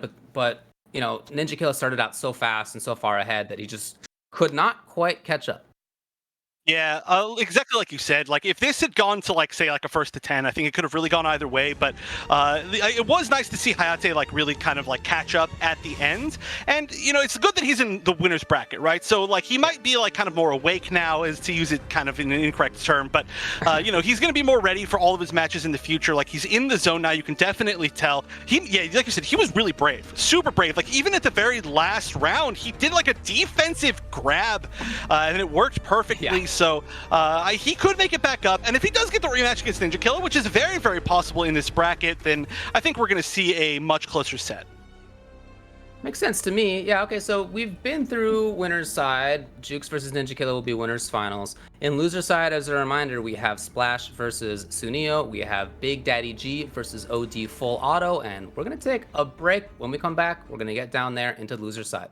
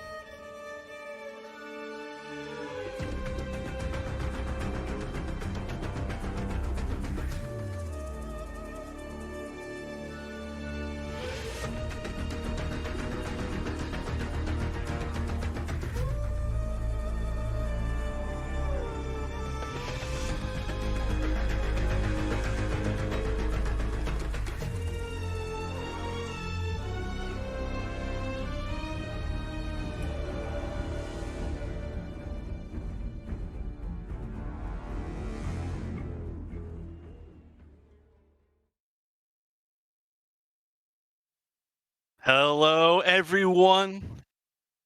Hello, everyone, and welcome back to the EVO 2021 Mortal Kombat 11 North American Top 8. We're done with the first round of winners, and we've got our winners finals set, but there's still plenty of matches in the losers bracket still to play, and I still really have no idea how this whole thing is going to play out, but it's been good so far. I absolutely agree with that. Yeah, we've seen good matches on both sides. One of them was a pretty strong win for Jukes, but at the same time, I think there was a lot to learn from how that match went. Really fun to watch in that sense. On the lower end, Sunio and Splash. You were right to say that I am invested in RoboCop. That's true, but I also really like watching Splash anyway, so for me, that's going to be a really fun one. And then Big Daddy G with Sonya and Full Auto with Sindel are two characters that are not as common. I think that's certainly more true for Sonya. I think that's certainly more true for her. Sindel, I still feel, is very strong, but doesn't have quite as much rep as some. But it's definitely cool that Big Daddy G is still doing such work with Sonya, a character that almost everybody, I can only think of maybe one or two other big examples of people who have not left that character, but he's still there. Yeah, it's true. I'm very, very excited for the next loser bracket match. But before we get on to that match, of course, we're going to want to give another huge shout out to one of our sponsors, Visible. And you can take advantage of Visible for as low as $25 a month when you join Party Pay. Visible's reimagined the traditional friends and family plan with Party Pay. Sorry, I'm stumbling over myself. Grab your neighbor, coworker, BFF, or internet friend to join, and each receive a lower monthly payment. Your squad can share the savings and nothing else, all powered by Verizon 5G, all included. Each person will manage their own account and payment separately. But that being said, I'm so excited for all of the matches coming forward. Like you said, the Suneo versus Splash matchup, when I looked at this bracket, had to have been the matchup that I was the most excited for, because Suneo, known as so kind of interesting stories as far as his history, known as playing next-gen Jackie back when everybody was only playing upgraded Jackie in Aftermath, and there was only, really a few people playing next-gen, which was the more zoning-based variation. And now every Jackie has the projectiles, and Suneo's like, I'm just going to move over to a more zoning character. And now we've seen RoboCop get some more buffs, even in the last patch that we've had. And so I love watching RoboCop. I think still one of the characters that's been played, or maybe even explored the least over time, even despite the buffs. And so hopefully we do get to see that. On the other side, Splash, one of my favorite players to watch. Oh, the hidden select. We might see something spicy. I have seen him play Katana as well. He's just a guy who likes to zone in general, so it could be something else. We'll see. Yeah, Katana has actually been one of his picks for a very long time. Yeah, I mean, we assume the RoboCop, maybe it's some wishful thinking, just because, we're both RoboCop fans here. But Splash, yeah, one of the most airborne players in the entire game, for sure. But also a very just cool dude in general. Fun little story about this bracket. Actually, one of his opponents, pretty far into the bracket, said, "Hey, I have to DQ myself because my PSN ran out." And Splash said, "Hey, I will send you the money right now." And they're like, "What?" And he's like, "Yeah, you worked hard to get here, so I'll send you the money to pay for your PSN, to your PS Plus." So, yeah, definitely a nice guy. But we are going to see the RoboCop. I'm excited. Flamethrower, Terminal Strip, and Low Auto 9. So this is a little bit more of a pressure-heavy potential on this character. He has the command grab, and he has the mid special that gives you big plus frames. At the same time, he still always has zoning tools, which you're seeing some come out right now. Yeah, so one huge thing actually about the fact that we're seeing this Buzzsaw, we only talked about one of the two sides, is that Buzzsaw is an amazing counter-zoning tool because it gives you so much advantage when it hits. A normal hit is, kind of that weird knockdown, but, you can only trade so many times with especially the huge gun, and you can just see how this life is just melting without even a full combo and the interactable. Who said this character doesn't have good mobility? This character has legit mobility, man. He's got a great backdash. Like, he really does, actually. I know. His ground movement's actually really nice. It just doesn't look like it when you're walking. Yeah. It's very similar, actually, to Fujin, which we just saw. Oop, I'm kind of going for the pressure. Knows he just needs chip at this point, and we do have the flamethrower, right? We do have flamethrower, that's right. RoboCop's gonna hold that string. Some other characters don't. Oh, he was so ready for it! So ready for it. Splash specifically calling out the timing there on the 4-3. That was actually... expectation. Yeah, that was a gigantic comeback too, and to end this comeback in that perfect read, you know, even if there was a breakaway in that situation, that wouldn't have mattered just because it was going to be the fatal blow. So Splash, despite losing like 90% of his life and just getting him to the corner, he made that comeback just so well. It shows a little confidence. And I really like that Splash is reacting to almost every single grenade by going up into the air and just diving over it. You can go really fast, far forward. And at the same time, RoboCop can't really control the air. That's a ground-only option. Ooh, tried with the command grab, but just wasn't quite on the correct read right there. Like I said, Splash does tend to go to the air a lot. We're actually not seeing it quite as much as he used to, but like this corner pressure is looking so strong. So many hits. Yeah, some characters can get out of that string, but RoboCop's got to just hand on to it. Oh, nice dive kick. Yeah, perfect spacing just to know you can hit your toes. Oh. Oh, oh, I wonder what that was. Was that an actual attempt to spin right there? And what would it have caught? It might have just been a like an attempt to just do something else that was a misinput. I'm not sure. Sunio patient. Okay, he's gonna get distance on this. Back to the range he obviously wants. As you can see, like we said, he's a very rangy type of player. He likes the characters that do that, and he's been there a lot of the time. Exactly where he wants to be. Hanging out by a chance for more mobility. And that interactable there. Yeah, this is, I mean, this is going to be so much of this set, right? You know, we're still in the first game, but we are going to go during these phases where it's kind of like the zoning game, and we are going to see Splash just take a lot of damage. It's very hard to not take any sort of chip. I mean, even just trying to flawless block every single thing that RoboCop does, it's going to be so difficult, especially that low 109. It just comes out so fast. But really what matters is the points that we get to right here, right? He's got that interactable. I think he's trying to say, oh, he actually did, yeah, but not quite. Yeah, you were right. He was absolutely looking for that. Splash here, taking some chip damage. Oh my gosh, he's bullying with that string so much. Oh, he didn't have confidence in that. That could have actually maybe been it. Turkey's so, or sorry, not Turkey. Splash, just Splash so low though. Just find one hit. Oh, okay. Now, it's really tough to get out of this. Oh, he actually woke up right away. Got over the back forward two. Look at the time. And jump 3 for the win. Sunio all of a sudden cut off the air approach. Oh my gosh. Yeah, so this is, I'm actually really surprised that we're seeing the command grab here and not the air charge, right?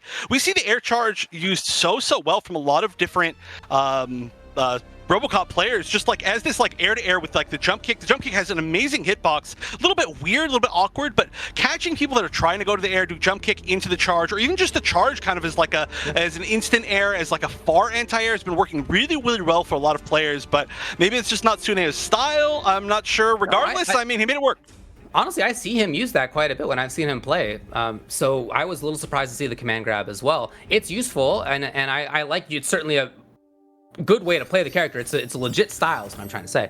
But when I see RoboCop go up against Lau, yeah, I would say I more often see air charge, or I see the high back forward 2, the arm rocket. Instead, it's command grab. Which again, you know, if you're trying to pressure, it's nice. If you are on defense, you can actually use it in some cases to harass out. Get that full screen again, or get the corner if you prefer. Yeah, it is actually one of the fastest mid command grabs in the entire game. I think it might be the fastest mid command grab in the entire game. It's quite good, actually. So you can check people with it almost like a normal, if you really, truly want to try it. But the fact that, yeah, it gives so much screen carry, and it can also be used as like an ender for screen carry. There's a lot of interesting things you can do with it. I love it as a command grab. I think it's so cool to walk around with people. But he's not going for it. You know, he's gone for a lot more normal grabs. He went for like one command grab and it was jumped, but just not really working out for him. Back to this control. Again, as you said, I really like that Splash is bringing in that buzzsaw right there so that he can really push RoboCop to the corner. To his credit, he's been able to do that really consistently. Oh, he's going to get the full hit. Also, though, he's using the flamethrower, right? That is on the flamethrower, yeah, but he's chosen for knockdown each time rather than that big plus frames on hit from flamethrower. Right, we haven't seen the flamethrower even a single time, I don't think. Oh, there we go. There's the command grab at least, carrying all the way to the corner. And now just be able to get out. I like the attempt. Actually, if that had gone off like just a little bit earlier, that might have worked, but just catching out of the startup of the armor frames And now, again, Suneo just taking the round. I think it's huge that he's been able to find his way out of the corner every time. Yeah, that's a big point in this match, no doubt about it. Trying to maintain this corner, this mid-screen control, not be in the corner. He's doing a great job right now, roasting Lau on the other side of the screen. Okay, here comes Suneo. Empty jump into forward one, I like it. Yeah, the full combo into the knockdown. I like the whiff dive kick just for spacing too. Little delay. Splash is very dangerous. Hoping for a KB right there, hoping for a counter hit with Suneo. Yeah, if he finds any. Oh, no way! What? There's no way that was intentionally a standing 3, right? That was a standing 3? That was like. Well, I don't know what it was. It must have been like a forward 3 or something, right? But there's no way that he tried to actually standing 3, but it was like the perfect normal. It just like perfectly ran into it. Yeah, I really don't think that was on purpose, but whatever. It worked out for him, that's for sure. Hey, whatever. You know what? The greatest, I think, FGC saying of all time is "we take those," and yes. we certainly do take those if you're Suneo. But that's a 2-0. That is a really solid lead, and there are so many options for Lau to be able. Oh no, so that's not 2-0. It's a 1-1, right? He won the first one. No, it's 2-0. It is 2-0. No, it's 2-0. Oh my gosh, I'm blanking out here. This has been a really good match. It's because he Splash had that amazing comeback in the first game. I forgot that wasn't the final round of it. But yeah, Suneo just really can pace of everything, and that's not easy to do against such a high mobility character who also, like I said, has really good options to be able to like counter zone, using that buzzsaw as a knockdown, as its counter zoning tool, but just not finding the moments. And this is, I feel like, one of the few games in Mortal Kombat 11 that I've seen, or sets I should say, where it really feels like the interactables matter, but that's because Suneo's been using them so well. Both of these players have had good tournaments already so far. Splash has beaten Gur, Too Easy, and Ludi. Suneo beat Full Auto and Pulse and Biohazard and Honeybee and Abyss to beat the situation. Only Hayate's beaten them so far.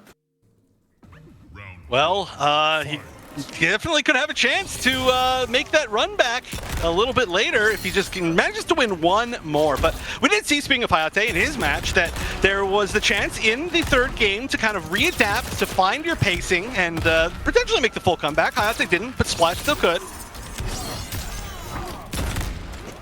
Yeah, taking some space right there, moving forward a little bit. Suneo smartly, as somebody who understands zoning, as he does, so strong in controlling space, that means that you can't always be moving backwards. Yeah, you're going to be moving backwards a lot, but you can't always do it. You need to pick those times to move forward, and he has done that so far. Yeah, regaining space, really like one of the most, I would say almost like the least talked about important things of zoning, right? Like when you get that knockdown, to be able to find your spot again and get your like pushback. But yeah, when you get in the corner, that's when your opponent gets the opportunity, and we're seeing that right there. It dropped combo, unfortunately, but you can see all it takes is just getting cornered one time, and you can lose 70% of your life. But right now, maybe it won't matter, because he did manage at least to find a way out, even if he had to take a combo to do it. Splash in big trouble. Not just down 2-0 and match point to Suneo, but also on the other side of the screen. Suneo already harassing there. All right, I like throwing a lot of the buzzsaws. Oh, I'm surprised he didn't spend a bar right there. If he'd spent a bar, he could have just gotten the entire screen back again. Again, that's one of the huge advantages. Oh, I don't think that was intentional. I think he must have hit something wrong right there. Now, he's lost some bar for that. There's that command grab, and whether you're trying to crouch or not, you're gonna get got by it. Here's Splash. Gotta make this count. This is the chance. He's got the corner. Robocop's stuck in the eggs behind him. Ooh, big whiff jump kick. Expected that to hit, I think, but that actually could have been a little bit of a whiff punish on landing, but didn't quite get it. Oh, nice, the down one. Oh, what? That hit so far behind his head and still put him back in the corner. So good for Splash. Ooh, okay, Suneo believes in the round.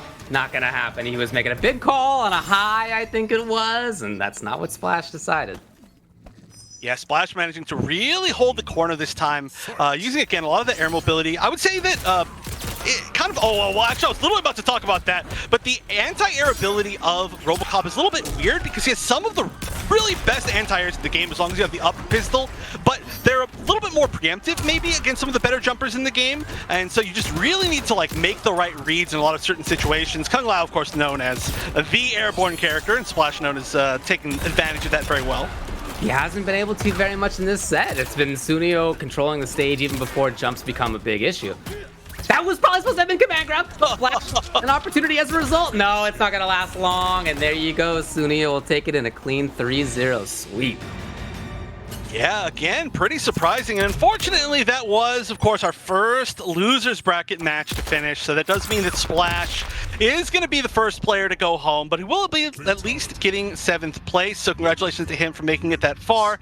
Like I said, always one of my favorite players to watch. And I really didn't feel like he lost that because he was playing bad by any means. He was taking advantage of every single opportunity that he got as soon as he got Sunio to that corner. But, you know, we've got the highest health character in the game now, technically, and just the ability to escape so many times that it really came down to, it wasn't even the wrong reads, it was just so much damage from chip, so much damage from zoning, and just the small little hits were able to close it out, and the patience of Sunio just really played to that. A little lucky for Sunio that just some of the stages that they had were stages where there are those corner escapes, but he used those well. And even when they didn't have, even when he did not have that, he still fought really well. Like we were talking about before, his ability to understand when the opponent isn't looking for forward movement from him is really important. He dashed forward, especially in that last game, into forward 2, into command grab a few times, and either way, right, that's going to push him further away from the corner, even if it's on block, if it's just a string, or if it's command grab, he gets, you know, full space wherever he wants to be on the stage. So that, again, that forward movement is what really kind of seals the leaks in zoning, and he's great at that. Yeah, it's so great to see somebody like at this level with RoboCop. But let's take another look at the bracket just to see kind of how things are going along, because now we've got just one more losers bracket match to play. I'm not sure if we're going to that one exactly next, but Suneo and Hayate, you said this is going to be a rematch, right? This is going to be a rematch. You're right. Yeah, Hayate is who sent Sunio to losers in the first place. Oh, that's cool.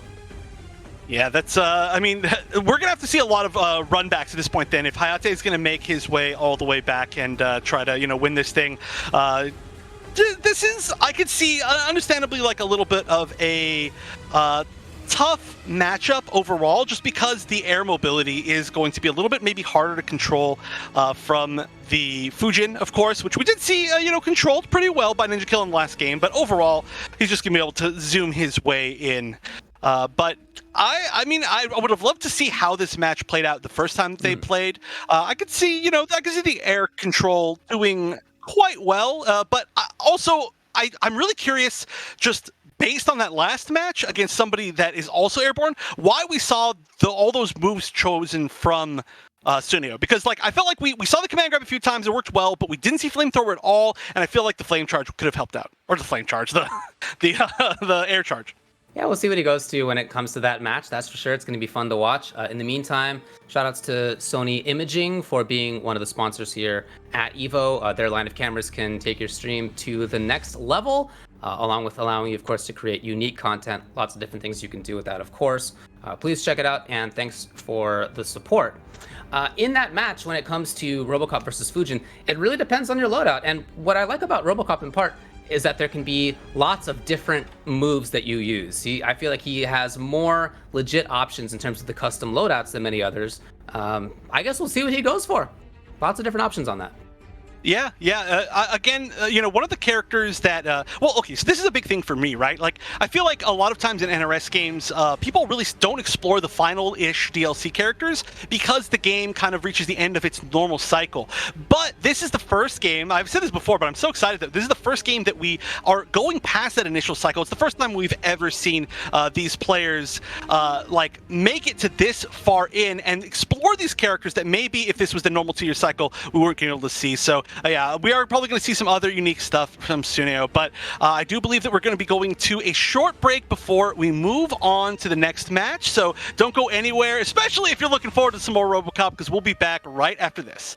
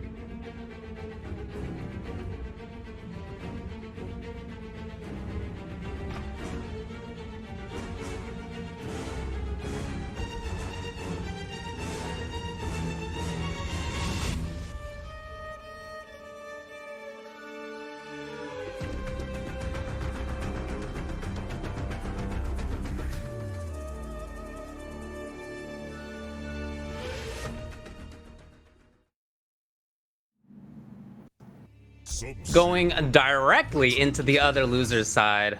Top 8 match between Big Daddy G and OD Full Auto. Now, what did I just see there? I saw Hellport cancel and Air Demon Slam on Big Daddy G's side. I was talking up the Sonya Blade, and instead it's good old Scorpion coming here. And I was also talking up the Sindel, and it's gonna be Sub-Zero. Okay, hold on. I think there might be a chance that they just pick their characters. This is not them playing. Okay. All right, so this is a button check or something. All right, that makes so these are the two like default characters when you like load into the character select screen. You're on one of those two, so that makes sense, I guess. Okay, all right. I was about to be really worried. What? Hey, worried or excited? You know, it's always nice to see the Sub-Zero Scorpion matchup. Let me see that Sonya and Sindel. That's what I'm looking forward to here. It's true, yeah. I mean, at the very least, this gives us a little bit more time to talk about this actual match. You know, we weren't sure that we were going to this one next, but we are. And yes, Sonya, just the story of Sonya, which of course the main of Big Daddy G. It's a character that was so popular at the start of the game, but just through the the balance patches over time become considerably less popular, and so many players started placing Sonya on the bottom side of things. But Big Daddy G really proving that the character is still viable, the character is still strong, managing to win a full week of the pro competition qualifiers for NA East. So that's very hard to do. You know, it's a really tough region considering that most of the people here are from that region. So I love seeing that Sonya, kind of a blast from the past at this point. And then on the other side, Full Auto, like I said, a player who played a more zoning-oriented Sindel back when there weren't custom variations. And now that there are custom variations, I think Sindel is one of the characters that has gotten the most out of it because she has so many good moves, and now you can mix and match them without having to worry about taking like one not-so-great one. And so Full Auto after that has just been doing better and better. So this is a matchup that I can't say I'm familiar with as far as characters, but I guess we'll see. Big Daddy G has beaten Twix so far, Jet Ring, Perfect Legend, Aztec. Full Auto's beaten King Gambler, Tweety, The Mighty Unjust, among others. So again, a couple players who have had a lot of success already. Those are some big names. Nothing on Earthrealm can stop us. 2 words, bitch. Nuclear weapons. Okay. I don't know if I've ever heard that one ever in my entire life, but going into the match, here we go. Sindel versus Sonya. But yeah, Sonya, actually known for having quite a good projectile. Kind of given the nickname Zonya for a while. Still very good projectile here going in, and this is going to be a nice opening. Building some space there is Full Auto. Oh, little duck for Big Daddy G. Okay. All right, so yeah, that crushing blow. Oh, using the air charge. Not a move that we see all that often, but trying to use it to just kind of get over, maybe get some air mobility, maybe trying to catch a jump back, which is something that we very often see from Sindels, especially if they have air Banshee Dash. There's that low scream, and we already saw that does get under her regular projectile. The blocking was there, not this time. Ooh, both low.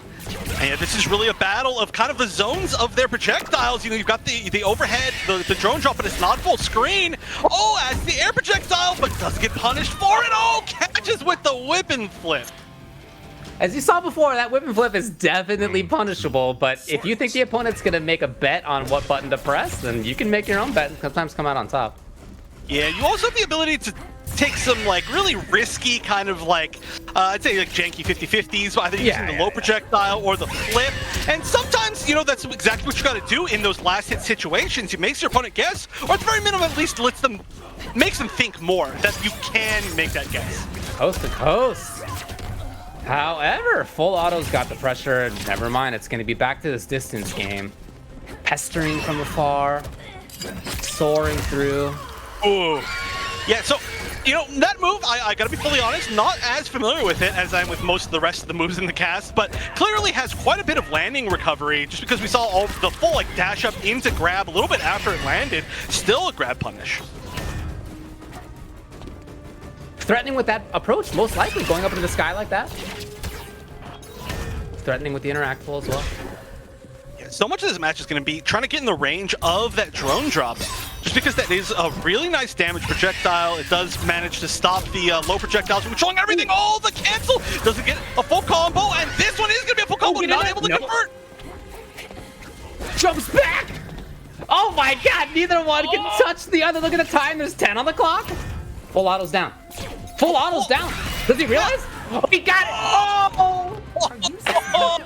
He got the hit first. I think there was confidence that that was going to be enough to kill, but it just wasn't quite. And Big Daddy G just barely eking out that win. But yeah, I can't believe that Full Auto went back with that little life.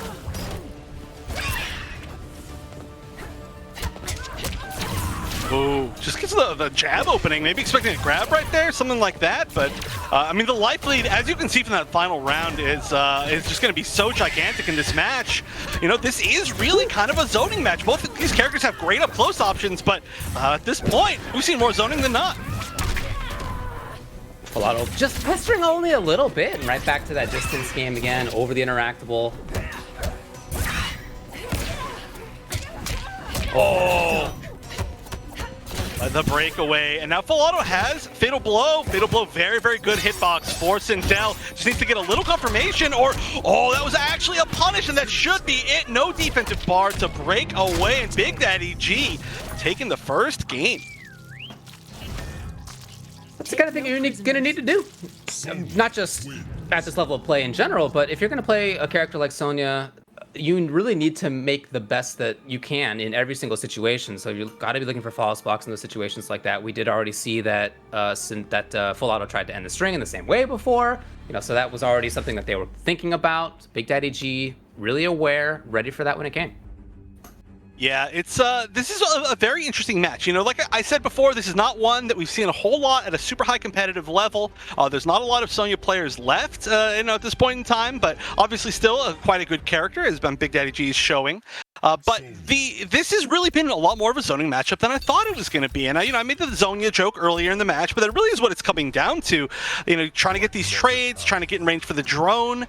I'm curious to see if we're going to see anything different out of Full Auto, because there are so many different things you could do, like, for example, the Air Banshee Dash, a way to possibly get over the projectile. No, we're still going to see the exact same thing. Air Banshee Barrage is the projectile that we saw from the air. Whip and Flip wasn't really used as an anti-projectile tool the entire time, but we could see that as well. Yeah, she's got a couple of ways around projectiles, of course, with that both that low and the whip and flip to get over. But if you just start winning the zoning war, you don't need to worry about it. Whoa! Sick. Okay. That was very, very cool. That's almost like a throwback to older NRS Mortal Kombat's. They're low immune moves that they kind of like low crush is, I guess, the best way to put it. And you can use it to go over low fireballs, but I haven't really seen that much in this game. Again, though, grabbing has just not worked out for Full Auto. Yeah, he's had success at range, but when it comes up close, not quite as much. Yeah, well, okay, nice plus frames. The up close game from Sonya, definitely a stronger up close game than Sindel. Sindel just tries to get you back to that mid range, right? But if you're point blank, it gets pretty scary. Again, if you're going to be zoning, you do have to move forward sometimes, and that's what Full Auto used to end that round right there, the sudden surprise jump forward. Yeah, that's one of the things that Sindel is the best at, with forward 4 or forward 2, or we actually haven't seen too many raw screens be thrown out. Of course, that crushing blow is probably the scariest thing. Hey, there it is right there. This is probably the scariest thing that Sindel has, known to be just the end of your life, basically, when it hits. Dude, the reactions to consistently stay on top of the projectiles, on top of the enemy rings, has been really impressive so far. Oh, no confidence that the overhead was going to hit there. And didn't get the full knockdown from that string, so no, not a lot of confidence from a lot of these spots. But there we go, finally landing the air charge. I was waiting to see how that exactly was going to be used, but I guess you can get it as a punish. Oh, nice. Wow. Oh yeah, maybe using the fact that Sonya at that range is looking for highs for the most part. Yeah, this is going to be a really, really difficult life to come back from, and of course now it's going to be impossible. That was a much more dominant game from Full Auto. You know, we saw this more with like Liu Kang before, but the crushing blows from Sindel are gigantic, and it's not as many crushing blows as like Liu Kang or as Garrus, but when she does land her important ones, it's huge, because she doesn't really have, unless you're taking like the 2 slot like launcher, her damage isn't usually gigantic, right? But she gets these, some of like the biggest combos in the game when she lands her crushing blows, or just some like really big punishes. So it's about like, you know, chipping people down with zone zoning and then finding your big moments. And I feel like Full Auto really did in that game. I feel like, again, what sticks out in my mind is that there was more forward movement in that case for Full Auto. So it wasn't just him being, you know, running away. I mean, keep in mind, first game, we saw him actually like running away when he was down in life that one round, right? Like he was very dedicated to staying away. Not quite as much that time. Yeah, it's a very easy thing to do, even for top players, just based on kind of like how much your opponent's intimidating you, right? To like give up too much space on accident, not challenge enough, especially when you're playing against a character that can punish you so heavily for stuff. But yeah, you just gotta make that check. Oh, and it's a great way to start off. Getting, oh my gosh, the damage and the charge for the full combo. Oh, everything's going right for Full Auto here. Yeah, that mid-range is really looking a lot better right now for Full Auto. Just backing up. Again, not the same way getting punished, you know, for that throw, but still just getting punished for almost every single throw. I'm so surprised he's continuing to try it. I would love to see him like dash up and do like maybe a little bit of a delayed meaty. Not meaty, maybe like mid.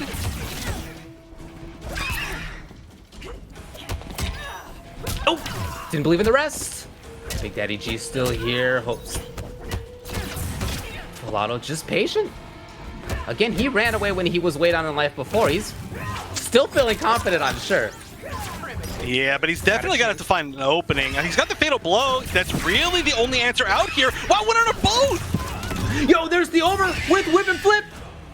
Chip is even a big issue at this point. Underneath, and it's good for Full Auto to take the round. Again, he was still okay, even though he was way down in life. He felt confident. Yeah, we've seen now a lot of these like really clutch moments, and honestly, that was very much the same read that we saw in the very first game of the set, but this time had the right read on how much life Sony actually had left, so it was gonna kill. There's some impatience coming out for him. I'm Big Daddy G now. He's run into stuff that he wasn't running into before. Yeah. He's really insistent about moving forward. I get it. I understand why. Wow, huge whiff punish. And gonna get the side switch. It's gonna be nice, but wow, really good use of the interactable. Said, oh, you side switched me? I'm going back to exactly where I was before. And yeah, this life is just draining. Oh, the forward four, one of the best strings in the game. Now Chip is, gonna be nearly unavoidable. And I feel like whatever happened in that first game, Full Auto came back twice as strong for the next two. And it just feels like he has full control at this point, especially with how that game started. That was ridiculous. I definitely agree with you that there's extra strength when it comes to Full Auto side, but I think even more than that, in watching that game right there, I feel like there was impatience on Big Daddy G's side. And I'm a little surprised to see that, but it did seem to me like he was more insistent about dashing forward, running into things. He ran into a bunch of projectiles that way, for example, in trying to jump forward a little bit more often, in trying to squeeze out this extra forward movement. And like, you get it, right? He wants to be up close. He doesn't want to have to deal with this zoning. I totally understand. But at the same time, that has cost him life in that game, I think, more than it was before. Yeah, I mean, I was talking about it for the very first game, how so much of the damage that he got was from counter zoning, throwing the rings. So I do see a different look. Okay, no, he hasn't just chosen yet. But yeah, throwing the rings and just trading with projectiles, especially being able to get that crushing blow ring, which is a very common crushing blow to see, and then getting the orbital drop damage just to get the knockdown, get a little bit more. We saw Big Daddy G really winning a lot in the zoning game, but he just wasn't trying it in the, I guess, second and third games. So I would like to see him go back to that. I mean, Full Auto maybe adapted a little bit to it, maybe made it a little bit too hard to do that, but at the very least, still showing that you're willing to do it could be huge. Yeah, I don't know if there's another pick that we could see here. And it looks like this is the same exact variation. I'm not as familiar with how all of her moves look on that screen. I think that was orbital drop, the ring charge, and the air down energy rings. Okay, yep. Oh wait, no, that's not the same. No, that's different. Yeah. Yeah. There's no more. I think it's called Soaring General. I'm not super confident in that. The other move. Now there's air downward rings. So maybe the intention is now he can attack from that kind of mid-range airborne distance that's been a problem for him. Yeah, we'll see. The air downward rings, not exactly the move that you would all maybe expect. You don't get like a meterless downward ring. That would be really scary. Nice, there we go. Just a crushing blow like I was talking about. And look, the zoning game overall being won by Big Daddy G. And not only is he winning the damage just barely, but he managed to get him all the way to the corner. So he's got this far, and now he just needs to land like 1-2 full combos here. Okay, chance to move in. Oh, the threat was there, understood. Full auto. Tries to get up close. Yep. Just like that, it's the chase all over again, and it's running into things again for Big Daddy G. Oh yeah, just the jump kick again. We've seen so many jump kick air to airs working out for full auto, just so good at using those that way. And now it's gonna be match point.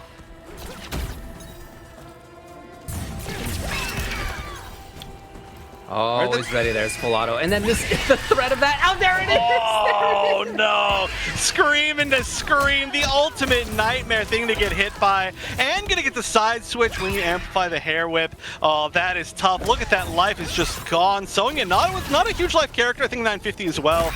And oh, look at this. Just needs to find some solid hits. And I like the fact that we've seen the dash ups, no more grabs. And we've seen a lot of times where Big Daddy G has attempted to duck a grab and then been hit.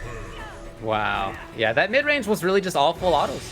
You could see Big Daddy G running into a bunch of that. Again, I still really like the awareness that full auto had as he jumped back. He was still ready for the air banshee stuff. Really, really good play.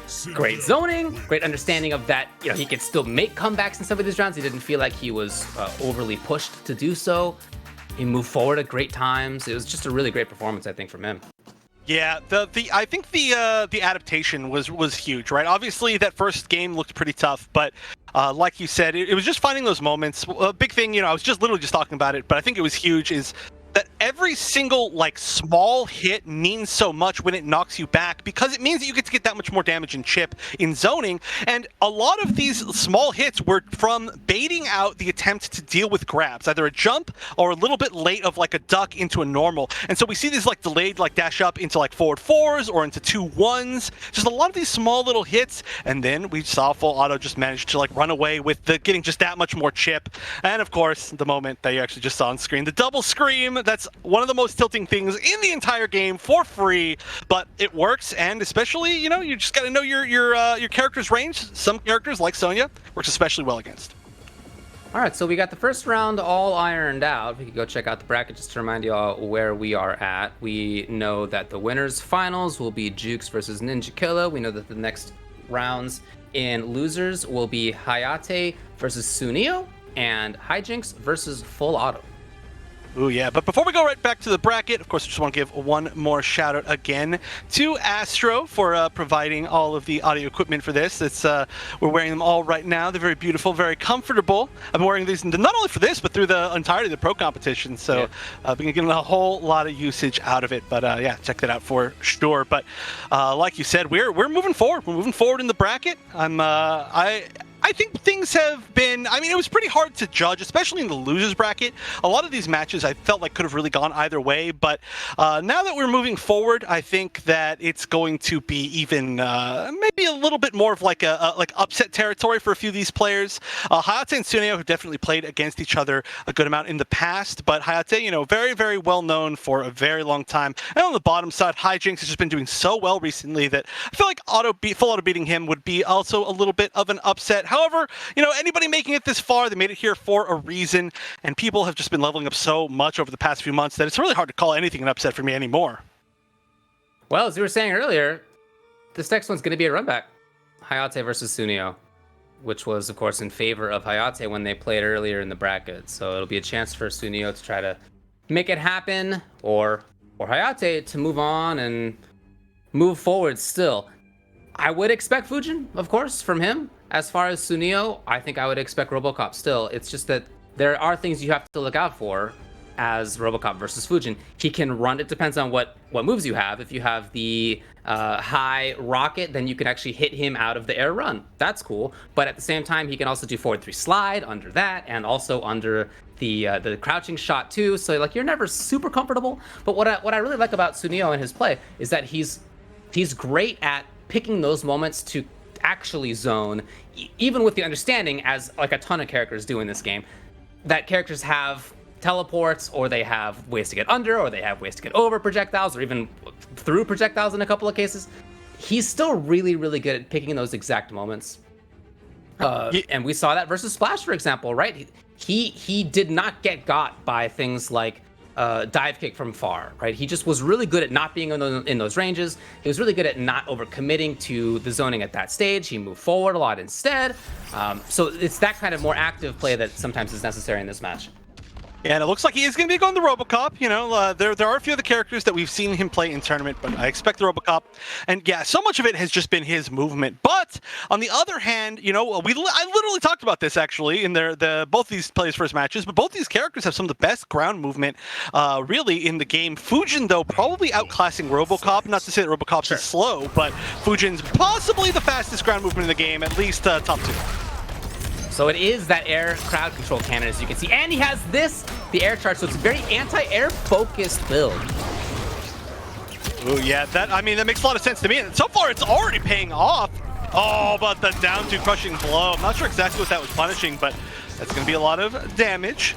And now Tsuneyo's going to have to go back to this zoning game and see how much damage you can get from it. But I do like these picks of moves.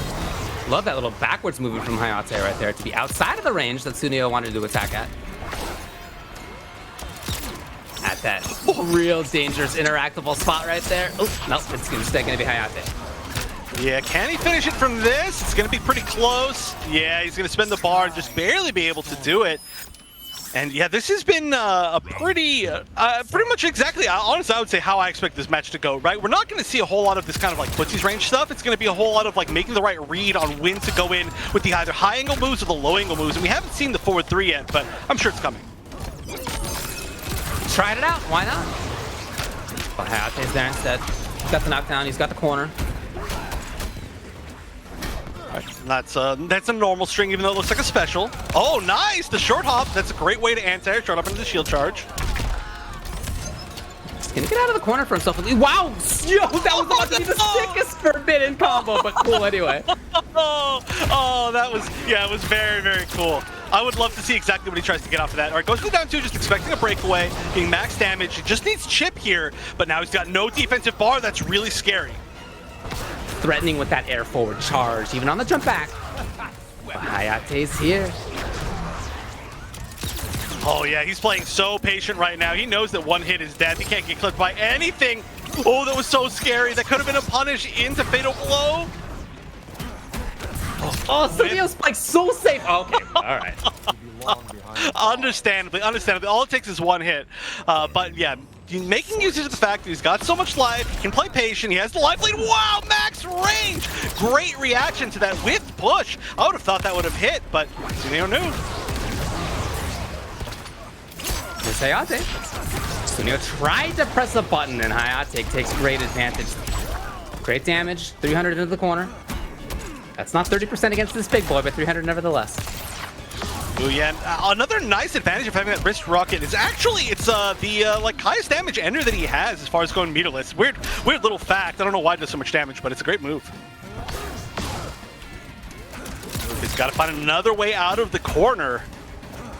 It's not going to be easy. I like the fact that Hayate is backing up, but maybe a little bit too much. Tsuneyo immediately reacting to it. The fatal blow's there again. We haven't seen a single fatal blow in either of the sets so far from Hayate. He just hasn't found the moment. Oh, look how patient they both are. Neither one wants to overcommit. They both understand it can be the end. Oh no! You knew it was coming. You said earlier in that first round, oh, I'm sure it'll come eventually. Well, it did to seal game number 1.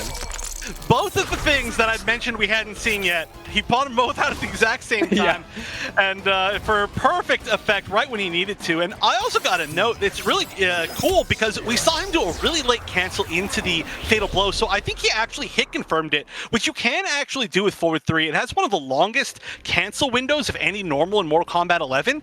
Mostly you can't one-hit hit confirm in the game, but that's one of the normals that you actually can. I think he did in that moment, which is beautiful. It definitely looked like it, and I've seen him do it in the past. He's, again, is a fantastic top-level player, so it's certainly something that he's capable of. I like that he saved that for that situation. He didn't do the forward 3 the entire time. I don't know that that lulls somebody like Tsuneyo to complacency, who obviously understands like what the risks are at all times, but still the fact that he didn't do it might mean that it wasn't at like the forefront, at least, of Tsuneyo's mind. Yeah. I mean, at the very least, just, conditioning him that he doesn't have to worry about it as much is going to be a big deal. But also, I have to note, it was really cool to see Tsuneyo was, I think, a little bit like like ready to just fight out of the corner, because being in the corner means that certain pressure strings, like the fact that you can't like fly over them with Fujin, do the spin and then land, because you land point blank and it's punishable. So he was actually using the corner kind of to defend himself and stop the air shenanigans, and it almost worked. It almost worked. He held that lead until that final moment, and I'd like to see him try that again. Oh, he's so fast! Oh, I know. Nobody expects the ground movement. You're like, okay, he's going to be flying around in the air, and then he comes to the ground, you're like, what?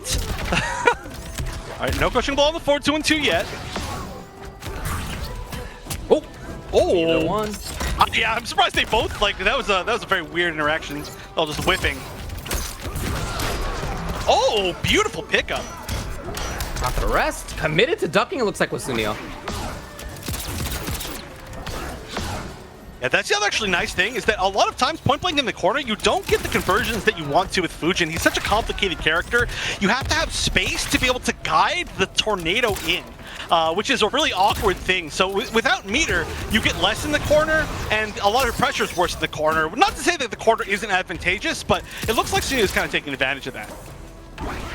Every time Robocop jumps back, he could be moving forward, and you never know when that's going to happen. So you see as Hayate approaches, he understands he's not over-pressing. We're running out of time. 15 on the clock. Oh, the jump kick. Oh, the pickup, that's going to be it. Yeah, the fatal blow conversion. No way to get out of that. Really, really nice pickup. I think the fact that he won with the 4-3 before was causing Sunio to kind of like try a different mode of defense right there, and he was trying to maybe jump over it and whiff punish it, which is kind of the easiest way to deal with it, but instead he just got clipped and he didn't go back to the 4-3. So smart stuff. I love Hayate's movement because it's not always super fast and ground-based, and it's not always airborne either. You just don't know where he's going to go. He's really good at picking different options at all times. And that's making it tough for Sunio to pick where to zone at. Yeah, I mean, that's really what you got to do with Fujin. He's not a character that really opens you up with a lot of 50-50s or grab, strike throw mix-ups as much. He's really about making your opponent mess up by using his mobility and then finding these weird surprise openings. Ooh, jumping, not quite hitting. Nobody punishing anybody for any weirdness here. Nice, there we go. So a couple of forward threes, so now Sunio's absolutely looking forward to it again. What a call out! A cool combo too, I like that. A lot of auto 9s in there, but uh-oh. Big damage, no fatal blow. This almost might have been over. Oh, I didn't even know he had that locked and loaded. Oh, he gets a hit as well. Sunio blocked once, thought it was his turn. Nope, it was Hayate's still. Oh my gosh, yeah, Hayate really taking advantage of after those, I guess of the respect after those spin cancels, where I think we could see maybe Hayate trying to poke a little bit more. That's one way that we saw, oh, I'm sorry, not Hayate, see Sunio poke a little bit more. That's one way that we saw Ninja kill it. That matchup was even in those situations saying, yeah, I'm still going to check you with something right here. I'm still going to make you guess. But we've just seen so much respect, which has worked out for Sunio in certain situations, but also in certain situations like that, just maybe it's a little bit too much. So 2-0 for Hayate. Again, he's the one who sent Sunio to losers in the first place. He's on the verge of doing the good old-fashioned double elimination. The old double jeopardy. Any classic. changes? Nope, it's right back to the same variation. I think the variation makes a lot of sense. I'm just really impressed at Hayate's timings on when to go into the sky, when to do forward 3, both of which rarely, and a lot of this is just him on the ground advancing, right through harassing with this right here, for example, harassing with push as well, making it not easy for Sunio to know where to control. Yeah, that's the thing about really Fujin, is that he can control so many different spaces at any given time. You really have to make the right read. He can back 2 even if he's not close, which is this mid-range normal, more than mid-range, almost far range. He can go to the air, he can stay on the ground with the forward 3, he can just dash up. Oh, nice, good combo. The little wake-up backdash. Beautiful stuff from Hayate. He gets the corner out of it. Tossing his opponent into the change. And we've seen this spot before. We've seen this spot a bunch of times at this point. This is a really tough situation for Sunio. Yeah, he fights well from the corner, but he's just not getting any damage is the problem. He's just not able to find his small little hits. All right, he's going to have fatal blow. Okay, so Hayate freezes up a little bit. I like this, oh! I think that's enough. I'm pretty confident. That's enough. Yeah. I'm always wrong on Fatal Blows 100% of the time, so I just don't even guess it anymore. But yeah, I'm pretty confident that's gonna be. Yeah. Boom. Nice. Yeah, taking advantage of that. I mean, as a character, as a zoner who primarily gets his damage from zoning, using crushing blows and fatal blows, a lot like Sindel earlier, is gigantic to be able to like close out some of these matches where you just need that much more damage rather than hit him with a lot more projectiles. He's been right a couple of times. That's Hayate ducking under grabs and getting the down 2 KB yet again. Wait, was that the command grab? Did he change variations? No, I thought he did. It was regular grab. That was regular grab? Okay. Similar looking little animation there, but here we go. Match point now for Hayate. Seen a lot of relatively one-sided matches so far. Somebody's got to make a huge comeback. Oh no! 2 crushing blows in a row with that move that we just never see the crushing blow for. Oh man, talk about a stolen turn right there as Hayate definitely fights at negative frames. Oh no, everything's working out this round for him. This is going to be so tough to make a comeback for. No fatal blow even, so he just has to be crushing blows, just infinite projectiles hitting without a single trade. And I mean, you know, it is the win push, so if you trade really, really well, maybe you can make it happen, but it's just, yeah, it's just chip eventually. This is going to be so hard. There we go. Oh, didn't get the crushing blow, didn't manage to get the punish. He's getting some damage adding up, but oh, again, no damage. Oh, the crushing blow. This is a chance. This is possible. Becomes maybe doable, and he got the throw KB lined up, so if he gets another throw, it's going to seal the deal. It's maybe possible. He's frozen, though. He's waiting for Hayate to spend that bar. There it is. There's one. He's so low. He's so low. There's one. He can't get chipped. He's still got defensive bar. He still has the chance to block some. He's doing so much damage. Can he make his comeback? He can. He does it. Suneo makes nearly a 100% RoboCop comeback. Unbelievable.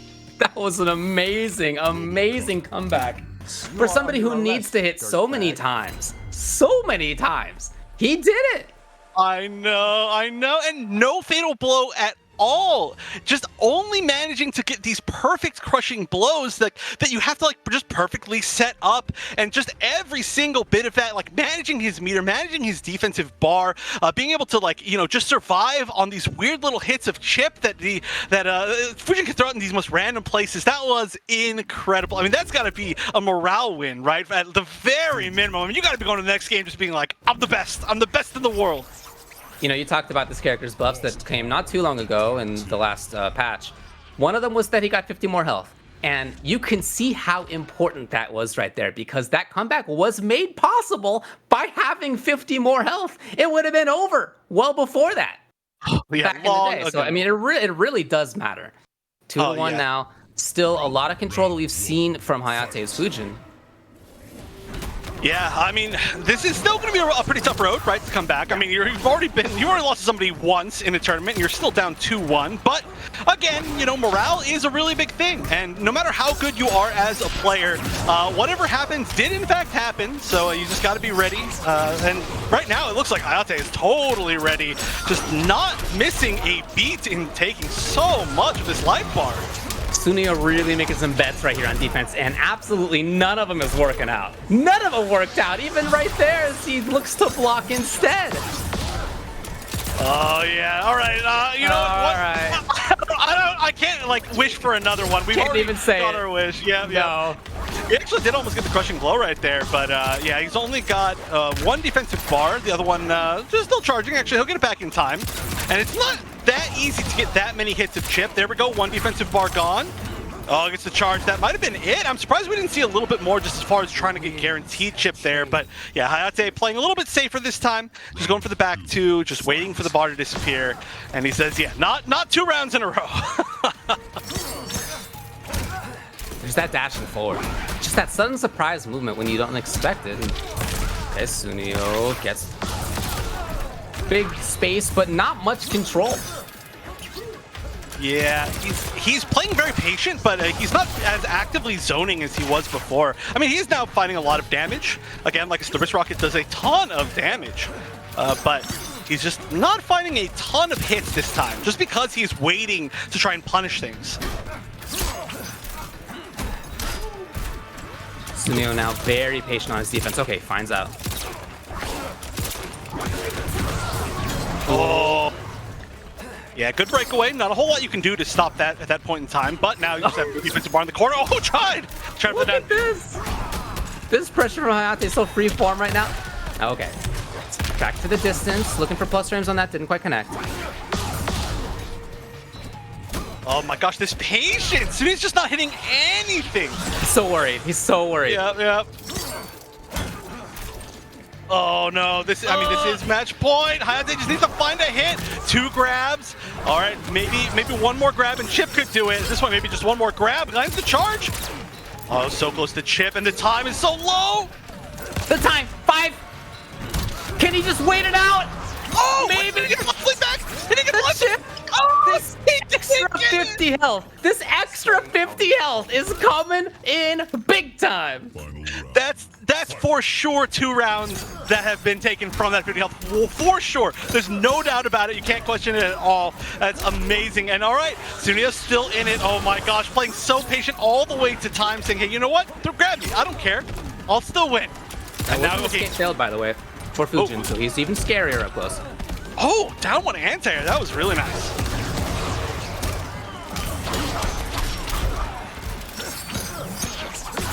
All right. Again, just taking him all the way to the corner. Oh, that was actually, I mean, it was cool because he managed to get back out of the corner. Maybe that was the intent. But if it was, that's pretty sick. But yeah, this is another tough one.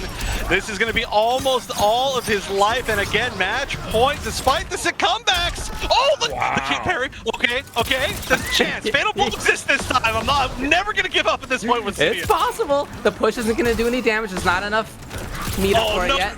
No bar. Yeah, that was a lot tougher of a situation. No way to avoid the chip from even the interactable, and Hayate saying, I'm not letting you do that 2 times in a row. But what did happen 2 times in a row is Hayate beating Sunio.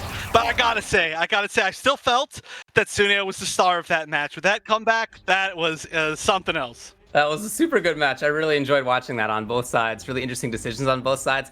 I think the only time that I saw the Skywalker into dive kick over a projectile was the actual last decision that both players made in the whole set. Like, that only came up once the entire time. And that's exactly when Hayate was in his mind thinking, okay, this is the one time to bring it out. That's the kind of thing that I love. And, you know, to talk back about that game number 1 when he saved the forward 3 for the very end as well, knowing when to bring those options out is so key.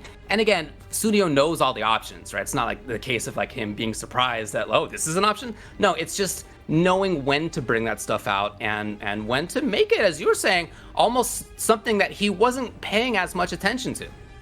Yeah, no, that matchup in general was so great to see, and it kind of goes back to what I was saying about how we get to see these kind of later DLC characters get pushed to the limits. I think both of those players did that, are doing that so well currently, and continuing to push the limits. So great stuff to them. Probably my favorite match of the day so far, but there's still a lot to go. Before we go to a short break, though, again, we just want to give a huge shout out to, of course, Sony.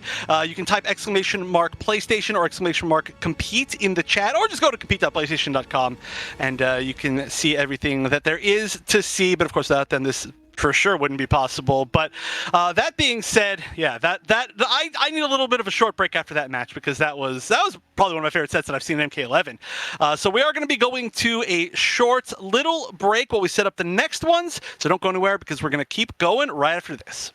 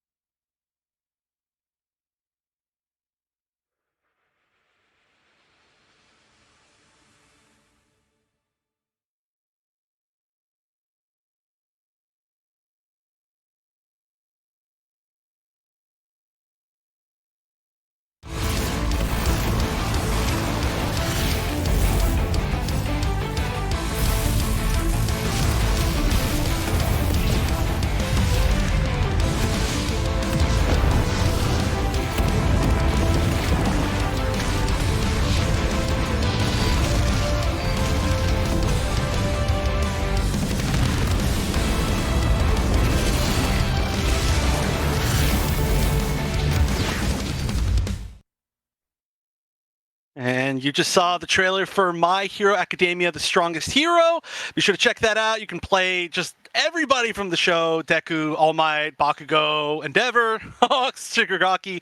Oh my gosh, I'm stumbling on all of those names. But yeah, it's a cool game. It's got PvP, it's got world exploration, it's got raids. There's just a whole bunch you can do. You can team up with other players. But of course, that is one of the sponsors that we have for this EVO 2021, which is, of course, what you're watching now. As we're going now to just about the getting close down to the second half, I would say, of this top 8 here for North America for Mortal Kombat 11. As we're now going down to our final losers quarterfinals match to see who's going to make it into the top 4. Coming up next, STG Hijinks versus OD Full Auto. Coming up to play now. Again, we saw Hijinks has only been sent to losers by Jukes. That was 3-0 at the beginning of this. Other than that, you know, he's had, as we were saying, really big success in a lot of stuff. Hijinks has been great all year in MK11. Again, second at EVO warm-up rounds, second at MKPK North America East. He was 4th overall in points throughout the whole season. His second place at Outworld Television Season 8. He's had a lot of stuff going for him. So do not count him out here on the loser side. Oh yeah, that's a lot of stuff. But really, this is a battle between two players, which honestly is the kind of the majority of the players that we have here today, that have been grinding as hard as possible, even during like this more online era, right?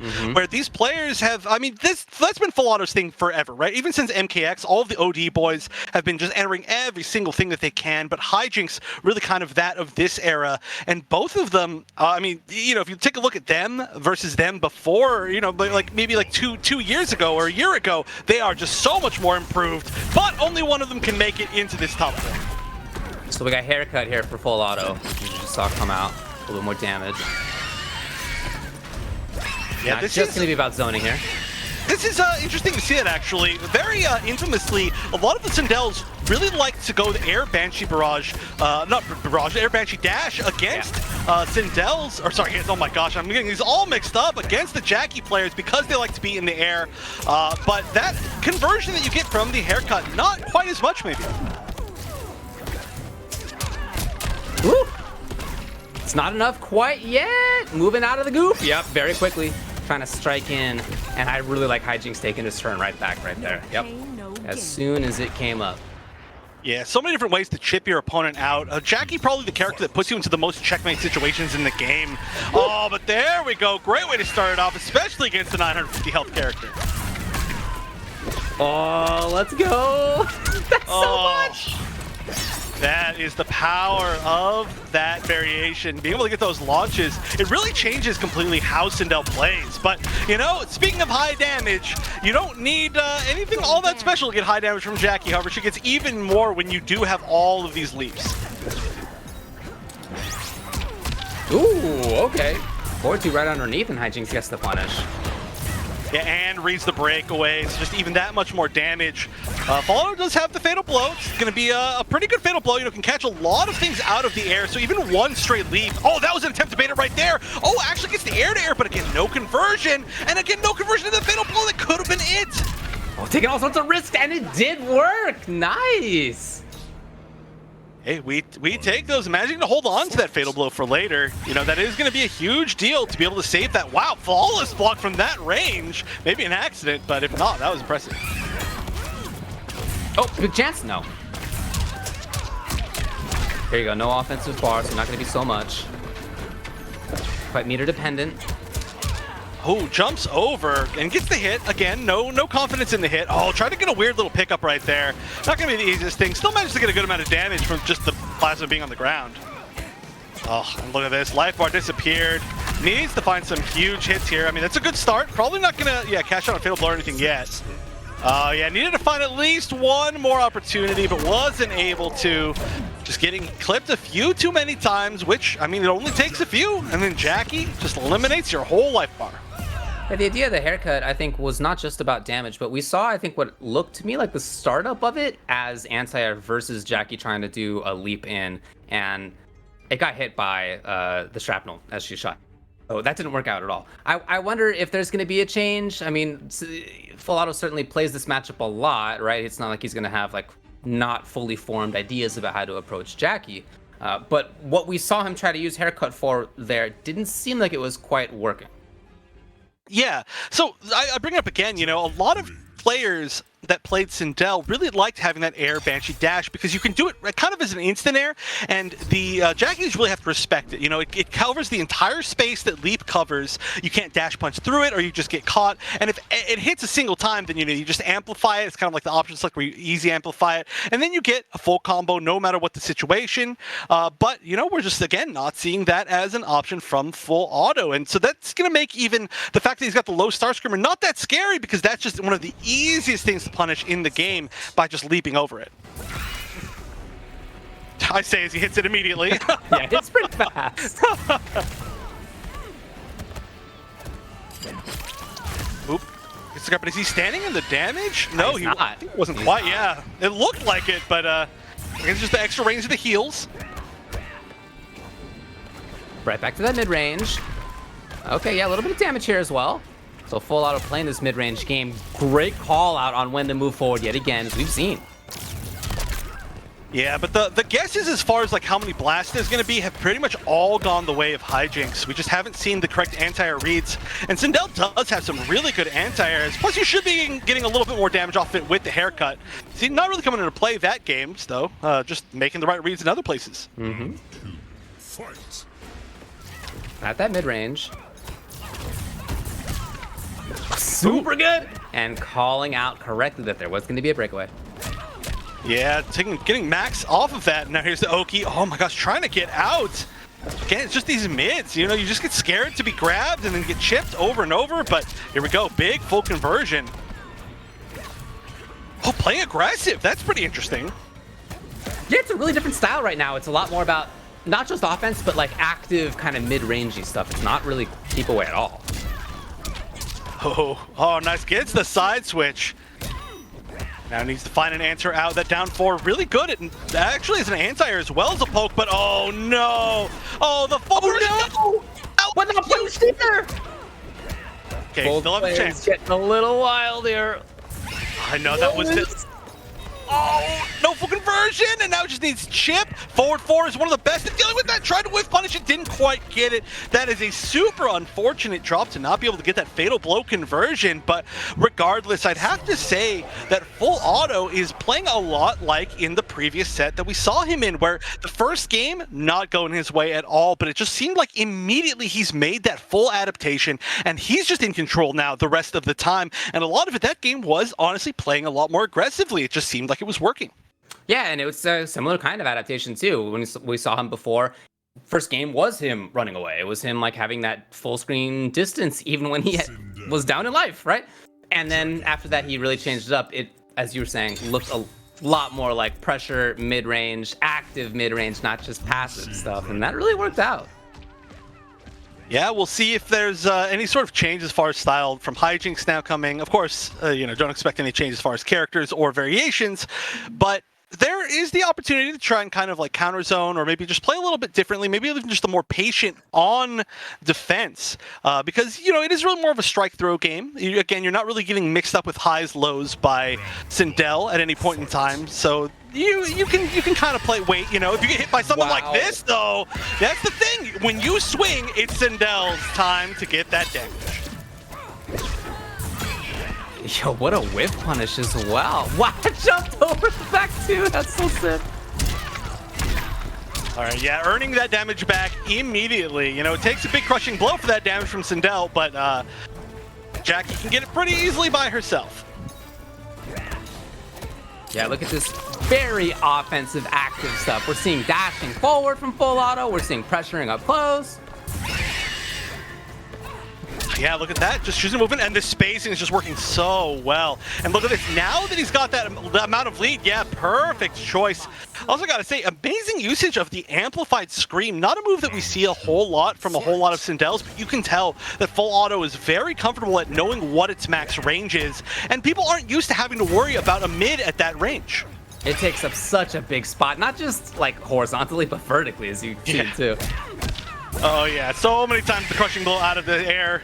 That is a heartbreaker 100% of the time. Unless you're the Sindel, then you're very happy. Ooh, nice. Good air to air. Great call out by Hijinks, looking for the breakaway, gets a chance to pressure. And there's a little bit of like a jank 50-50, but yeah, you know, the damage is significant, especially when you amplify it like that, and the knockdown is really big. Wow. And again? That actually, I think is, I was going to say punishable, but I like that backing up and whiff punishing with back two. And I swear, this looks exactly like a repeat of the previous game. A full auto, just more and more getting a grasp on exactly what he needs to do to fight his opponent, and it's just looking so dominant now. Yeah, the longer that this goes on, the more that it seems like he has control, for sure. For Hijinks, it's going to have to be, you know, not just trying to inflict his own offense. Obviously, that's a huge part of what his character wants to do. But it's also got to be understanding how to get around and not have to deal with or just play well when getting pressured by his opponent, because that has been such a huge part of this. You mentioned when Sindel backed off and was confident in that life lead. That still is there. That zoning, that mid-range control is still there in those instances. But the bulk of this is really more about, again, active, moving forward, playing offense. It's working out. So one reason, too, that I think that works out so well for full auto is something that I see him do that I see almost no other Sindels do, even the best in the world. We've seen a lot of them, especially from kind of like the East Europe like area, but nobody whiff punishes with back two like full auto does, which is, you know, her only like kind of raw launcher you don't have to spend any bar for. And he just creates, especially when he's on the offense like we've seen, he creates situations where he knows he can whiff punish something and has the confidence to go for it. And I think in both the sets that we've seen from him so far, as he's gotten more comfortable against his opponent, he's ended up going for the back two whiff punishes more, and we actually are going to see our first final game character switch of the day and our first Cetrion of the day. I was going to note how interesting it is that we didn't have any Cetrions, but now I guess we'll see if we see any Cetrion wins, because with low Starscreamer and Haircut, both very good at dealing with a lot of what the character can bring. Very classic build, of course, for Cetrion here. She's got that teleport. Got the, auto. threatening. I'm right in there immediately. Here's the teleport. Oh, catches with the overhead. Probably not as an overhead, probably just actually hit it like some movement or something like that. But you look at this, yeah, it's not going to be easy. Yeah, you see, look, you have to teleport in for the aggression, and that's really not where you want to be exactly as Cetrion. You want to get more value out of your zoning, but the low Starscreamer, really, really good projectile. Oh, almost got the air-to-air right there with the jump too. Using that hair. It's one of the longer jumps forward. Happy to see that right there out of Hijinks. And then again, full auto finds the hit. It's almost enough. Yeah. Oh, it's not. Hold on. What? Hold on. Okay, yeah, there's a chance. I can't believe that Jay didn't kill. That was very weird. It looked like it had no damage, but here we go. The pressure's pretty scary in the corner. Oh, but again, the jump kick, air to air has been working so well in every matchup for full auto.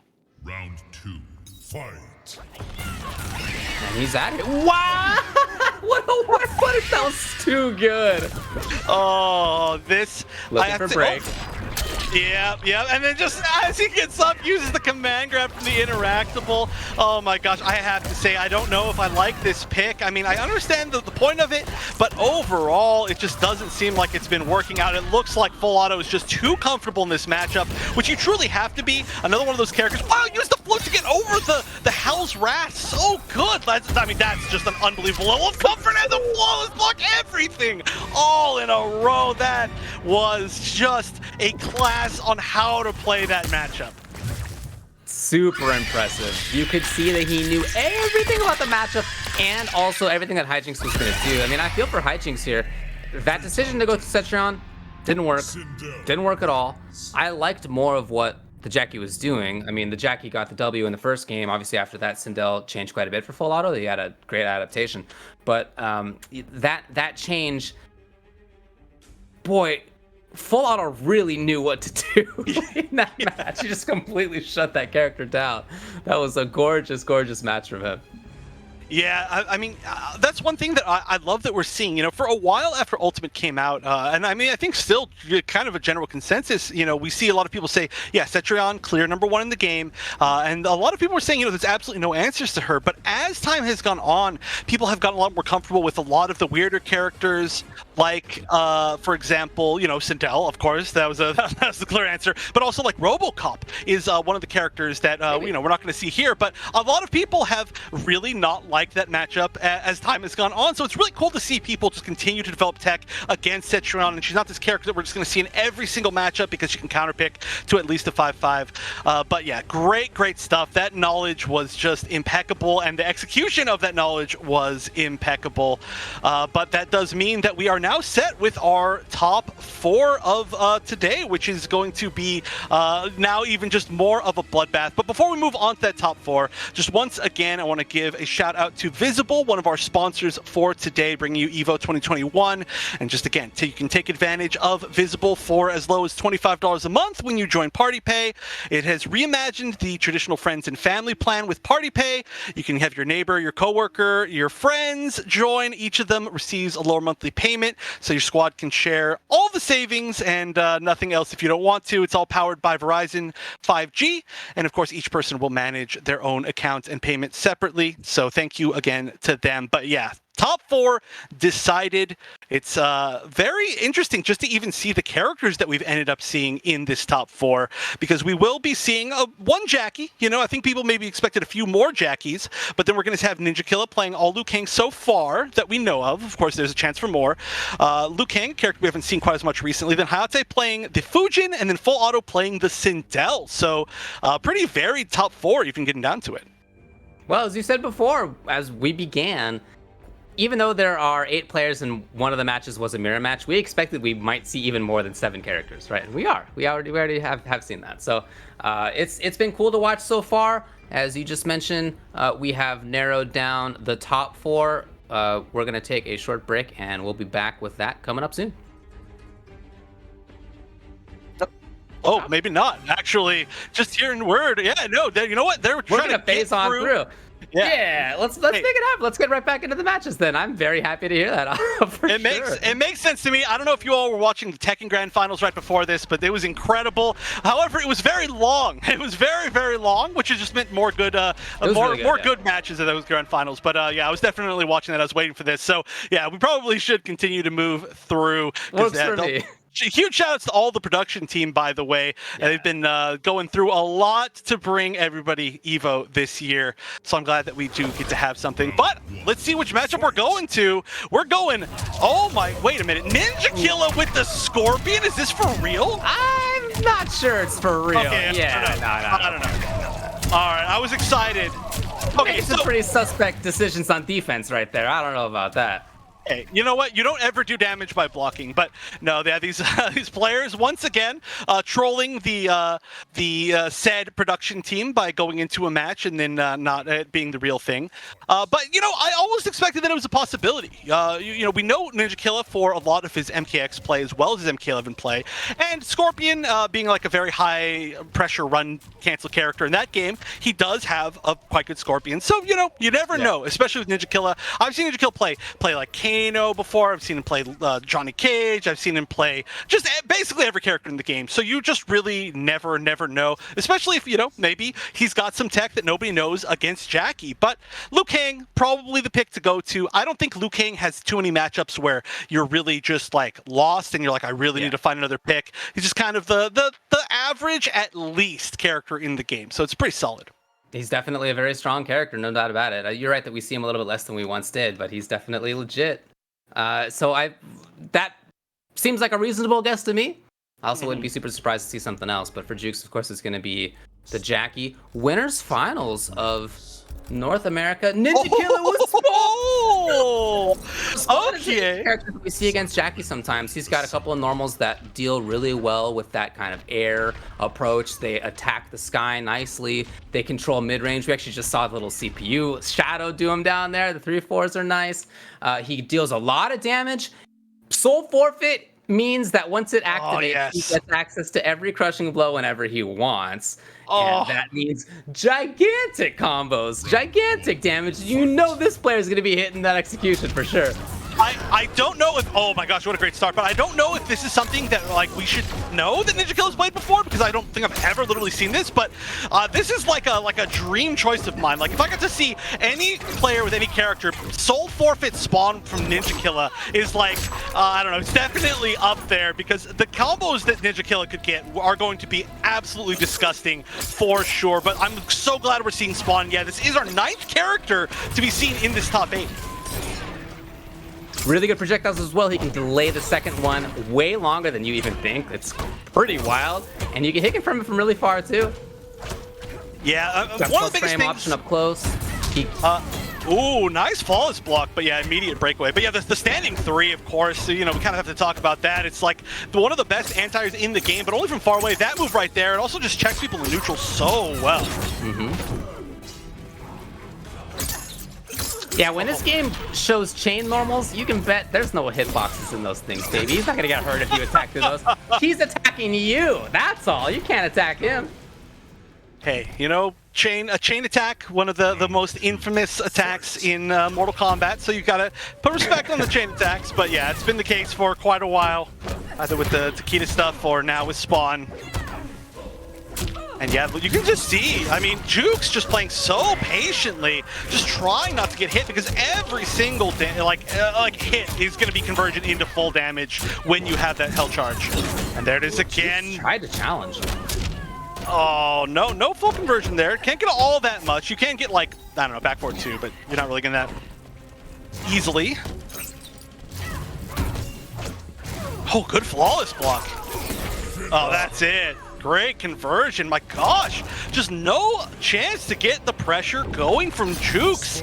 Maybe looking a little bit like uncomfortable with the fact that the spawn was picked. Maybe didn't expect it.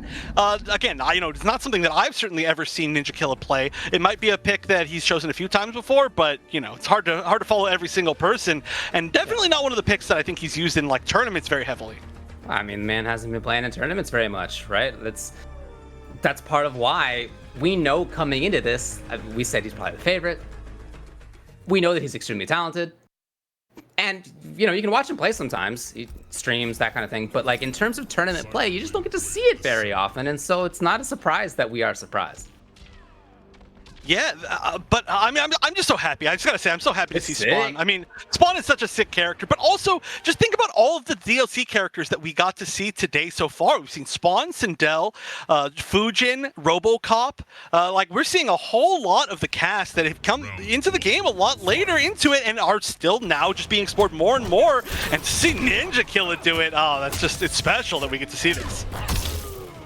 Here's Jukes, gotta make the offense count. He's up close. No, Ninja Killa with the rare wake-up attack. Yeah, there's stats that you can actually see on playing ranked in the game, and Ninja Killa showed his stats, and his wake-up, like the things that he doesn't wake up, it was like 95% just nothing. Which is just, you know, just be patient and just guess correctly afterwards, which is incredible, just the kind of player he is. Again, there's that delay in the fireball. Jukes with attack. Ninja Killa right back in. Oh no! Again, another character that has incredible ground movement if your movement tech is good. You know, you've got the wave dashes, and Spawn, again, slow walk speed, but wave dashing incredibly fast. And you know Ninja Killa, probably one of the best wave dashers in the game. Of course, whatever the execution is, that man's ready for it. There's the catch as he tried to go up into the sky. Jukes is really having trouble getting things going. There's a chance though. There is defensive bar. Ninja Killa hangs on. Oh, tried the down one. Maybe just a little bit early in that situation, but yeah, that's going to be chip. Grease kick, one of the better chip moves in the game. Of course, super unsafe, but if you've got damage over time on the ground and the chip from the grease kick, more often than not, you're going to be getting that chip kill. I love Jukes just getting out of the corner. Oh, here we go. No. All right, and now, you know, one thing that we haven't seen yet is Soul Forfeit. We haven't seen it get even to a third round yet. So there is the opportunity to use that. It does get rid of some of your bar, but that's when the combos get nasty. And he might save it until he can for sure get a one-hit kill from it, but we'll see. I mean, he's actually already pretty close to that. Yeah, he's... Yeah. He's there now. We'll see if he even feels like he needs it. Oh, no, what? Missed the conversion. Gets a second nice conversion, but all right, here we go. Gonna get the grab. At this point, you're probably not worth it for soul forfeit. You probably just want to keep your bar. Right. It is often used as kind of like a comeback tool. Of course, down to that life, but nice. This is a big pickup. Now, you can get some leap with Oki after this, but I mean, that's really scary because there's the possibility of flawless block, the anti-air standing 3, just a whole lot. Let's see what the option is. Zone. Yeah, those fireballs are so strong. Oh, here's Jukes. Trying it. Oh, yes! Oh, the hit! As Ninja Killer was, I think, trying down one underneath. No, Jukes was there.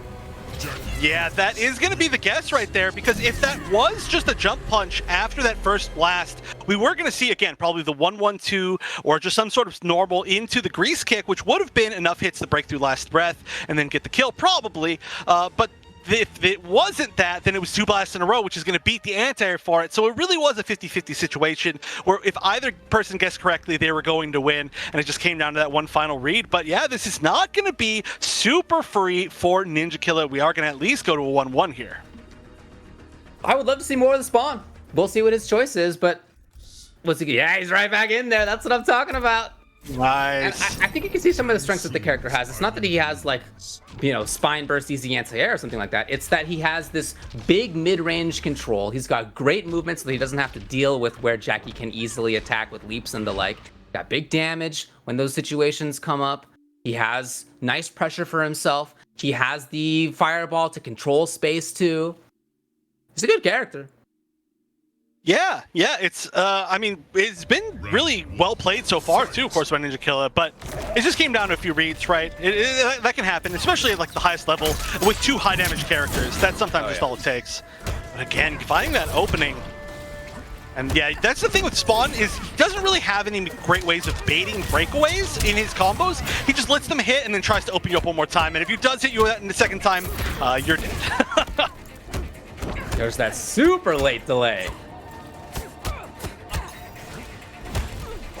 No anti-air. So patient. Well, there's Jukes. Nice. Gets the full conversion and the damage over time on the ground. That actually could be it. No. That just goes for a little bit of a weird pickup right there. And now, yeah, no defensive bar. Don't get hit. Nobody needs to get hit here. Oh, the 3, but not the 4. Oh! No whip punish.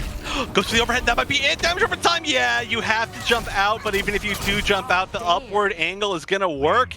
And Jukes really starting to adapt to the spawn pick. Again, I think that Jukes was just like not ready for spawn to be picked in that first game, but as time is going on, he's like, okay, you know what? I can get this. Oh, no, the Jackie curse! The Jackie curse trying to down 2 Punisher for a grab. She steps so far back, and it's so easy for those down 2s afterwards to whip.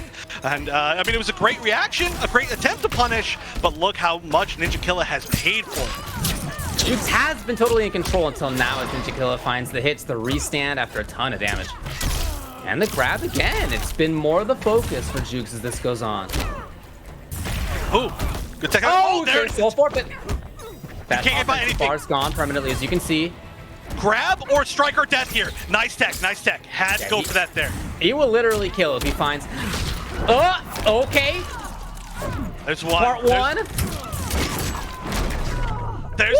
Oh, and one more hit, and that is going to be it. Let's go. Oh, that is exactly what you want to use that for, especially against a 950 health character. All you need is one hit, and that was within the same combo if it started with a grab as well. That's just what the character works so good, but here we go. Now all those crushing blows are gone. I mean, you usually don't want to have to use that in a second round. You want it in a third, but I'm saying that this game's almost over. Oh no, the standing reset whiff, but Ninja Killer's right back in there. Still here. The grab comes. Will he spend KB? No, he does not. Oh, gotta get out of this corner. Oh, Juke's in trouble. You can see it. He's frozen. It's frozen as the statues behind him. The dead men are there. Ninja Killer's gonna not. Okay.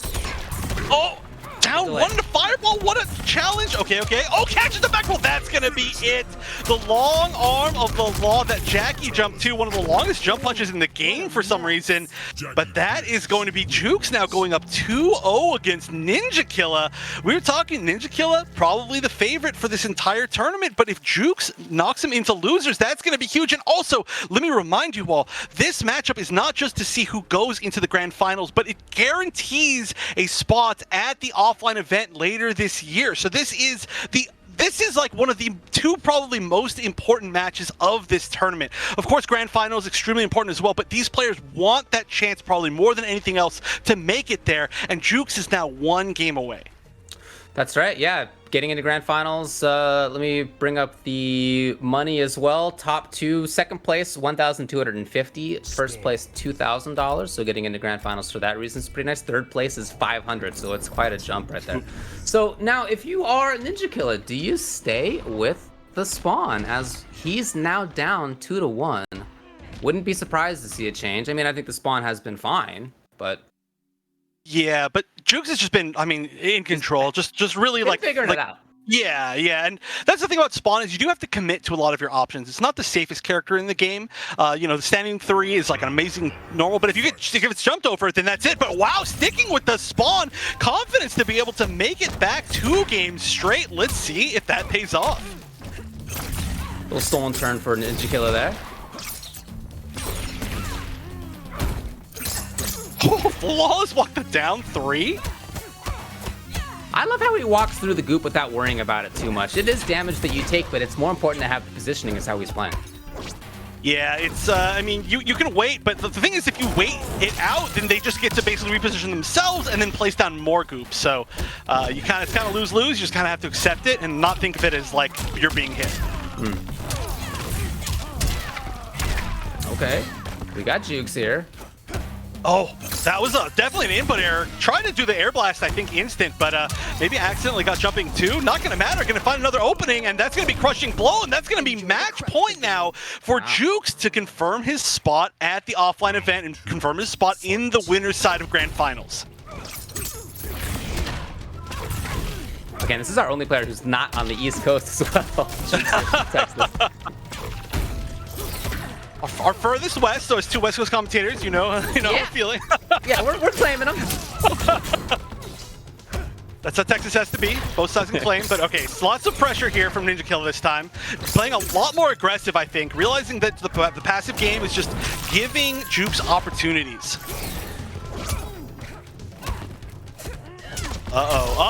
Those back throws have been working so well the entire set from Jukes. Not afraid to lose the corner over them either. Great patience by Jukes right there. Patience again! Alright, he's gonna get the corner. He's in here. Ninja Killa out. Yeah, that was a great roll. The first roll I think the Ninja Killa's done. And it's gonna give him the corner. He doesn't have a lot of meter left, but he doesn't need a whole lot. Okay, there's the breakaway. One more hit, that should be it. And now needs to win one more round to tie things up. Fight. Starting out in a pretty good positioning. Yeah. Gonna get the corner again if he'd like to. Oh, soul forfeit. It's round 3. Why not? There's no defensive bar for breakaway, so Jukes is in huge trouble. Huge trouble. How much damage can this be? All right, the charge, and then here's the down 2. Oh my god! Oh my gosh! All of the crunching blows in a row. Is that enough damage? Oh my god! That was literally 2/3 of her 950 health. There's the last hit as well. Ninja Killa, what a ridiculous 3rd round. We talked about this man's execution. There you go.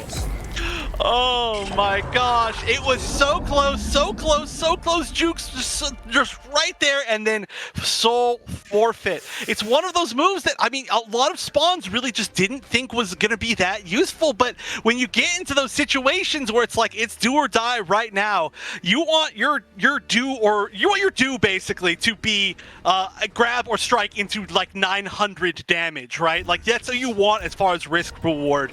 That is unbelievable. And finally getting that opportunity, he lands 100% of that combo. That was his first chance to get it completely. That was so good. Okay, well, it's evened up now, 2-2 in this winners finals. You know, so far in this top 8, we've had 3 1s and 3 0s. And now we have our first game number 5. And what better time to have it than at winners finals, Jukes and Ninja Killer. All right, all the same stuff going in. Again, though, the aggression starting off strong from Ninja Killer. I really do think he started to realize that he has to be more aggressive. No! Huge combo drop right there. I mean, that was a gigantic amount of life. And now, yeah, had to take some damage to get out of the corner. And by some damage, I mean like half your life. Yeah, and that was actually a dash out of underneath of the leap in order to get that 3-4 punish by Ninja Killer's beautiful movement by him. As he is in complete control, Juke's in trouble. Oh, starting to tech the grabs too.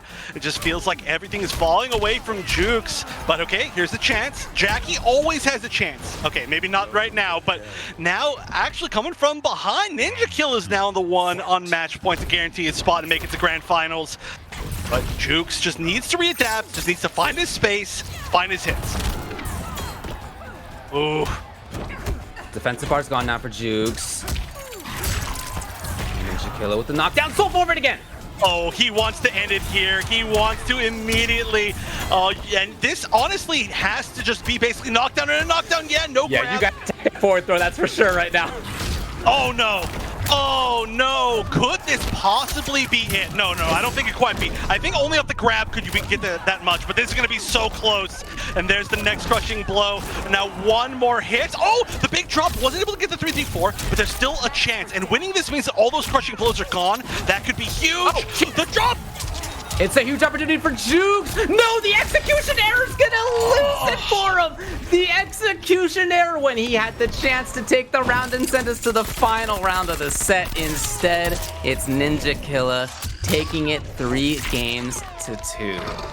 Oh my gosh, what a heartbreaker. I mean, of course, amazing stuff to Ninja Killer, absolutely earning that spot using Spawn of all characters. Not a character that we see all the time, but wow, that is got to hurt for Jukes. Really unfortunate, so well played, but that was 2 execution errors 2 times in that very final game, not getting the air blast and instead getting the jumping 2 over, and that just gave the perfect opportunities to Ninja Killer. So congratulations. Ninja Killer will be one of the players invited to Vegas later this year, but we still have to see who our last player will be. And I mean, you know that after that, Jukes is going to want to get that spot again, because that was as close as things get, and that's just, like I said, a rough way to go out. That was such a good match, dude. I mean, I feel for Jukes in terms of how it ended up with, in part, you know, his execution errors leading to the loss there. But as a viewer, from the viewer perspective, super sick that the control of Spawn, the movement of Ninja Killer, the offensive Jukes, but also the patience in terms of when to turn it on. This execution, this combo right here, amazing stuff. And then at the end, just after that error by Jukes, the great punish by Ninja Killer to seal the deal. Yeah. Amazing match. Yeah, that was so good, honestly, from both sides. And I'm glad, you know, that, like I said, neither of these players are out. Jukes will be waiting now in the losers finals. And we do have to see who is going to be facing up against him by playing the losers semifinals. But before we do that, we are once again going to be taking a small break to get those players ready. So again, don't go anywhere, because it has truly heated up here. And we are going to go into the top 4 again after this break.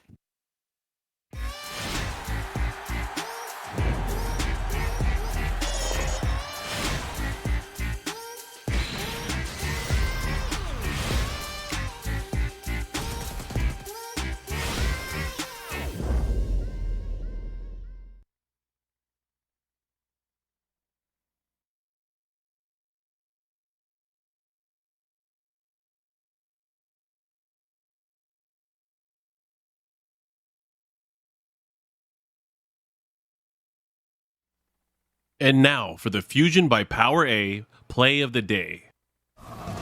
He has V-reversal too. Oh my god. This is close. Is it gonna be, are we gonna see a whiff punch? Possible. No, he makes a hard read. V-reversal. Nice. Alright. Get out of harm's way of the fire. V-reversal again. Oh! Nice! Yes! Oh, double KO! Are we going to another game that ties it up 2-2? That's crazy. Who expected that? Draw game? That means we have to play. We have to run it back.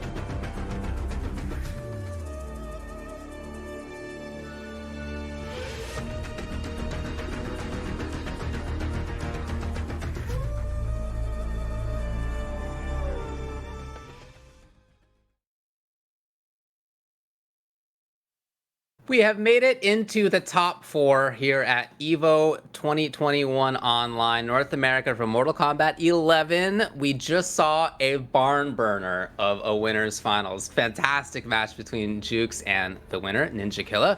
Now we go down to the loser side. So Hayate versus OD Full Auto will be coming up next. Here's a little refresher of what the bracket looks like.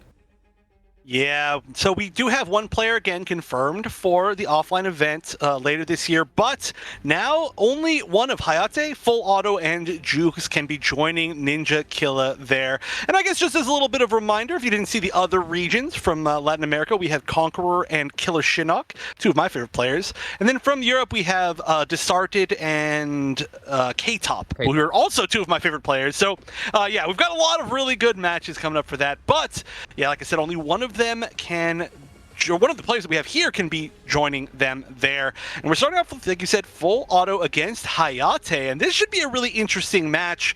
I think it's just one of those that we haven't seen a whole lot, even though these two characters came out at the same time. Yep. No surprises in terms of the characters that we're going to get here. Hayate, so impressed by his timings to bring things out versus Sunio's Robocop. That was a fantastic match from him. Because it wasn't always every option, right? He held on to some things in his back pocket for just long enough to bring them out at exactly the right moments. I think that was so impressive. On the other side, we got the build of Sindel that we saw from earlier here. So this is not the anti-Jackie one. This is the one that we saw previously.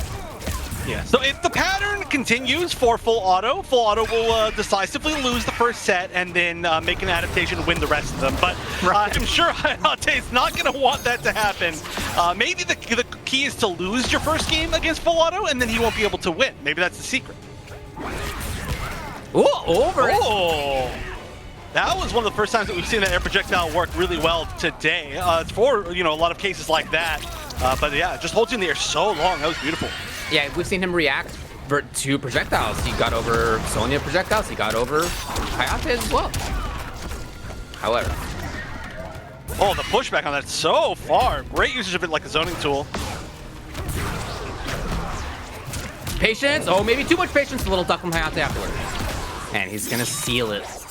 Wow, yeah, went for the jab punish on the dive out of the air, but it's one of those moves that leaves you just very low to the ground as you're recovering. So the jab whiffed, even though it might have been one of those moments where it could have been a punish. Just need to go for some sort of mid. However, Sindel not really known for having the fastest mids. They're very far, but her fastest mid is something like 14 frames. Okay, the wrist from Full Auto pays off. And back to this distance game, that's where he would love to be. Hayate's use of the push, though, I gotta say, in matches where other characters are trying to zone him, has been immaculate. Yeah, normally we see a lot of people shift between like the push and the warp needle, but I just think that it's been so many zoners that we've seen Hayate go against, and it's been the push almost every time. And here it's gonna be pretty tough to make that comeback. And yeah, it's going to come down so much to, again, like Hayate's had to do in so many different matches before, how many times can he make it in? How many knockdowns can he get to take advantage of? And then, of course, how much damage can he get when he finds those openings? Oh, here's a punish, yes. Full Auto goes right back to that zone. Now, threatening different timings can't always be the same. Nice pickup. Ooh, attempted the back two right there. Not safe, but the back two, actually, back two from both players coming out right there. Oh, that's unsafe. Wow. Totally unsafe. Yeah, very surprising to see that and for Full Auto not to punish. He was ready for it, too. He, like, dashed up afterwards and just did, like, a forward four. The jab would have definitely worked right there. All right, big life lead here from Hayate, but all it's going to take is one, like, screen-crushing blow, and that's going to be game just because it's going to be screen-crushing blow and a fatal blow. So has to watch for that. Oh, no. Oh, that was after breakaway, so this is going to do full damage.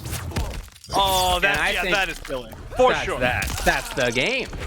Oh my gosh, that was all so good. The super long cancel on the scream, into the dash up back two, into the perfectly spaced fatal blow to catch the breakaway. All of that in a row is perfect. But, okay, so Full Auto won the first game. Does that mean now that he loses because he can't make his three because he can't come back? It's just going to flip the script entirely, yeah. Look, I mean, I like the game plan. The game plan was working out well for parts of that. Again, I'm really impressed by Hayate's movement, as always. His choices of when to bring out options is always interesting. But yeah, Sindel had screen control throughout a lot. And then, I mean, if you even think about it, there was another chance to get significant damage Two other chances that I could think of where Full Auto had chances to get legit damage, and so it actually could have maybe even been more lopsided. Yeah, Full Auto just playing better and better, I think, as this tournament's going on even, but this is a really good performance by him in general today. Hayate, though, you know, another player that we've seen in this tournament make a kind of like an adaptation, a late adaptation up against Ninja Killa. Wasn't quite enough, but just goes to show that he can absolutely do it. And especially with a character like Fujin that just has so many options in so many situations, just needs to find the right change in playstyle. Hope to bait something, not punish. Okay! And he's been on point with this execution each time. Oh, going for a pretty simple combo there, and whoa, lands the butt-crushing blow. Not one that you usually see, but that's gonna be a lot of damage. Look at this, 80% life lead. Uh-oh, okay, here we go. Jumps into that. Nice punish on the landing frames. Yeah, just like that, it's the corner. Oh, not for long. Never mind, got the movement speed of this character. Oh, down one at the whip and flip at that much of a life lead. That is a gigantic risk, but hey, you know what? It works. And that was honestly, aside from the fact that was just another strong round from Full Auto, that put a lot of, I think, doubts into Hayate's head, right? Like now Hayate knows, okay, you're willing to down whip and flip, you're willing to go for the screen crushing blow in situations like that, you're willing to go for the butt crushing blow in further rounds, or further games, I should say. So there's a lot of things to think about now after that round. Oh, that makes sense. Hayate trying to push towards the fish. He not punished, huh? Oh, Joel just gets the back two into nothing. That's kind of scary. Like, wait a minute, what are you doing there? Oh, went for it. Yeah, that is a huge punish. Probably going for the attempt to poke back right there. It can crushing blow people trying to down one you back. Just like that, here's Full Auto. Overhead. Right back in there. Hayate woke up stand blocking. He knew it was coming. Ooh, the risks are coming out! Oh my god, the overhead! Okay, are we gonna see standing three into low projectile at some point? Oh no, the trade! That was super awkward. And now the fatal blow has to go on cooldown. That could have been the kill if that was still up. Really awkward, but now just one hit apiece from either one, and that maybe is it. Doesn't go for the fatal blow, but manages to close it out anyway. Couple of real funky situations there. Fight. Oh yeah. But yeah, that was a really interesting mix-up game that Full Auto was willing to do there in that corner. I really do think that we are going to see standing three into the low projectile at some point soon, because he is now conditioned in that he is willing to do that overhead. Cancel. Oh. That cancel is super fake, but it's just like a timing thing that you don't expect it. Right. Over it again. He's always paying attention when he jumps back.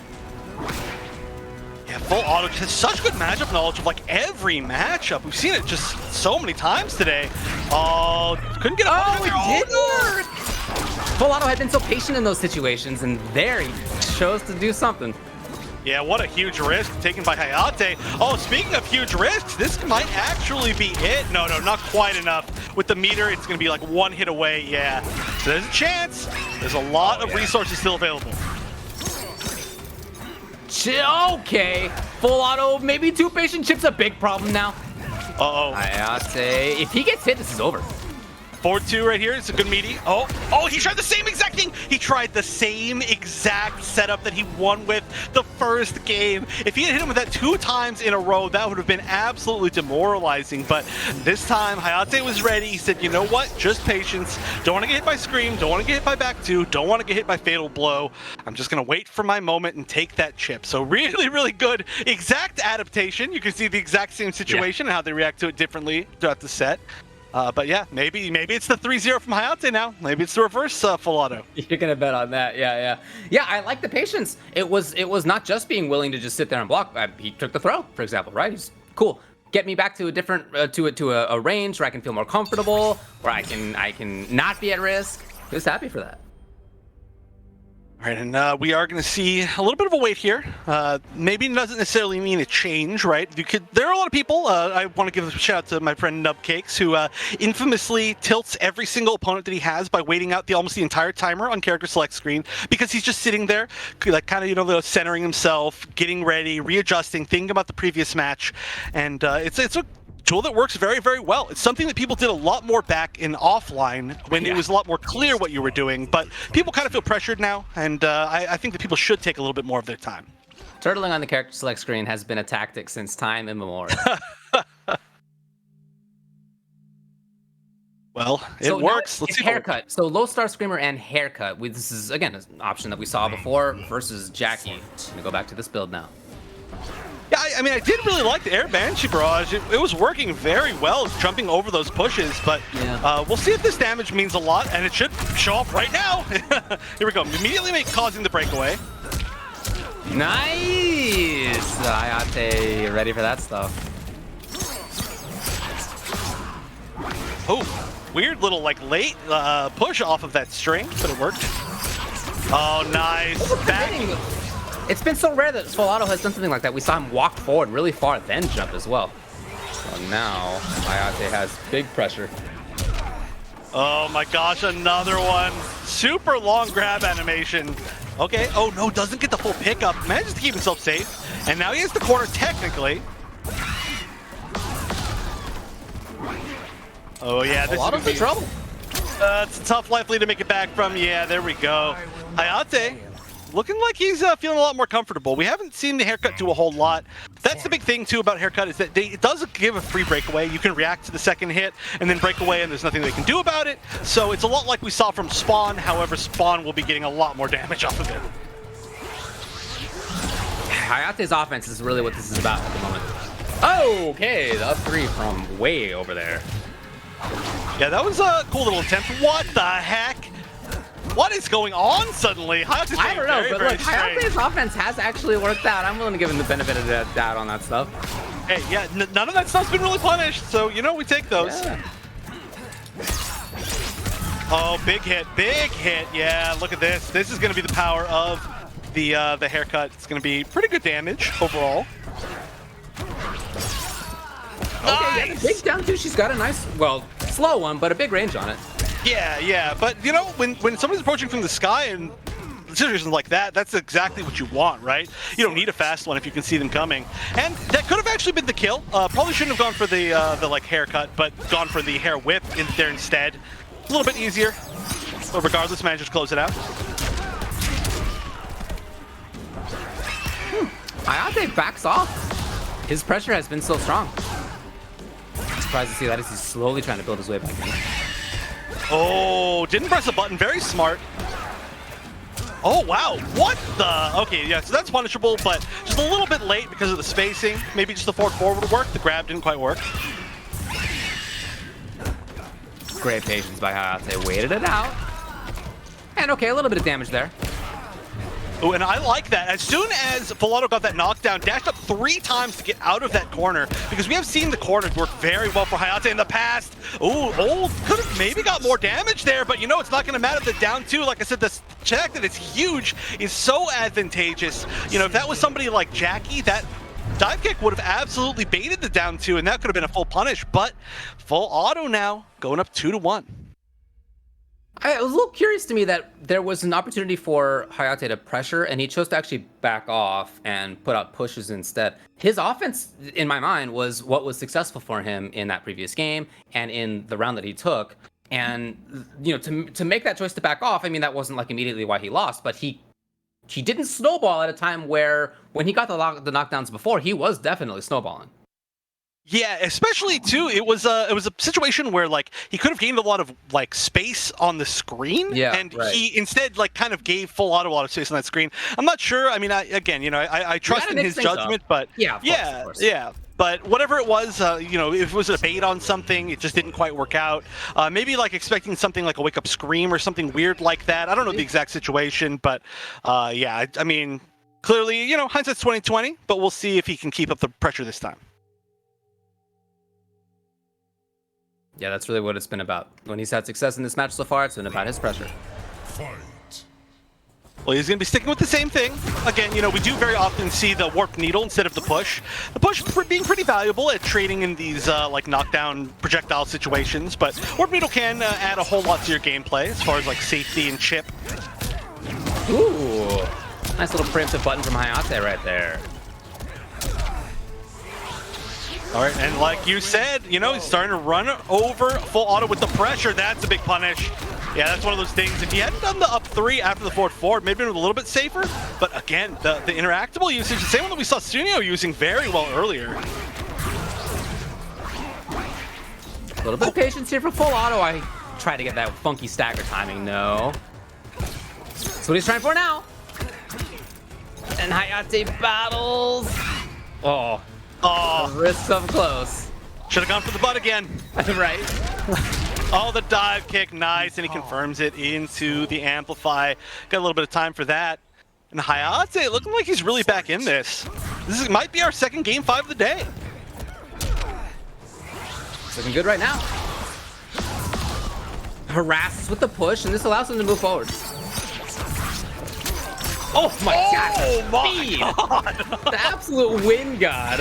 The cancel into the backdash into the whiff punish. That was within like less than a second. That was beautiful. Caught you. Oh, good air to air. Like gonna spin out all the bar and nice. Gets the full conversion from it. Would have been a lot less without this variation. Oh, there. Yep, that spot right there. You gotta really pay attention to the back two. Full auto has defensive bar, didn't spend. Nice read.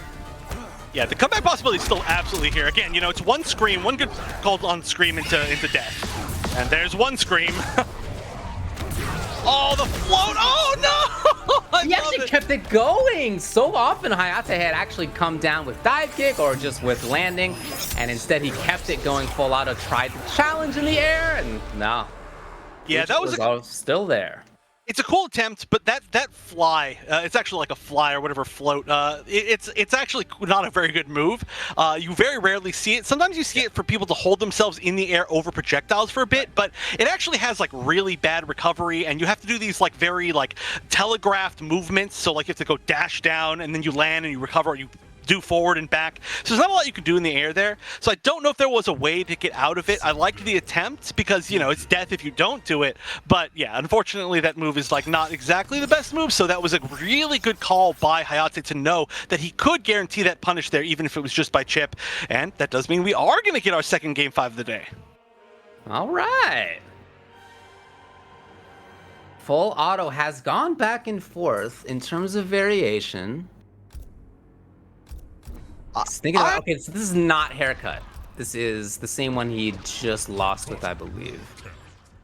I like it more when he's using the air projectile so far. He has certainly gotten some good damage from the haircut, but you see just like the ability to change the neutral from this variation. I feel like that's a really, really big deal, and it really was coming into play a lot before. Plus, whip and flip by itself actually a stronger ender than you normally have, so you do get more damage from this variation. Oh no, wasn't able to get the last hit, but still, regardless, you can see exactly how that is a game changer. Oh, what a bait! Beautiful by Hayate. What a read. Yeah, there's the whip and flip ender you were talking about. Hayate wakes up with the backdash, looking to harass yet again. Oh, the air projectile working again. Yeah, neither one is like really like, you know, they're both kind of just started at full speed here.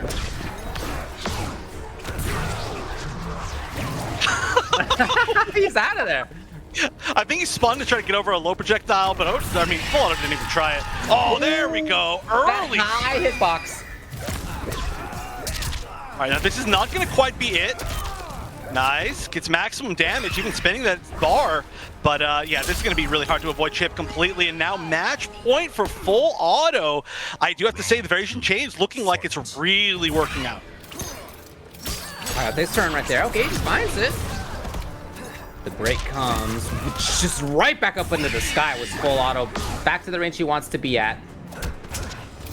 Yeah, and again, even getting more damage, you know, by having that whip and flip as a conversion from that jump kick that full auto's been so good with, just in general. Oh, and there it is again! Oh, maybe the fact that he wasn't using this variation just made Hayate feel a little bit safer to go to those options, and he's taking a little bit more time to readjust to it, but he doesn't have that much more time. Looking for break. He actually did not have defensive bar, though. Yeah, maybe thought he was going to go back a little faster. Yeah, but, you know, still gets a good amount of damage from that, at least. we see the potion, and when it comes out, it's at such an important time, as now we have final round for both. One of them makes it into the top 3. Full auto starts in the corner. Oh yeah, that's not a nice place to be. And a beautiful whiff punish. Most characters can't do anything about that, even on whiffs. Goes for a little bit of a reset. Oh, now he's using that movement. All right, those grabs. The grabs have worked out really, really well so far in this set. All right, Ken tries to go, or blocking the overhead maybe neutral ducking, not sure. But the low Starscreamer hitting. And that damage adds up a lot, especially when you're spinning bar on it, like a lot of ways it wants a full screen whip and flip. Who does that in situations like this? Oh, and hits the overhead. All this damage adding up. Hayate looking a little flustered by all these weird hits. Taking risks all of a sudden, and almost all of them paid off. And now we got Hayate pressuring. Again, this is where he has made his... Oh, it is enough! Full auto sends Hayate out of the tournament. The little flick of the hair. Decapitation will move him forward.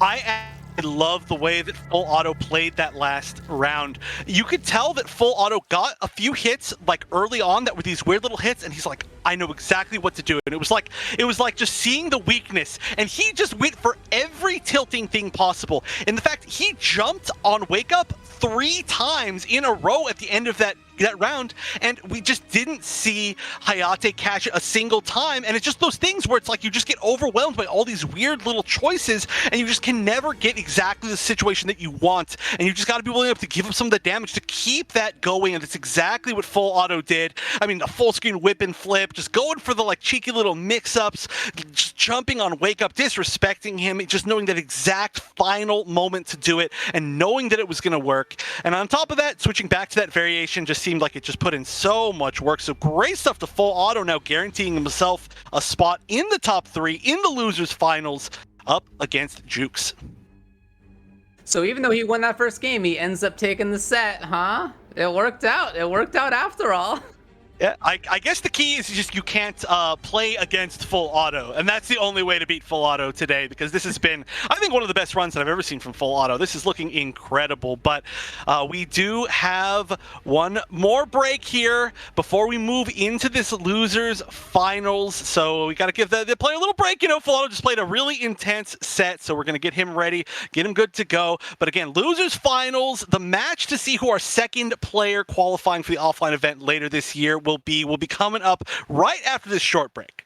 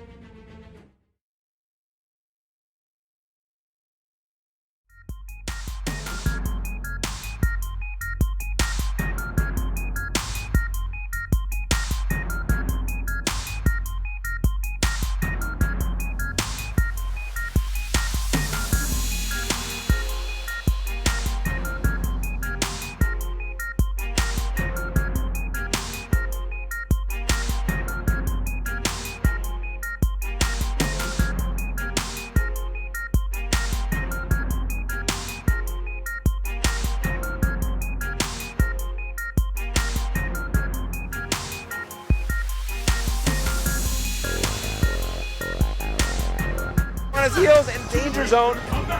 For Snake Eyes, get boot to the head again. Oh, that's the opportunity. Sloopy dancing away.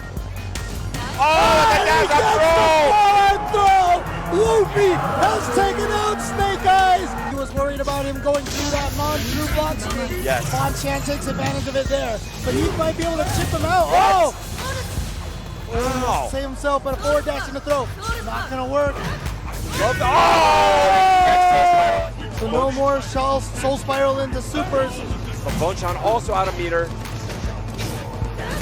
Oh no! Oh no! Luffy Luffy has done it! He has taken Evolution 2014!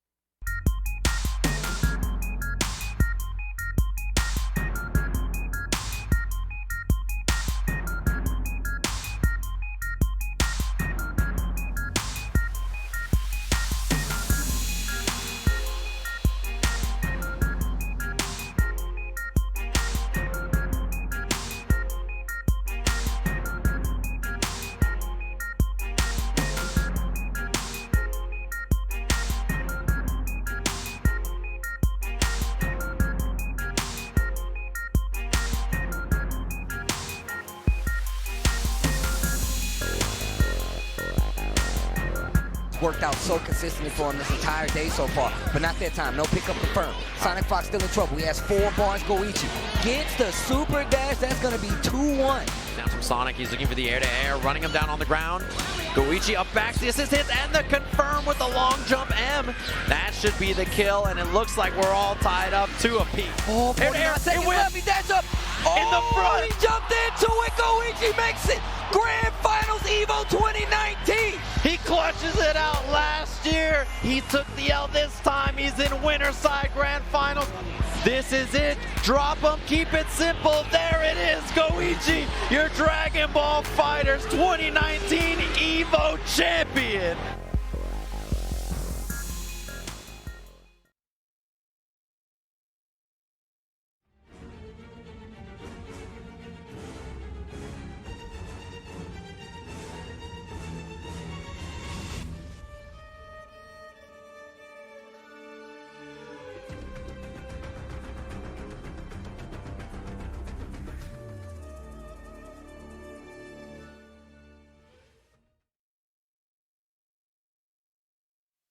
Welcome back. We are down to the top 3 players here at EVO 2021 for the North American side of Mortal Kombat 11 top 8.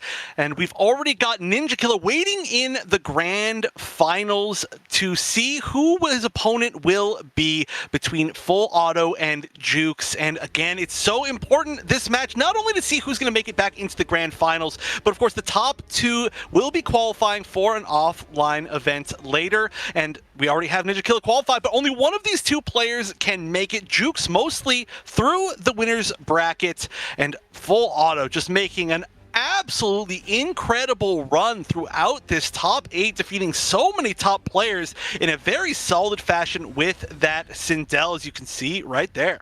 You know what I want to point out is that I didn't mention this before. Full Auto lost in his first actual match in the tournament. In pools. I'm serious. There were a couple DQs before that, but the first actual match he played was versus Sunio, and he lost. And so since then, Full Auto has had just an absurdly strong losers run all the way through. Even before top 8, beating King Gambler, Spartan, Tweety, the Mighty Unjust, and then, of course, in this top 8, continuing through Big Daddy G, through Hijinks, through Hayate, and now it's Jukes who will play against Full Auto in losers finals. Ooh, yeah, that's, I mean, there's nothing scarier, in my opinion, than a player who is in in like a top 3, in a top 4, even in a top 8, who already the person who knocked them into losers is out of the tournament. They've already made it further than them because they are just this unknown force. They're this wild card, and Full Auto is that right now. And on top of that, just riding a huge wave of momentum. However, Jukes making it all the way to the winners finals and just barely in a real rough way to go down, you know, just missing an input and losing 3-2 to Ninja Killer, who's arguably the best player in the world, one of the best players in the world. I mean, it's really impossible to say, but he's definitely in the running for that. And so to be able to make it back up there, I know it's going to be huge to him. So this is going to be a real challenge between 2 different players that are really feeling a lot of very different emotions, I think. Well, we already saw Full Auto take out Hijinks' Jackie. Did that 3-1. Pretty solidly so. Of course, Jukes is the one who sent Hijinks down to losers. That was 3-0. But nevertheless, Full Auto has already proven that he can take out Jackie players. We'll see if he can do it versus this one. As you said, Jukes versus Ninja Killer. Oh, so close. Super well played by Jukes. Very impressive. Here we go. Losers finals. Starting now. Yeah, and honestly, if Jukes makes it back up there, I think it's going to be, again, an extremely close match that Jukes can easily take. And there's a lot of money on the line, like you said.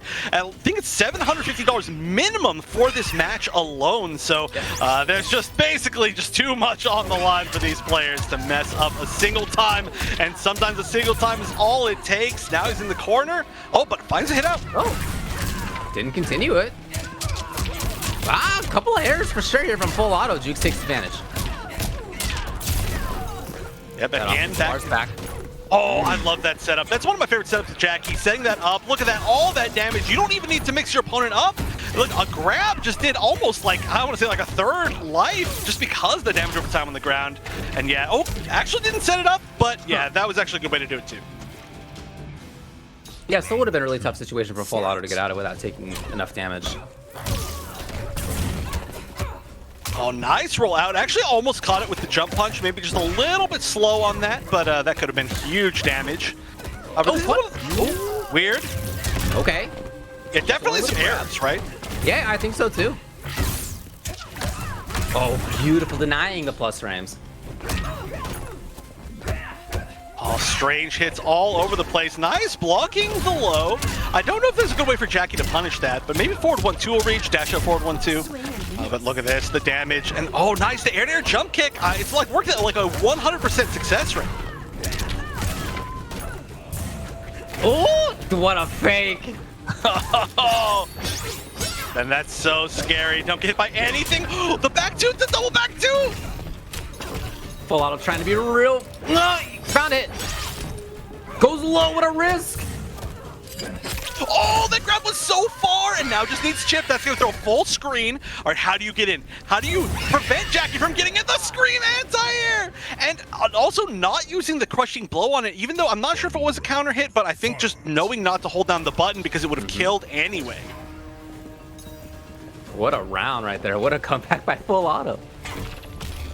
Yeah, both of these players are in it to win it. I mean, they've been playing so well all day. Slowly, Jukes pushes full auto back. Flawless block is sick. I know, that's impressive. Oh, the dash under, that was so good. And standing 3 to catch the jump out? This is a weird match. This is already a really weird match. This is exactly where full auto wants Jukes to be. Oh, well, just kidding. Okay, keeping it unbreakawayable. Oh man, he's just really trying to snowball. What? Oh, nothing in the sky? That had to been a mistake as well. I think it was an attempt maybe at like a, oh my gosh, that's enough. I think it might have been an attempt at something like a flawless block, and it ended up being like something really weird in the end. But regardless, it didn't work. Full auto just playing patient enough and turning that whole thing around. Yeah, how about that? Rather than losing game number 1, maybe he's just losing round number 1s nowadays, and they'll just have control after that. I don't know. I continue to really like his style. His moments for choosing when to attack, when to sit back have just been really impressive. I mean, throughout this entire run. Again, his losers run has not just been throughout this top 8, but it's been the entire tournament. Yeah, this is probably the best that I've ever seen full auto play. Full auto, of course, has a lot of accolades under his belt, but this is just incredible. Just the level of like solid, I guess, matchup knowledge that he's been showing, because it's been a lot of what it is, you know, knowing these very specific situations and how to counter them with his own tools from Sindel. But he's been a Sindel loyalist for a very long time, so just eventually stuff like that, it just becomes second nature to you. All right, Jukes back in here. Not to say that Jukes played badly. I liked some of the stuff that we had. There were some, you know, funky drops, maybe some weird scrambles in there for sure. But other than that, I continue to like a lot of what we're seeing out of Jukes as well. Yeah, I mean, we had some weird scramble situations from both of these players, Definitely. but I think that's one thing that like full auto kind of turns on, is he can turn on this mode where like everybody needs to scramble, and that's I think how he even won the end of that last game against Hayate. But we'll see if it happens again. Oh no, again, I think it's the same input error that we saw before, where it's the jump 2 instead of the, or maybe it was jump 1? I don't know, it was weird regardless.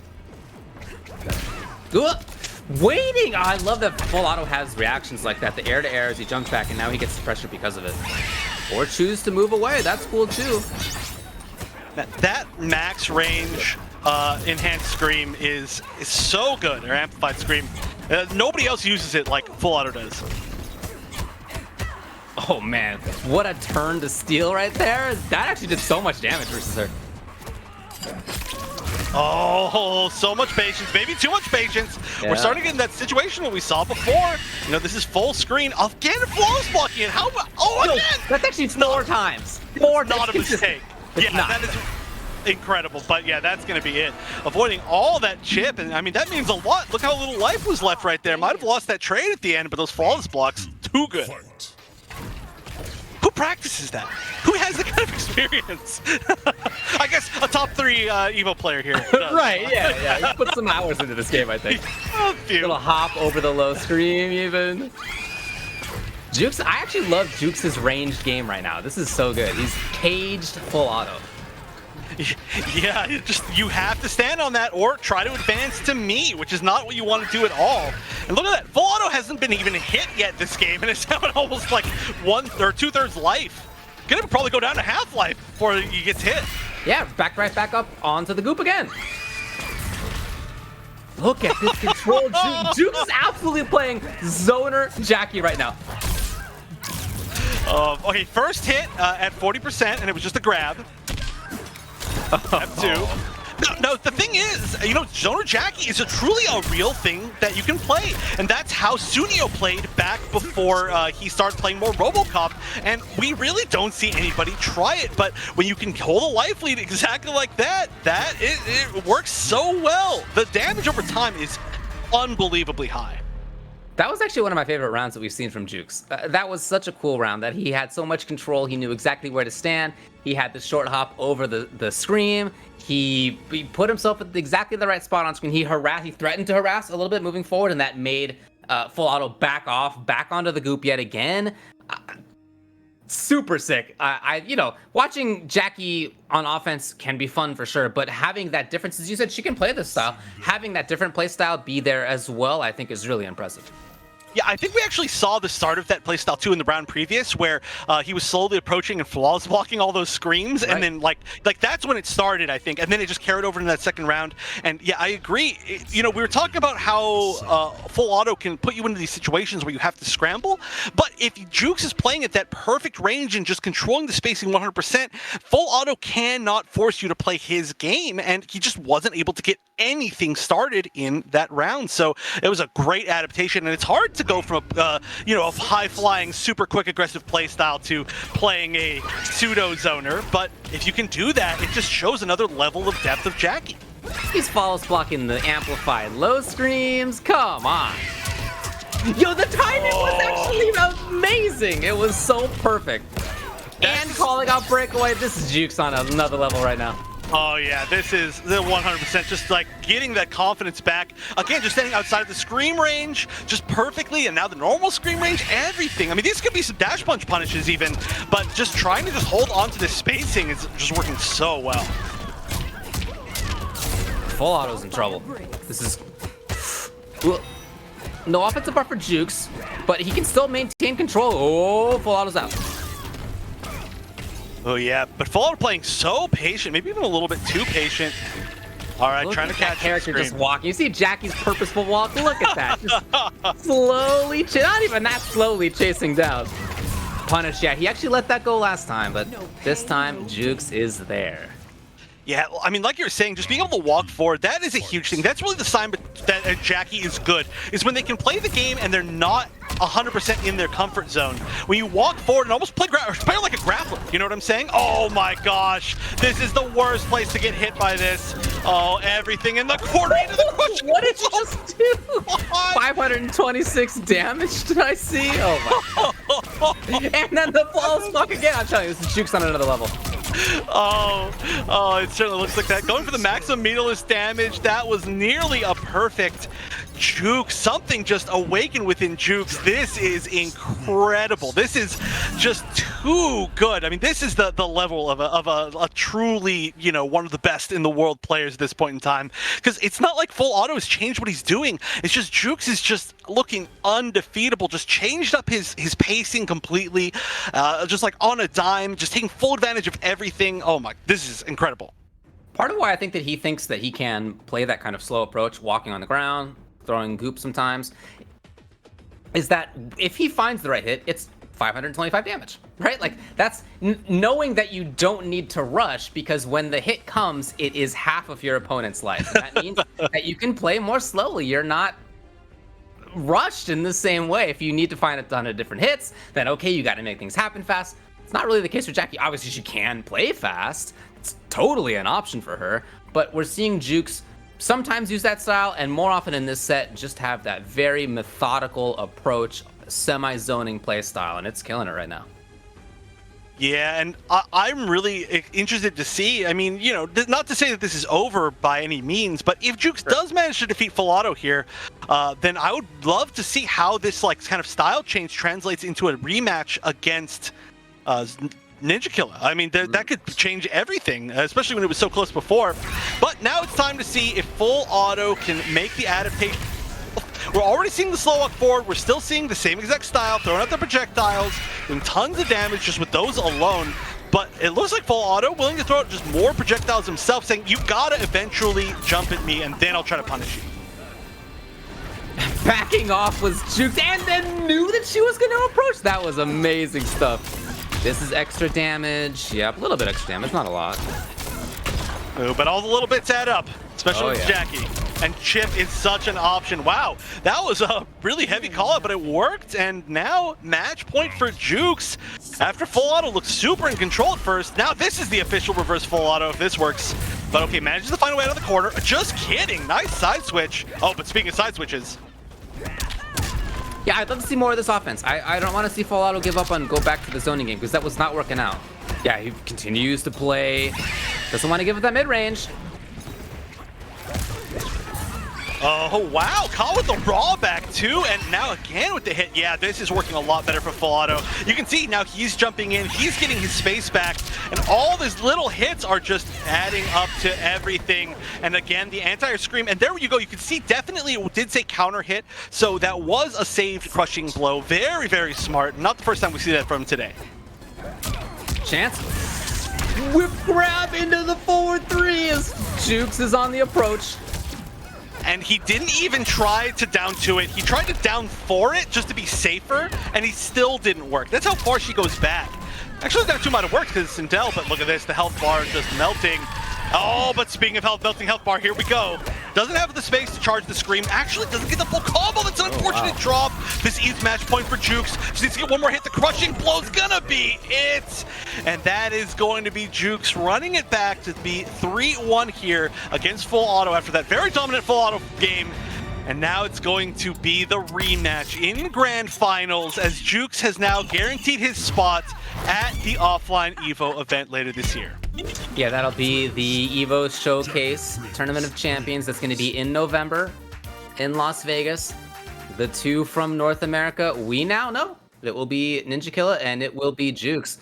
That style from Jukes, I loved it. I thought that was great. At the very end, last game, I do feel we started to see changes from Full Auto. That would have been good, right? We saw more forward movement from him. We saw more challenges, a little bit more offense. It just was a little bit too late for that to work out. So shout outs to Full Auto. Again, that miraculous losers run, losing in literally the first match that he actually played in the tournament, and then getting into top 3 at EVO after that is pretty remarkable. Ending up at 3rd place, $500 payout. But again, we now know that it will be in the grand finals. Ninja Killer versus Jukes. Sure, they've both guaranteed their spots in that EVO showcase, but we don't know which one's going to get the first place for $2,000 and which one's going to get the second place for $1,250. But we'll find out about that after this little break.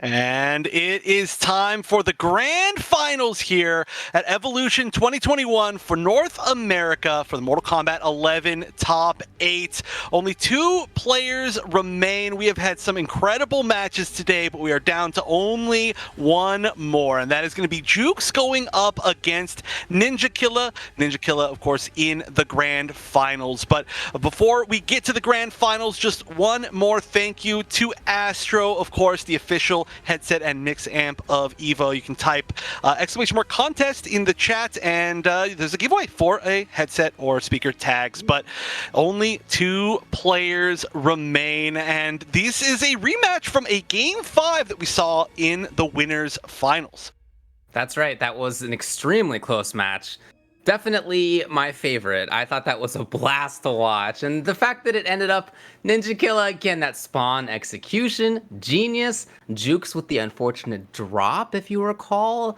Could have been a situation where he might have sent it to the final round. Didn't quite get there, so it was close. And the way that Jukes was just playing, I wouldn't put anything past him, that's for sure. Now, I saw some folks in the chat wondering if there's going to be offline EVO. Again, just to reiterate, in November, there will be the EVO 2021 showcase. That's going to have players from each of these online events. So for these top 8s, 2 players make it into that invitational, which means, again, we know that it will be these 2 who are going to be invited there. Ninja Killa back to Liu Kang for the grand finals. I was wondering what character you would go with. Would it be Spawn again? No, right now, at least, he's starting out with Liu Kang. If you're not familiar with double elimination bracket styles, this is Jukes coming from loser's side. He will need to win the first 3 out of 5 set, and then will need to win another 3 out of 5 set, in which case he will win the tournament finally. So there's a long road ahead for him. And just a little note here, you know, instead of seeing the buff, we're actually seeing the nunchuck stance, which is going to add a little bit more of a mix-up game here, and we're immediately seeing it. Of course, alongside the command grab, you can actually do the command grab out of the stance if you take them both together, a little bit of synergy there. But we'll see how these mix-ups go. Like you said, has to just win 1 set, as Jukes has to win 2. I love that Jukes already buttons out of the not real stuff. Like, that's already a really good look. Oh, that was such a high reward grab. Now to have the corner here, Liu Kang not going to be a character that has that many great ways out of the corner, although raw jump kick I guess works. Yeah, the lazy boy jump out of the corner. Whoa. That was very weird looking. That actually looked like it traded the weird way that he canceled that, but it was the right call. I guess it even comboed. Not quite there. Jukes is a little bit too far away. Ninja Killa's movement, you never know where he's going to be. Yeah, I love the option to backdash after this sweep, too. It brings you really far back just naturally, so you can go even further back with his movement. Looking for 3-3, nothing there. Oh, this is... Man, they're both so tepid right now. Neither one wants to overcommit. Oh, but yeah, immediately knowing like, hey, you're being patient, that means I get to command grab you. Which you don't actually honestly see that command grab used all that much as a raw command grab because it is very similar to a normal grab, but Ninja Killa have been using it very well today. Oh my god. Yeah, right now, it feels like Ninja Killa is really controlling the pace of the match. However, Jukes is doing a really good job at finding the little hits, kind of in a style that Jackie doesn't even want to play. And now look at this there, neck and neck. Although, one more command grab, or a meaty is gonna be it. Yeah, you have to cancel off the second hit of that string that you have to dial in 3 in a row. It's actually kind of complicated and weird, but Ninja Killa knowing, of course, exactly how to do it. Not difficult for a player of that caliber.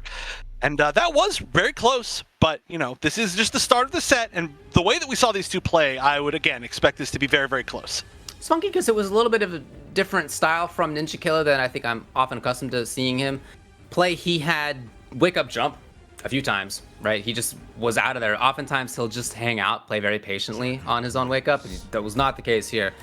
He also was very offensive, right? Taking risks, mixing up a lot in ways that he oftentimes doesn't bother with either. So that style, I think, was really interesting to see from him. Obviously, it worked. I don't know if it's going to work long-term. We already did see Jukes attack out of some fake strings. We already saw him, look for some certain distances. I wonder if that will be something he catches onto.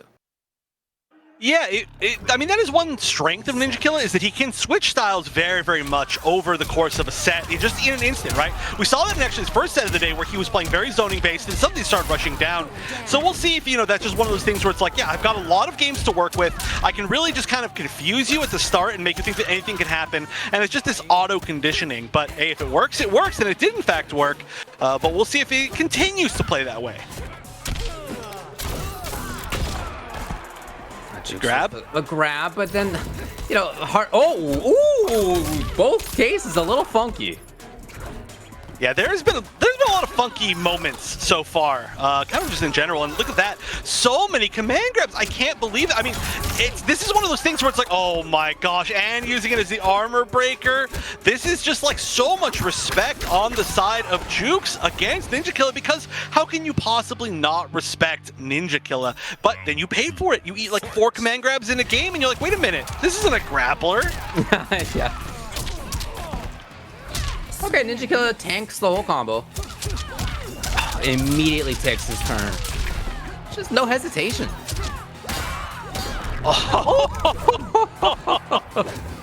That was a good conversion. Weird conversion. Not one you expect, but the hit stun on just the back 1-2, I guess, of that string is a lot. However, still doesn't have the life lead. God, the mix-ups, they're here. Not a lot of damage just while he waited for it. This is an unbelievable amount of command grabs. This is just so many. I don't think I've ever seen a Liu Kang hit this many command grabs, and he's hitting it in so many situations. I mean, it is a guaranteed conversion, and of course when it gets that armor breaker, it's that much scarier. And this was such a close match the first time with the spawn, but this is looking like the Liu Kang is maybe a better answer, and Ninja Killer threatening to take the EVO Grand Finals here 3-0 if things continue as they've been. Yeah, very interesting that, as you say, when they played in Winter's Side, it was really close.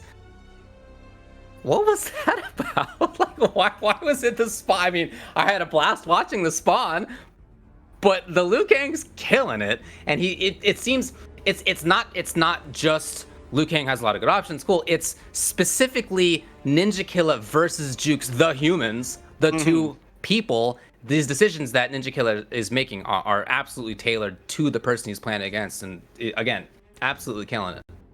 Well, the way that I see it is there's this level of like respect that Jukes is having right now for the fact that it is Ninja Killer playing Liu Kang, but I think that he needs to disrespect him more, because he's sitting there and just blocking and just waiting. And there we go, that wake up jump, kind of got out of the situation, but he's sitting there waiting for so long that eventually this damage is adding up. We haven't seen the big damage, we haven't seen the crushing blows, and so, the disrespectful options can get so much reward for Jackie. We're just not seeing that, but here we go. This is a good start.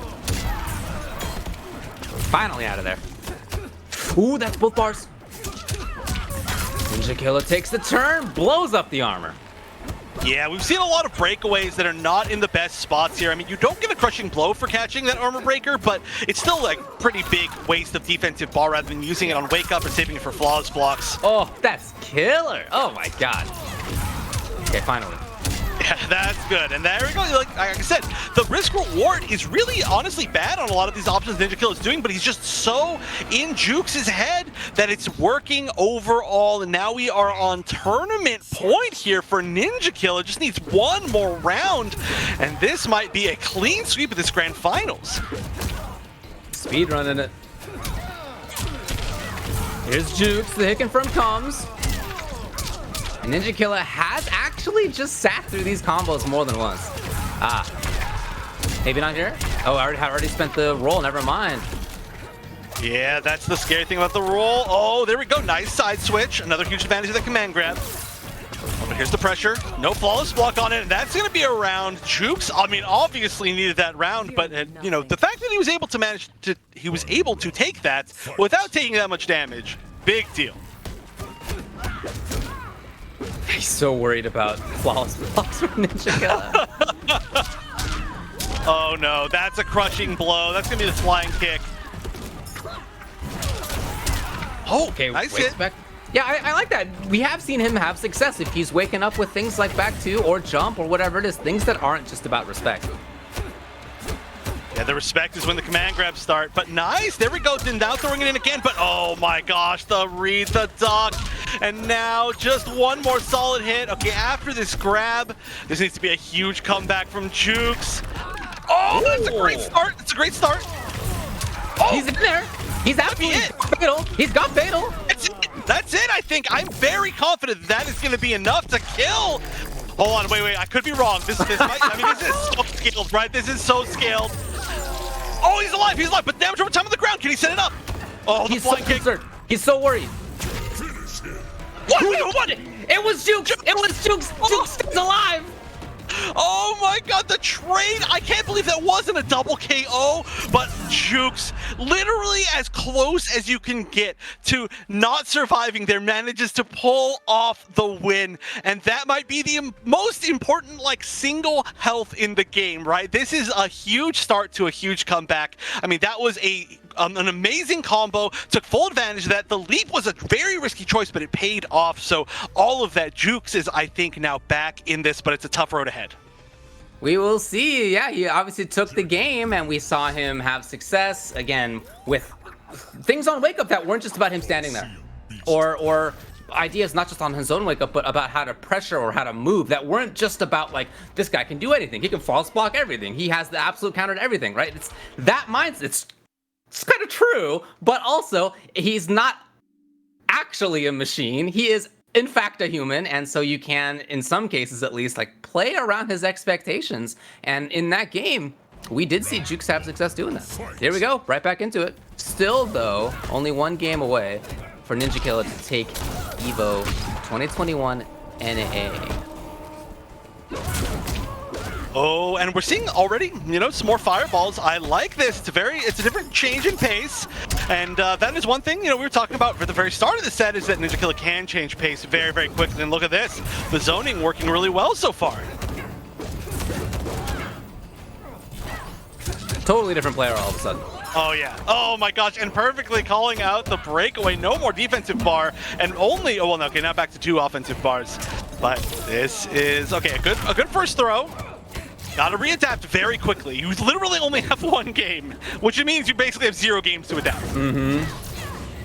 Try to get there in time, not quite. Ninja Killer gains the corner for himself. Oh! Okay, it's match point. It's tournament point for Ninja Killer.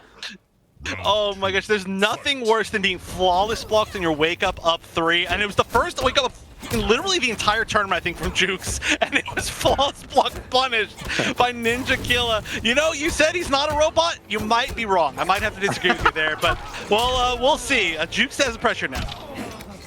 Okay, we've had a couple of delayed grabs, and they have actually worked. Jukes here again. Well, I like the delayed 4-3. It's trying to bait a micro duck, basically. Oh, gets the poke out. Oh, chance. Yes. Ninja Killer holds on to the defensive bar. Oh, I love that setup. Going for the 2 jabs for the maximum knockdown time. He's dead. He's gonna kill himself. Oh, no. Okay, he died. Wow. Okay.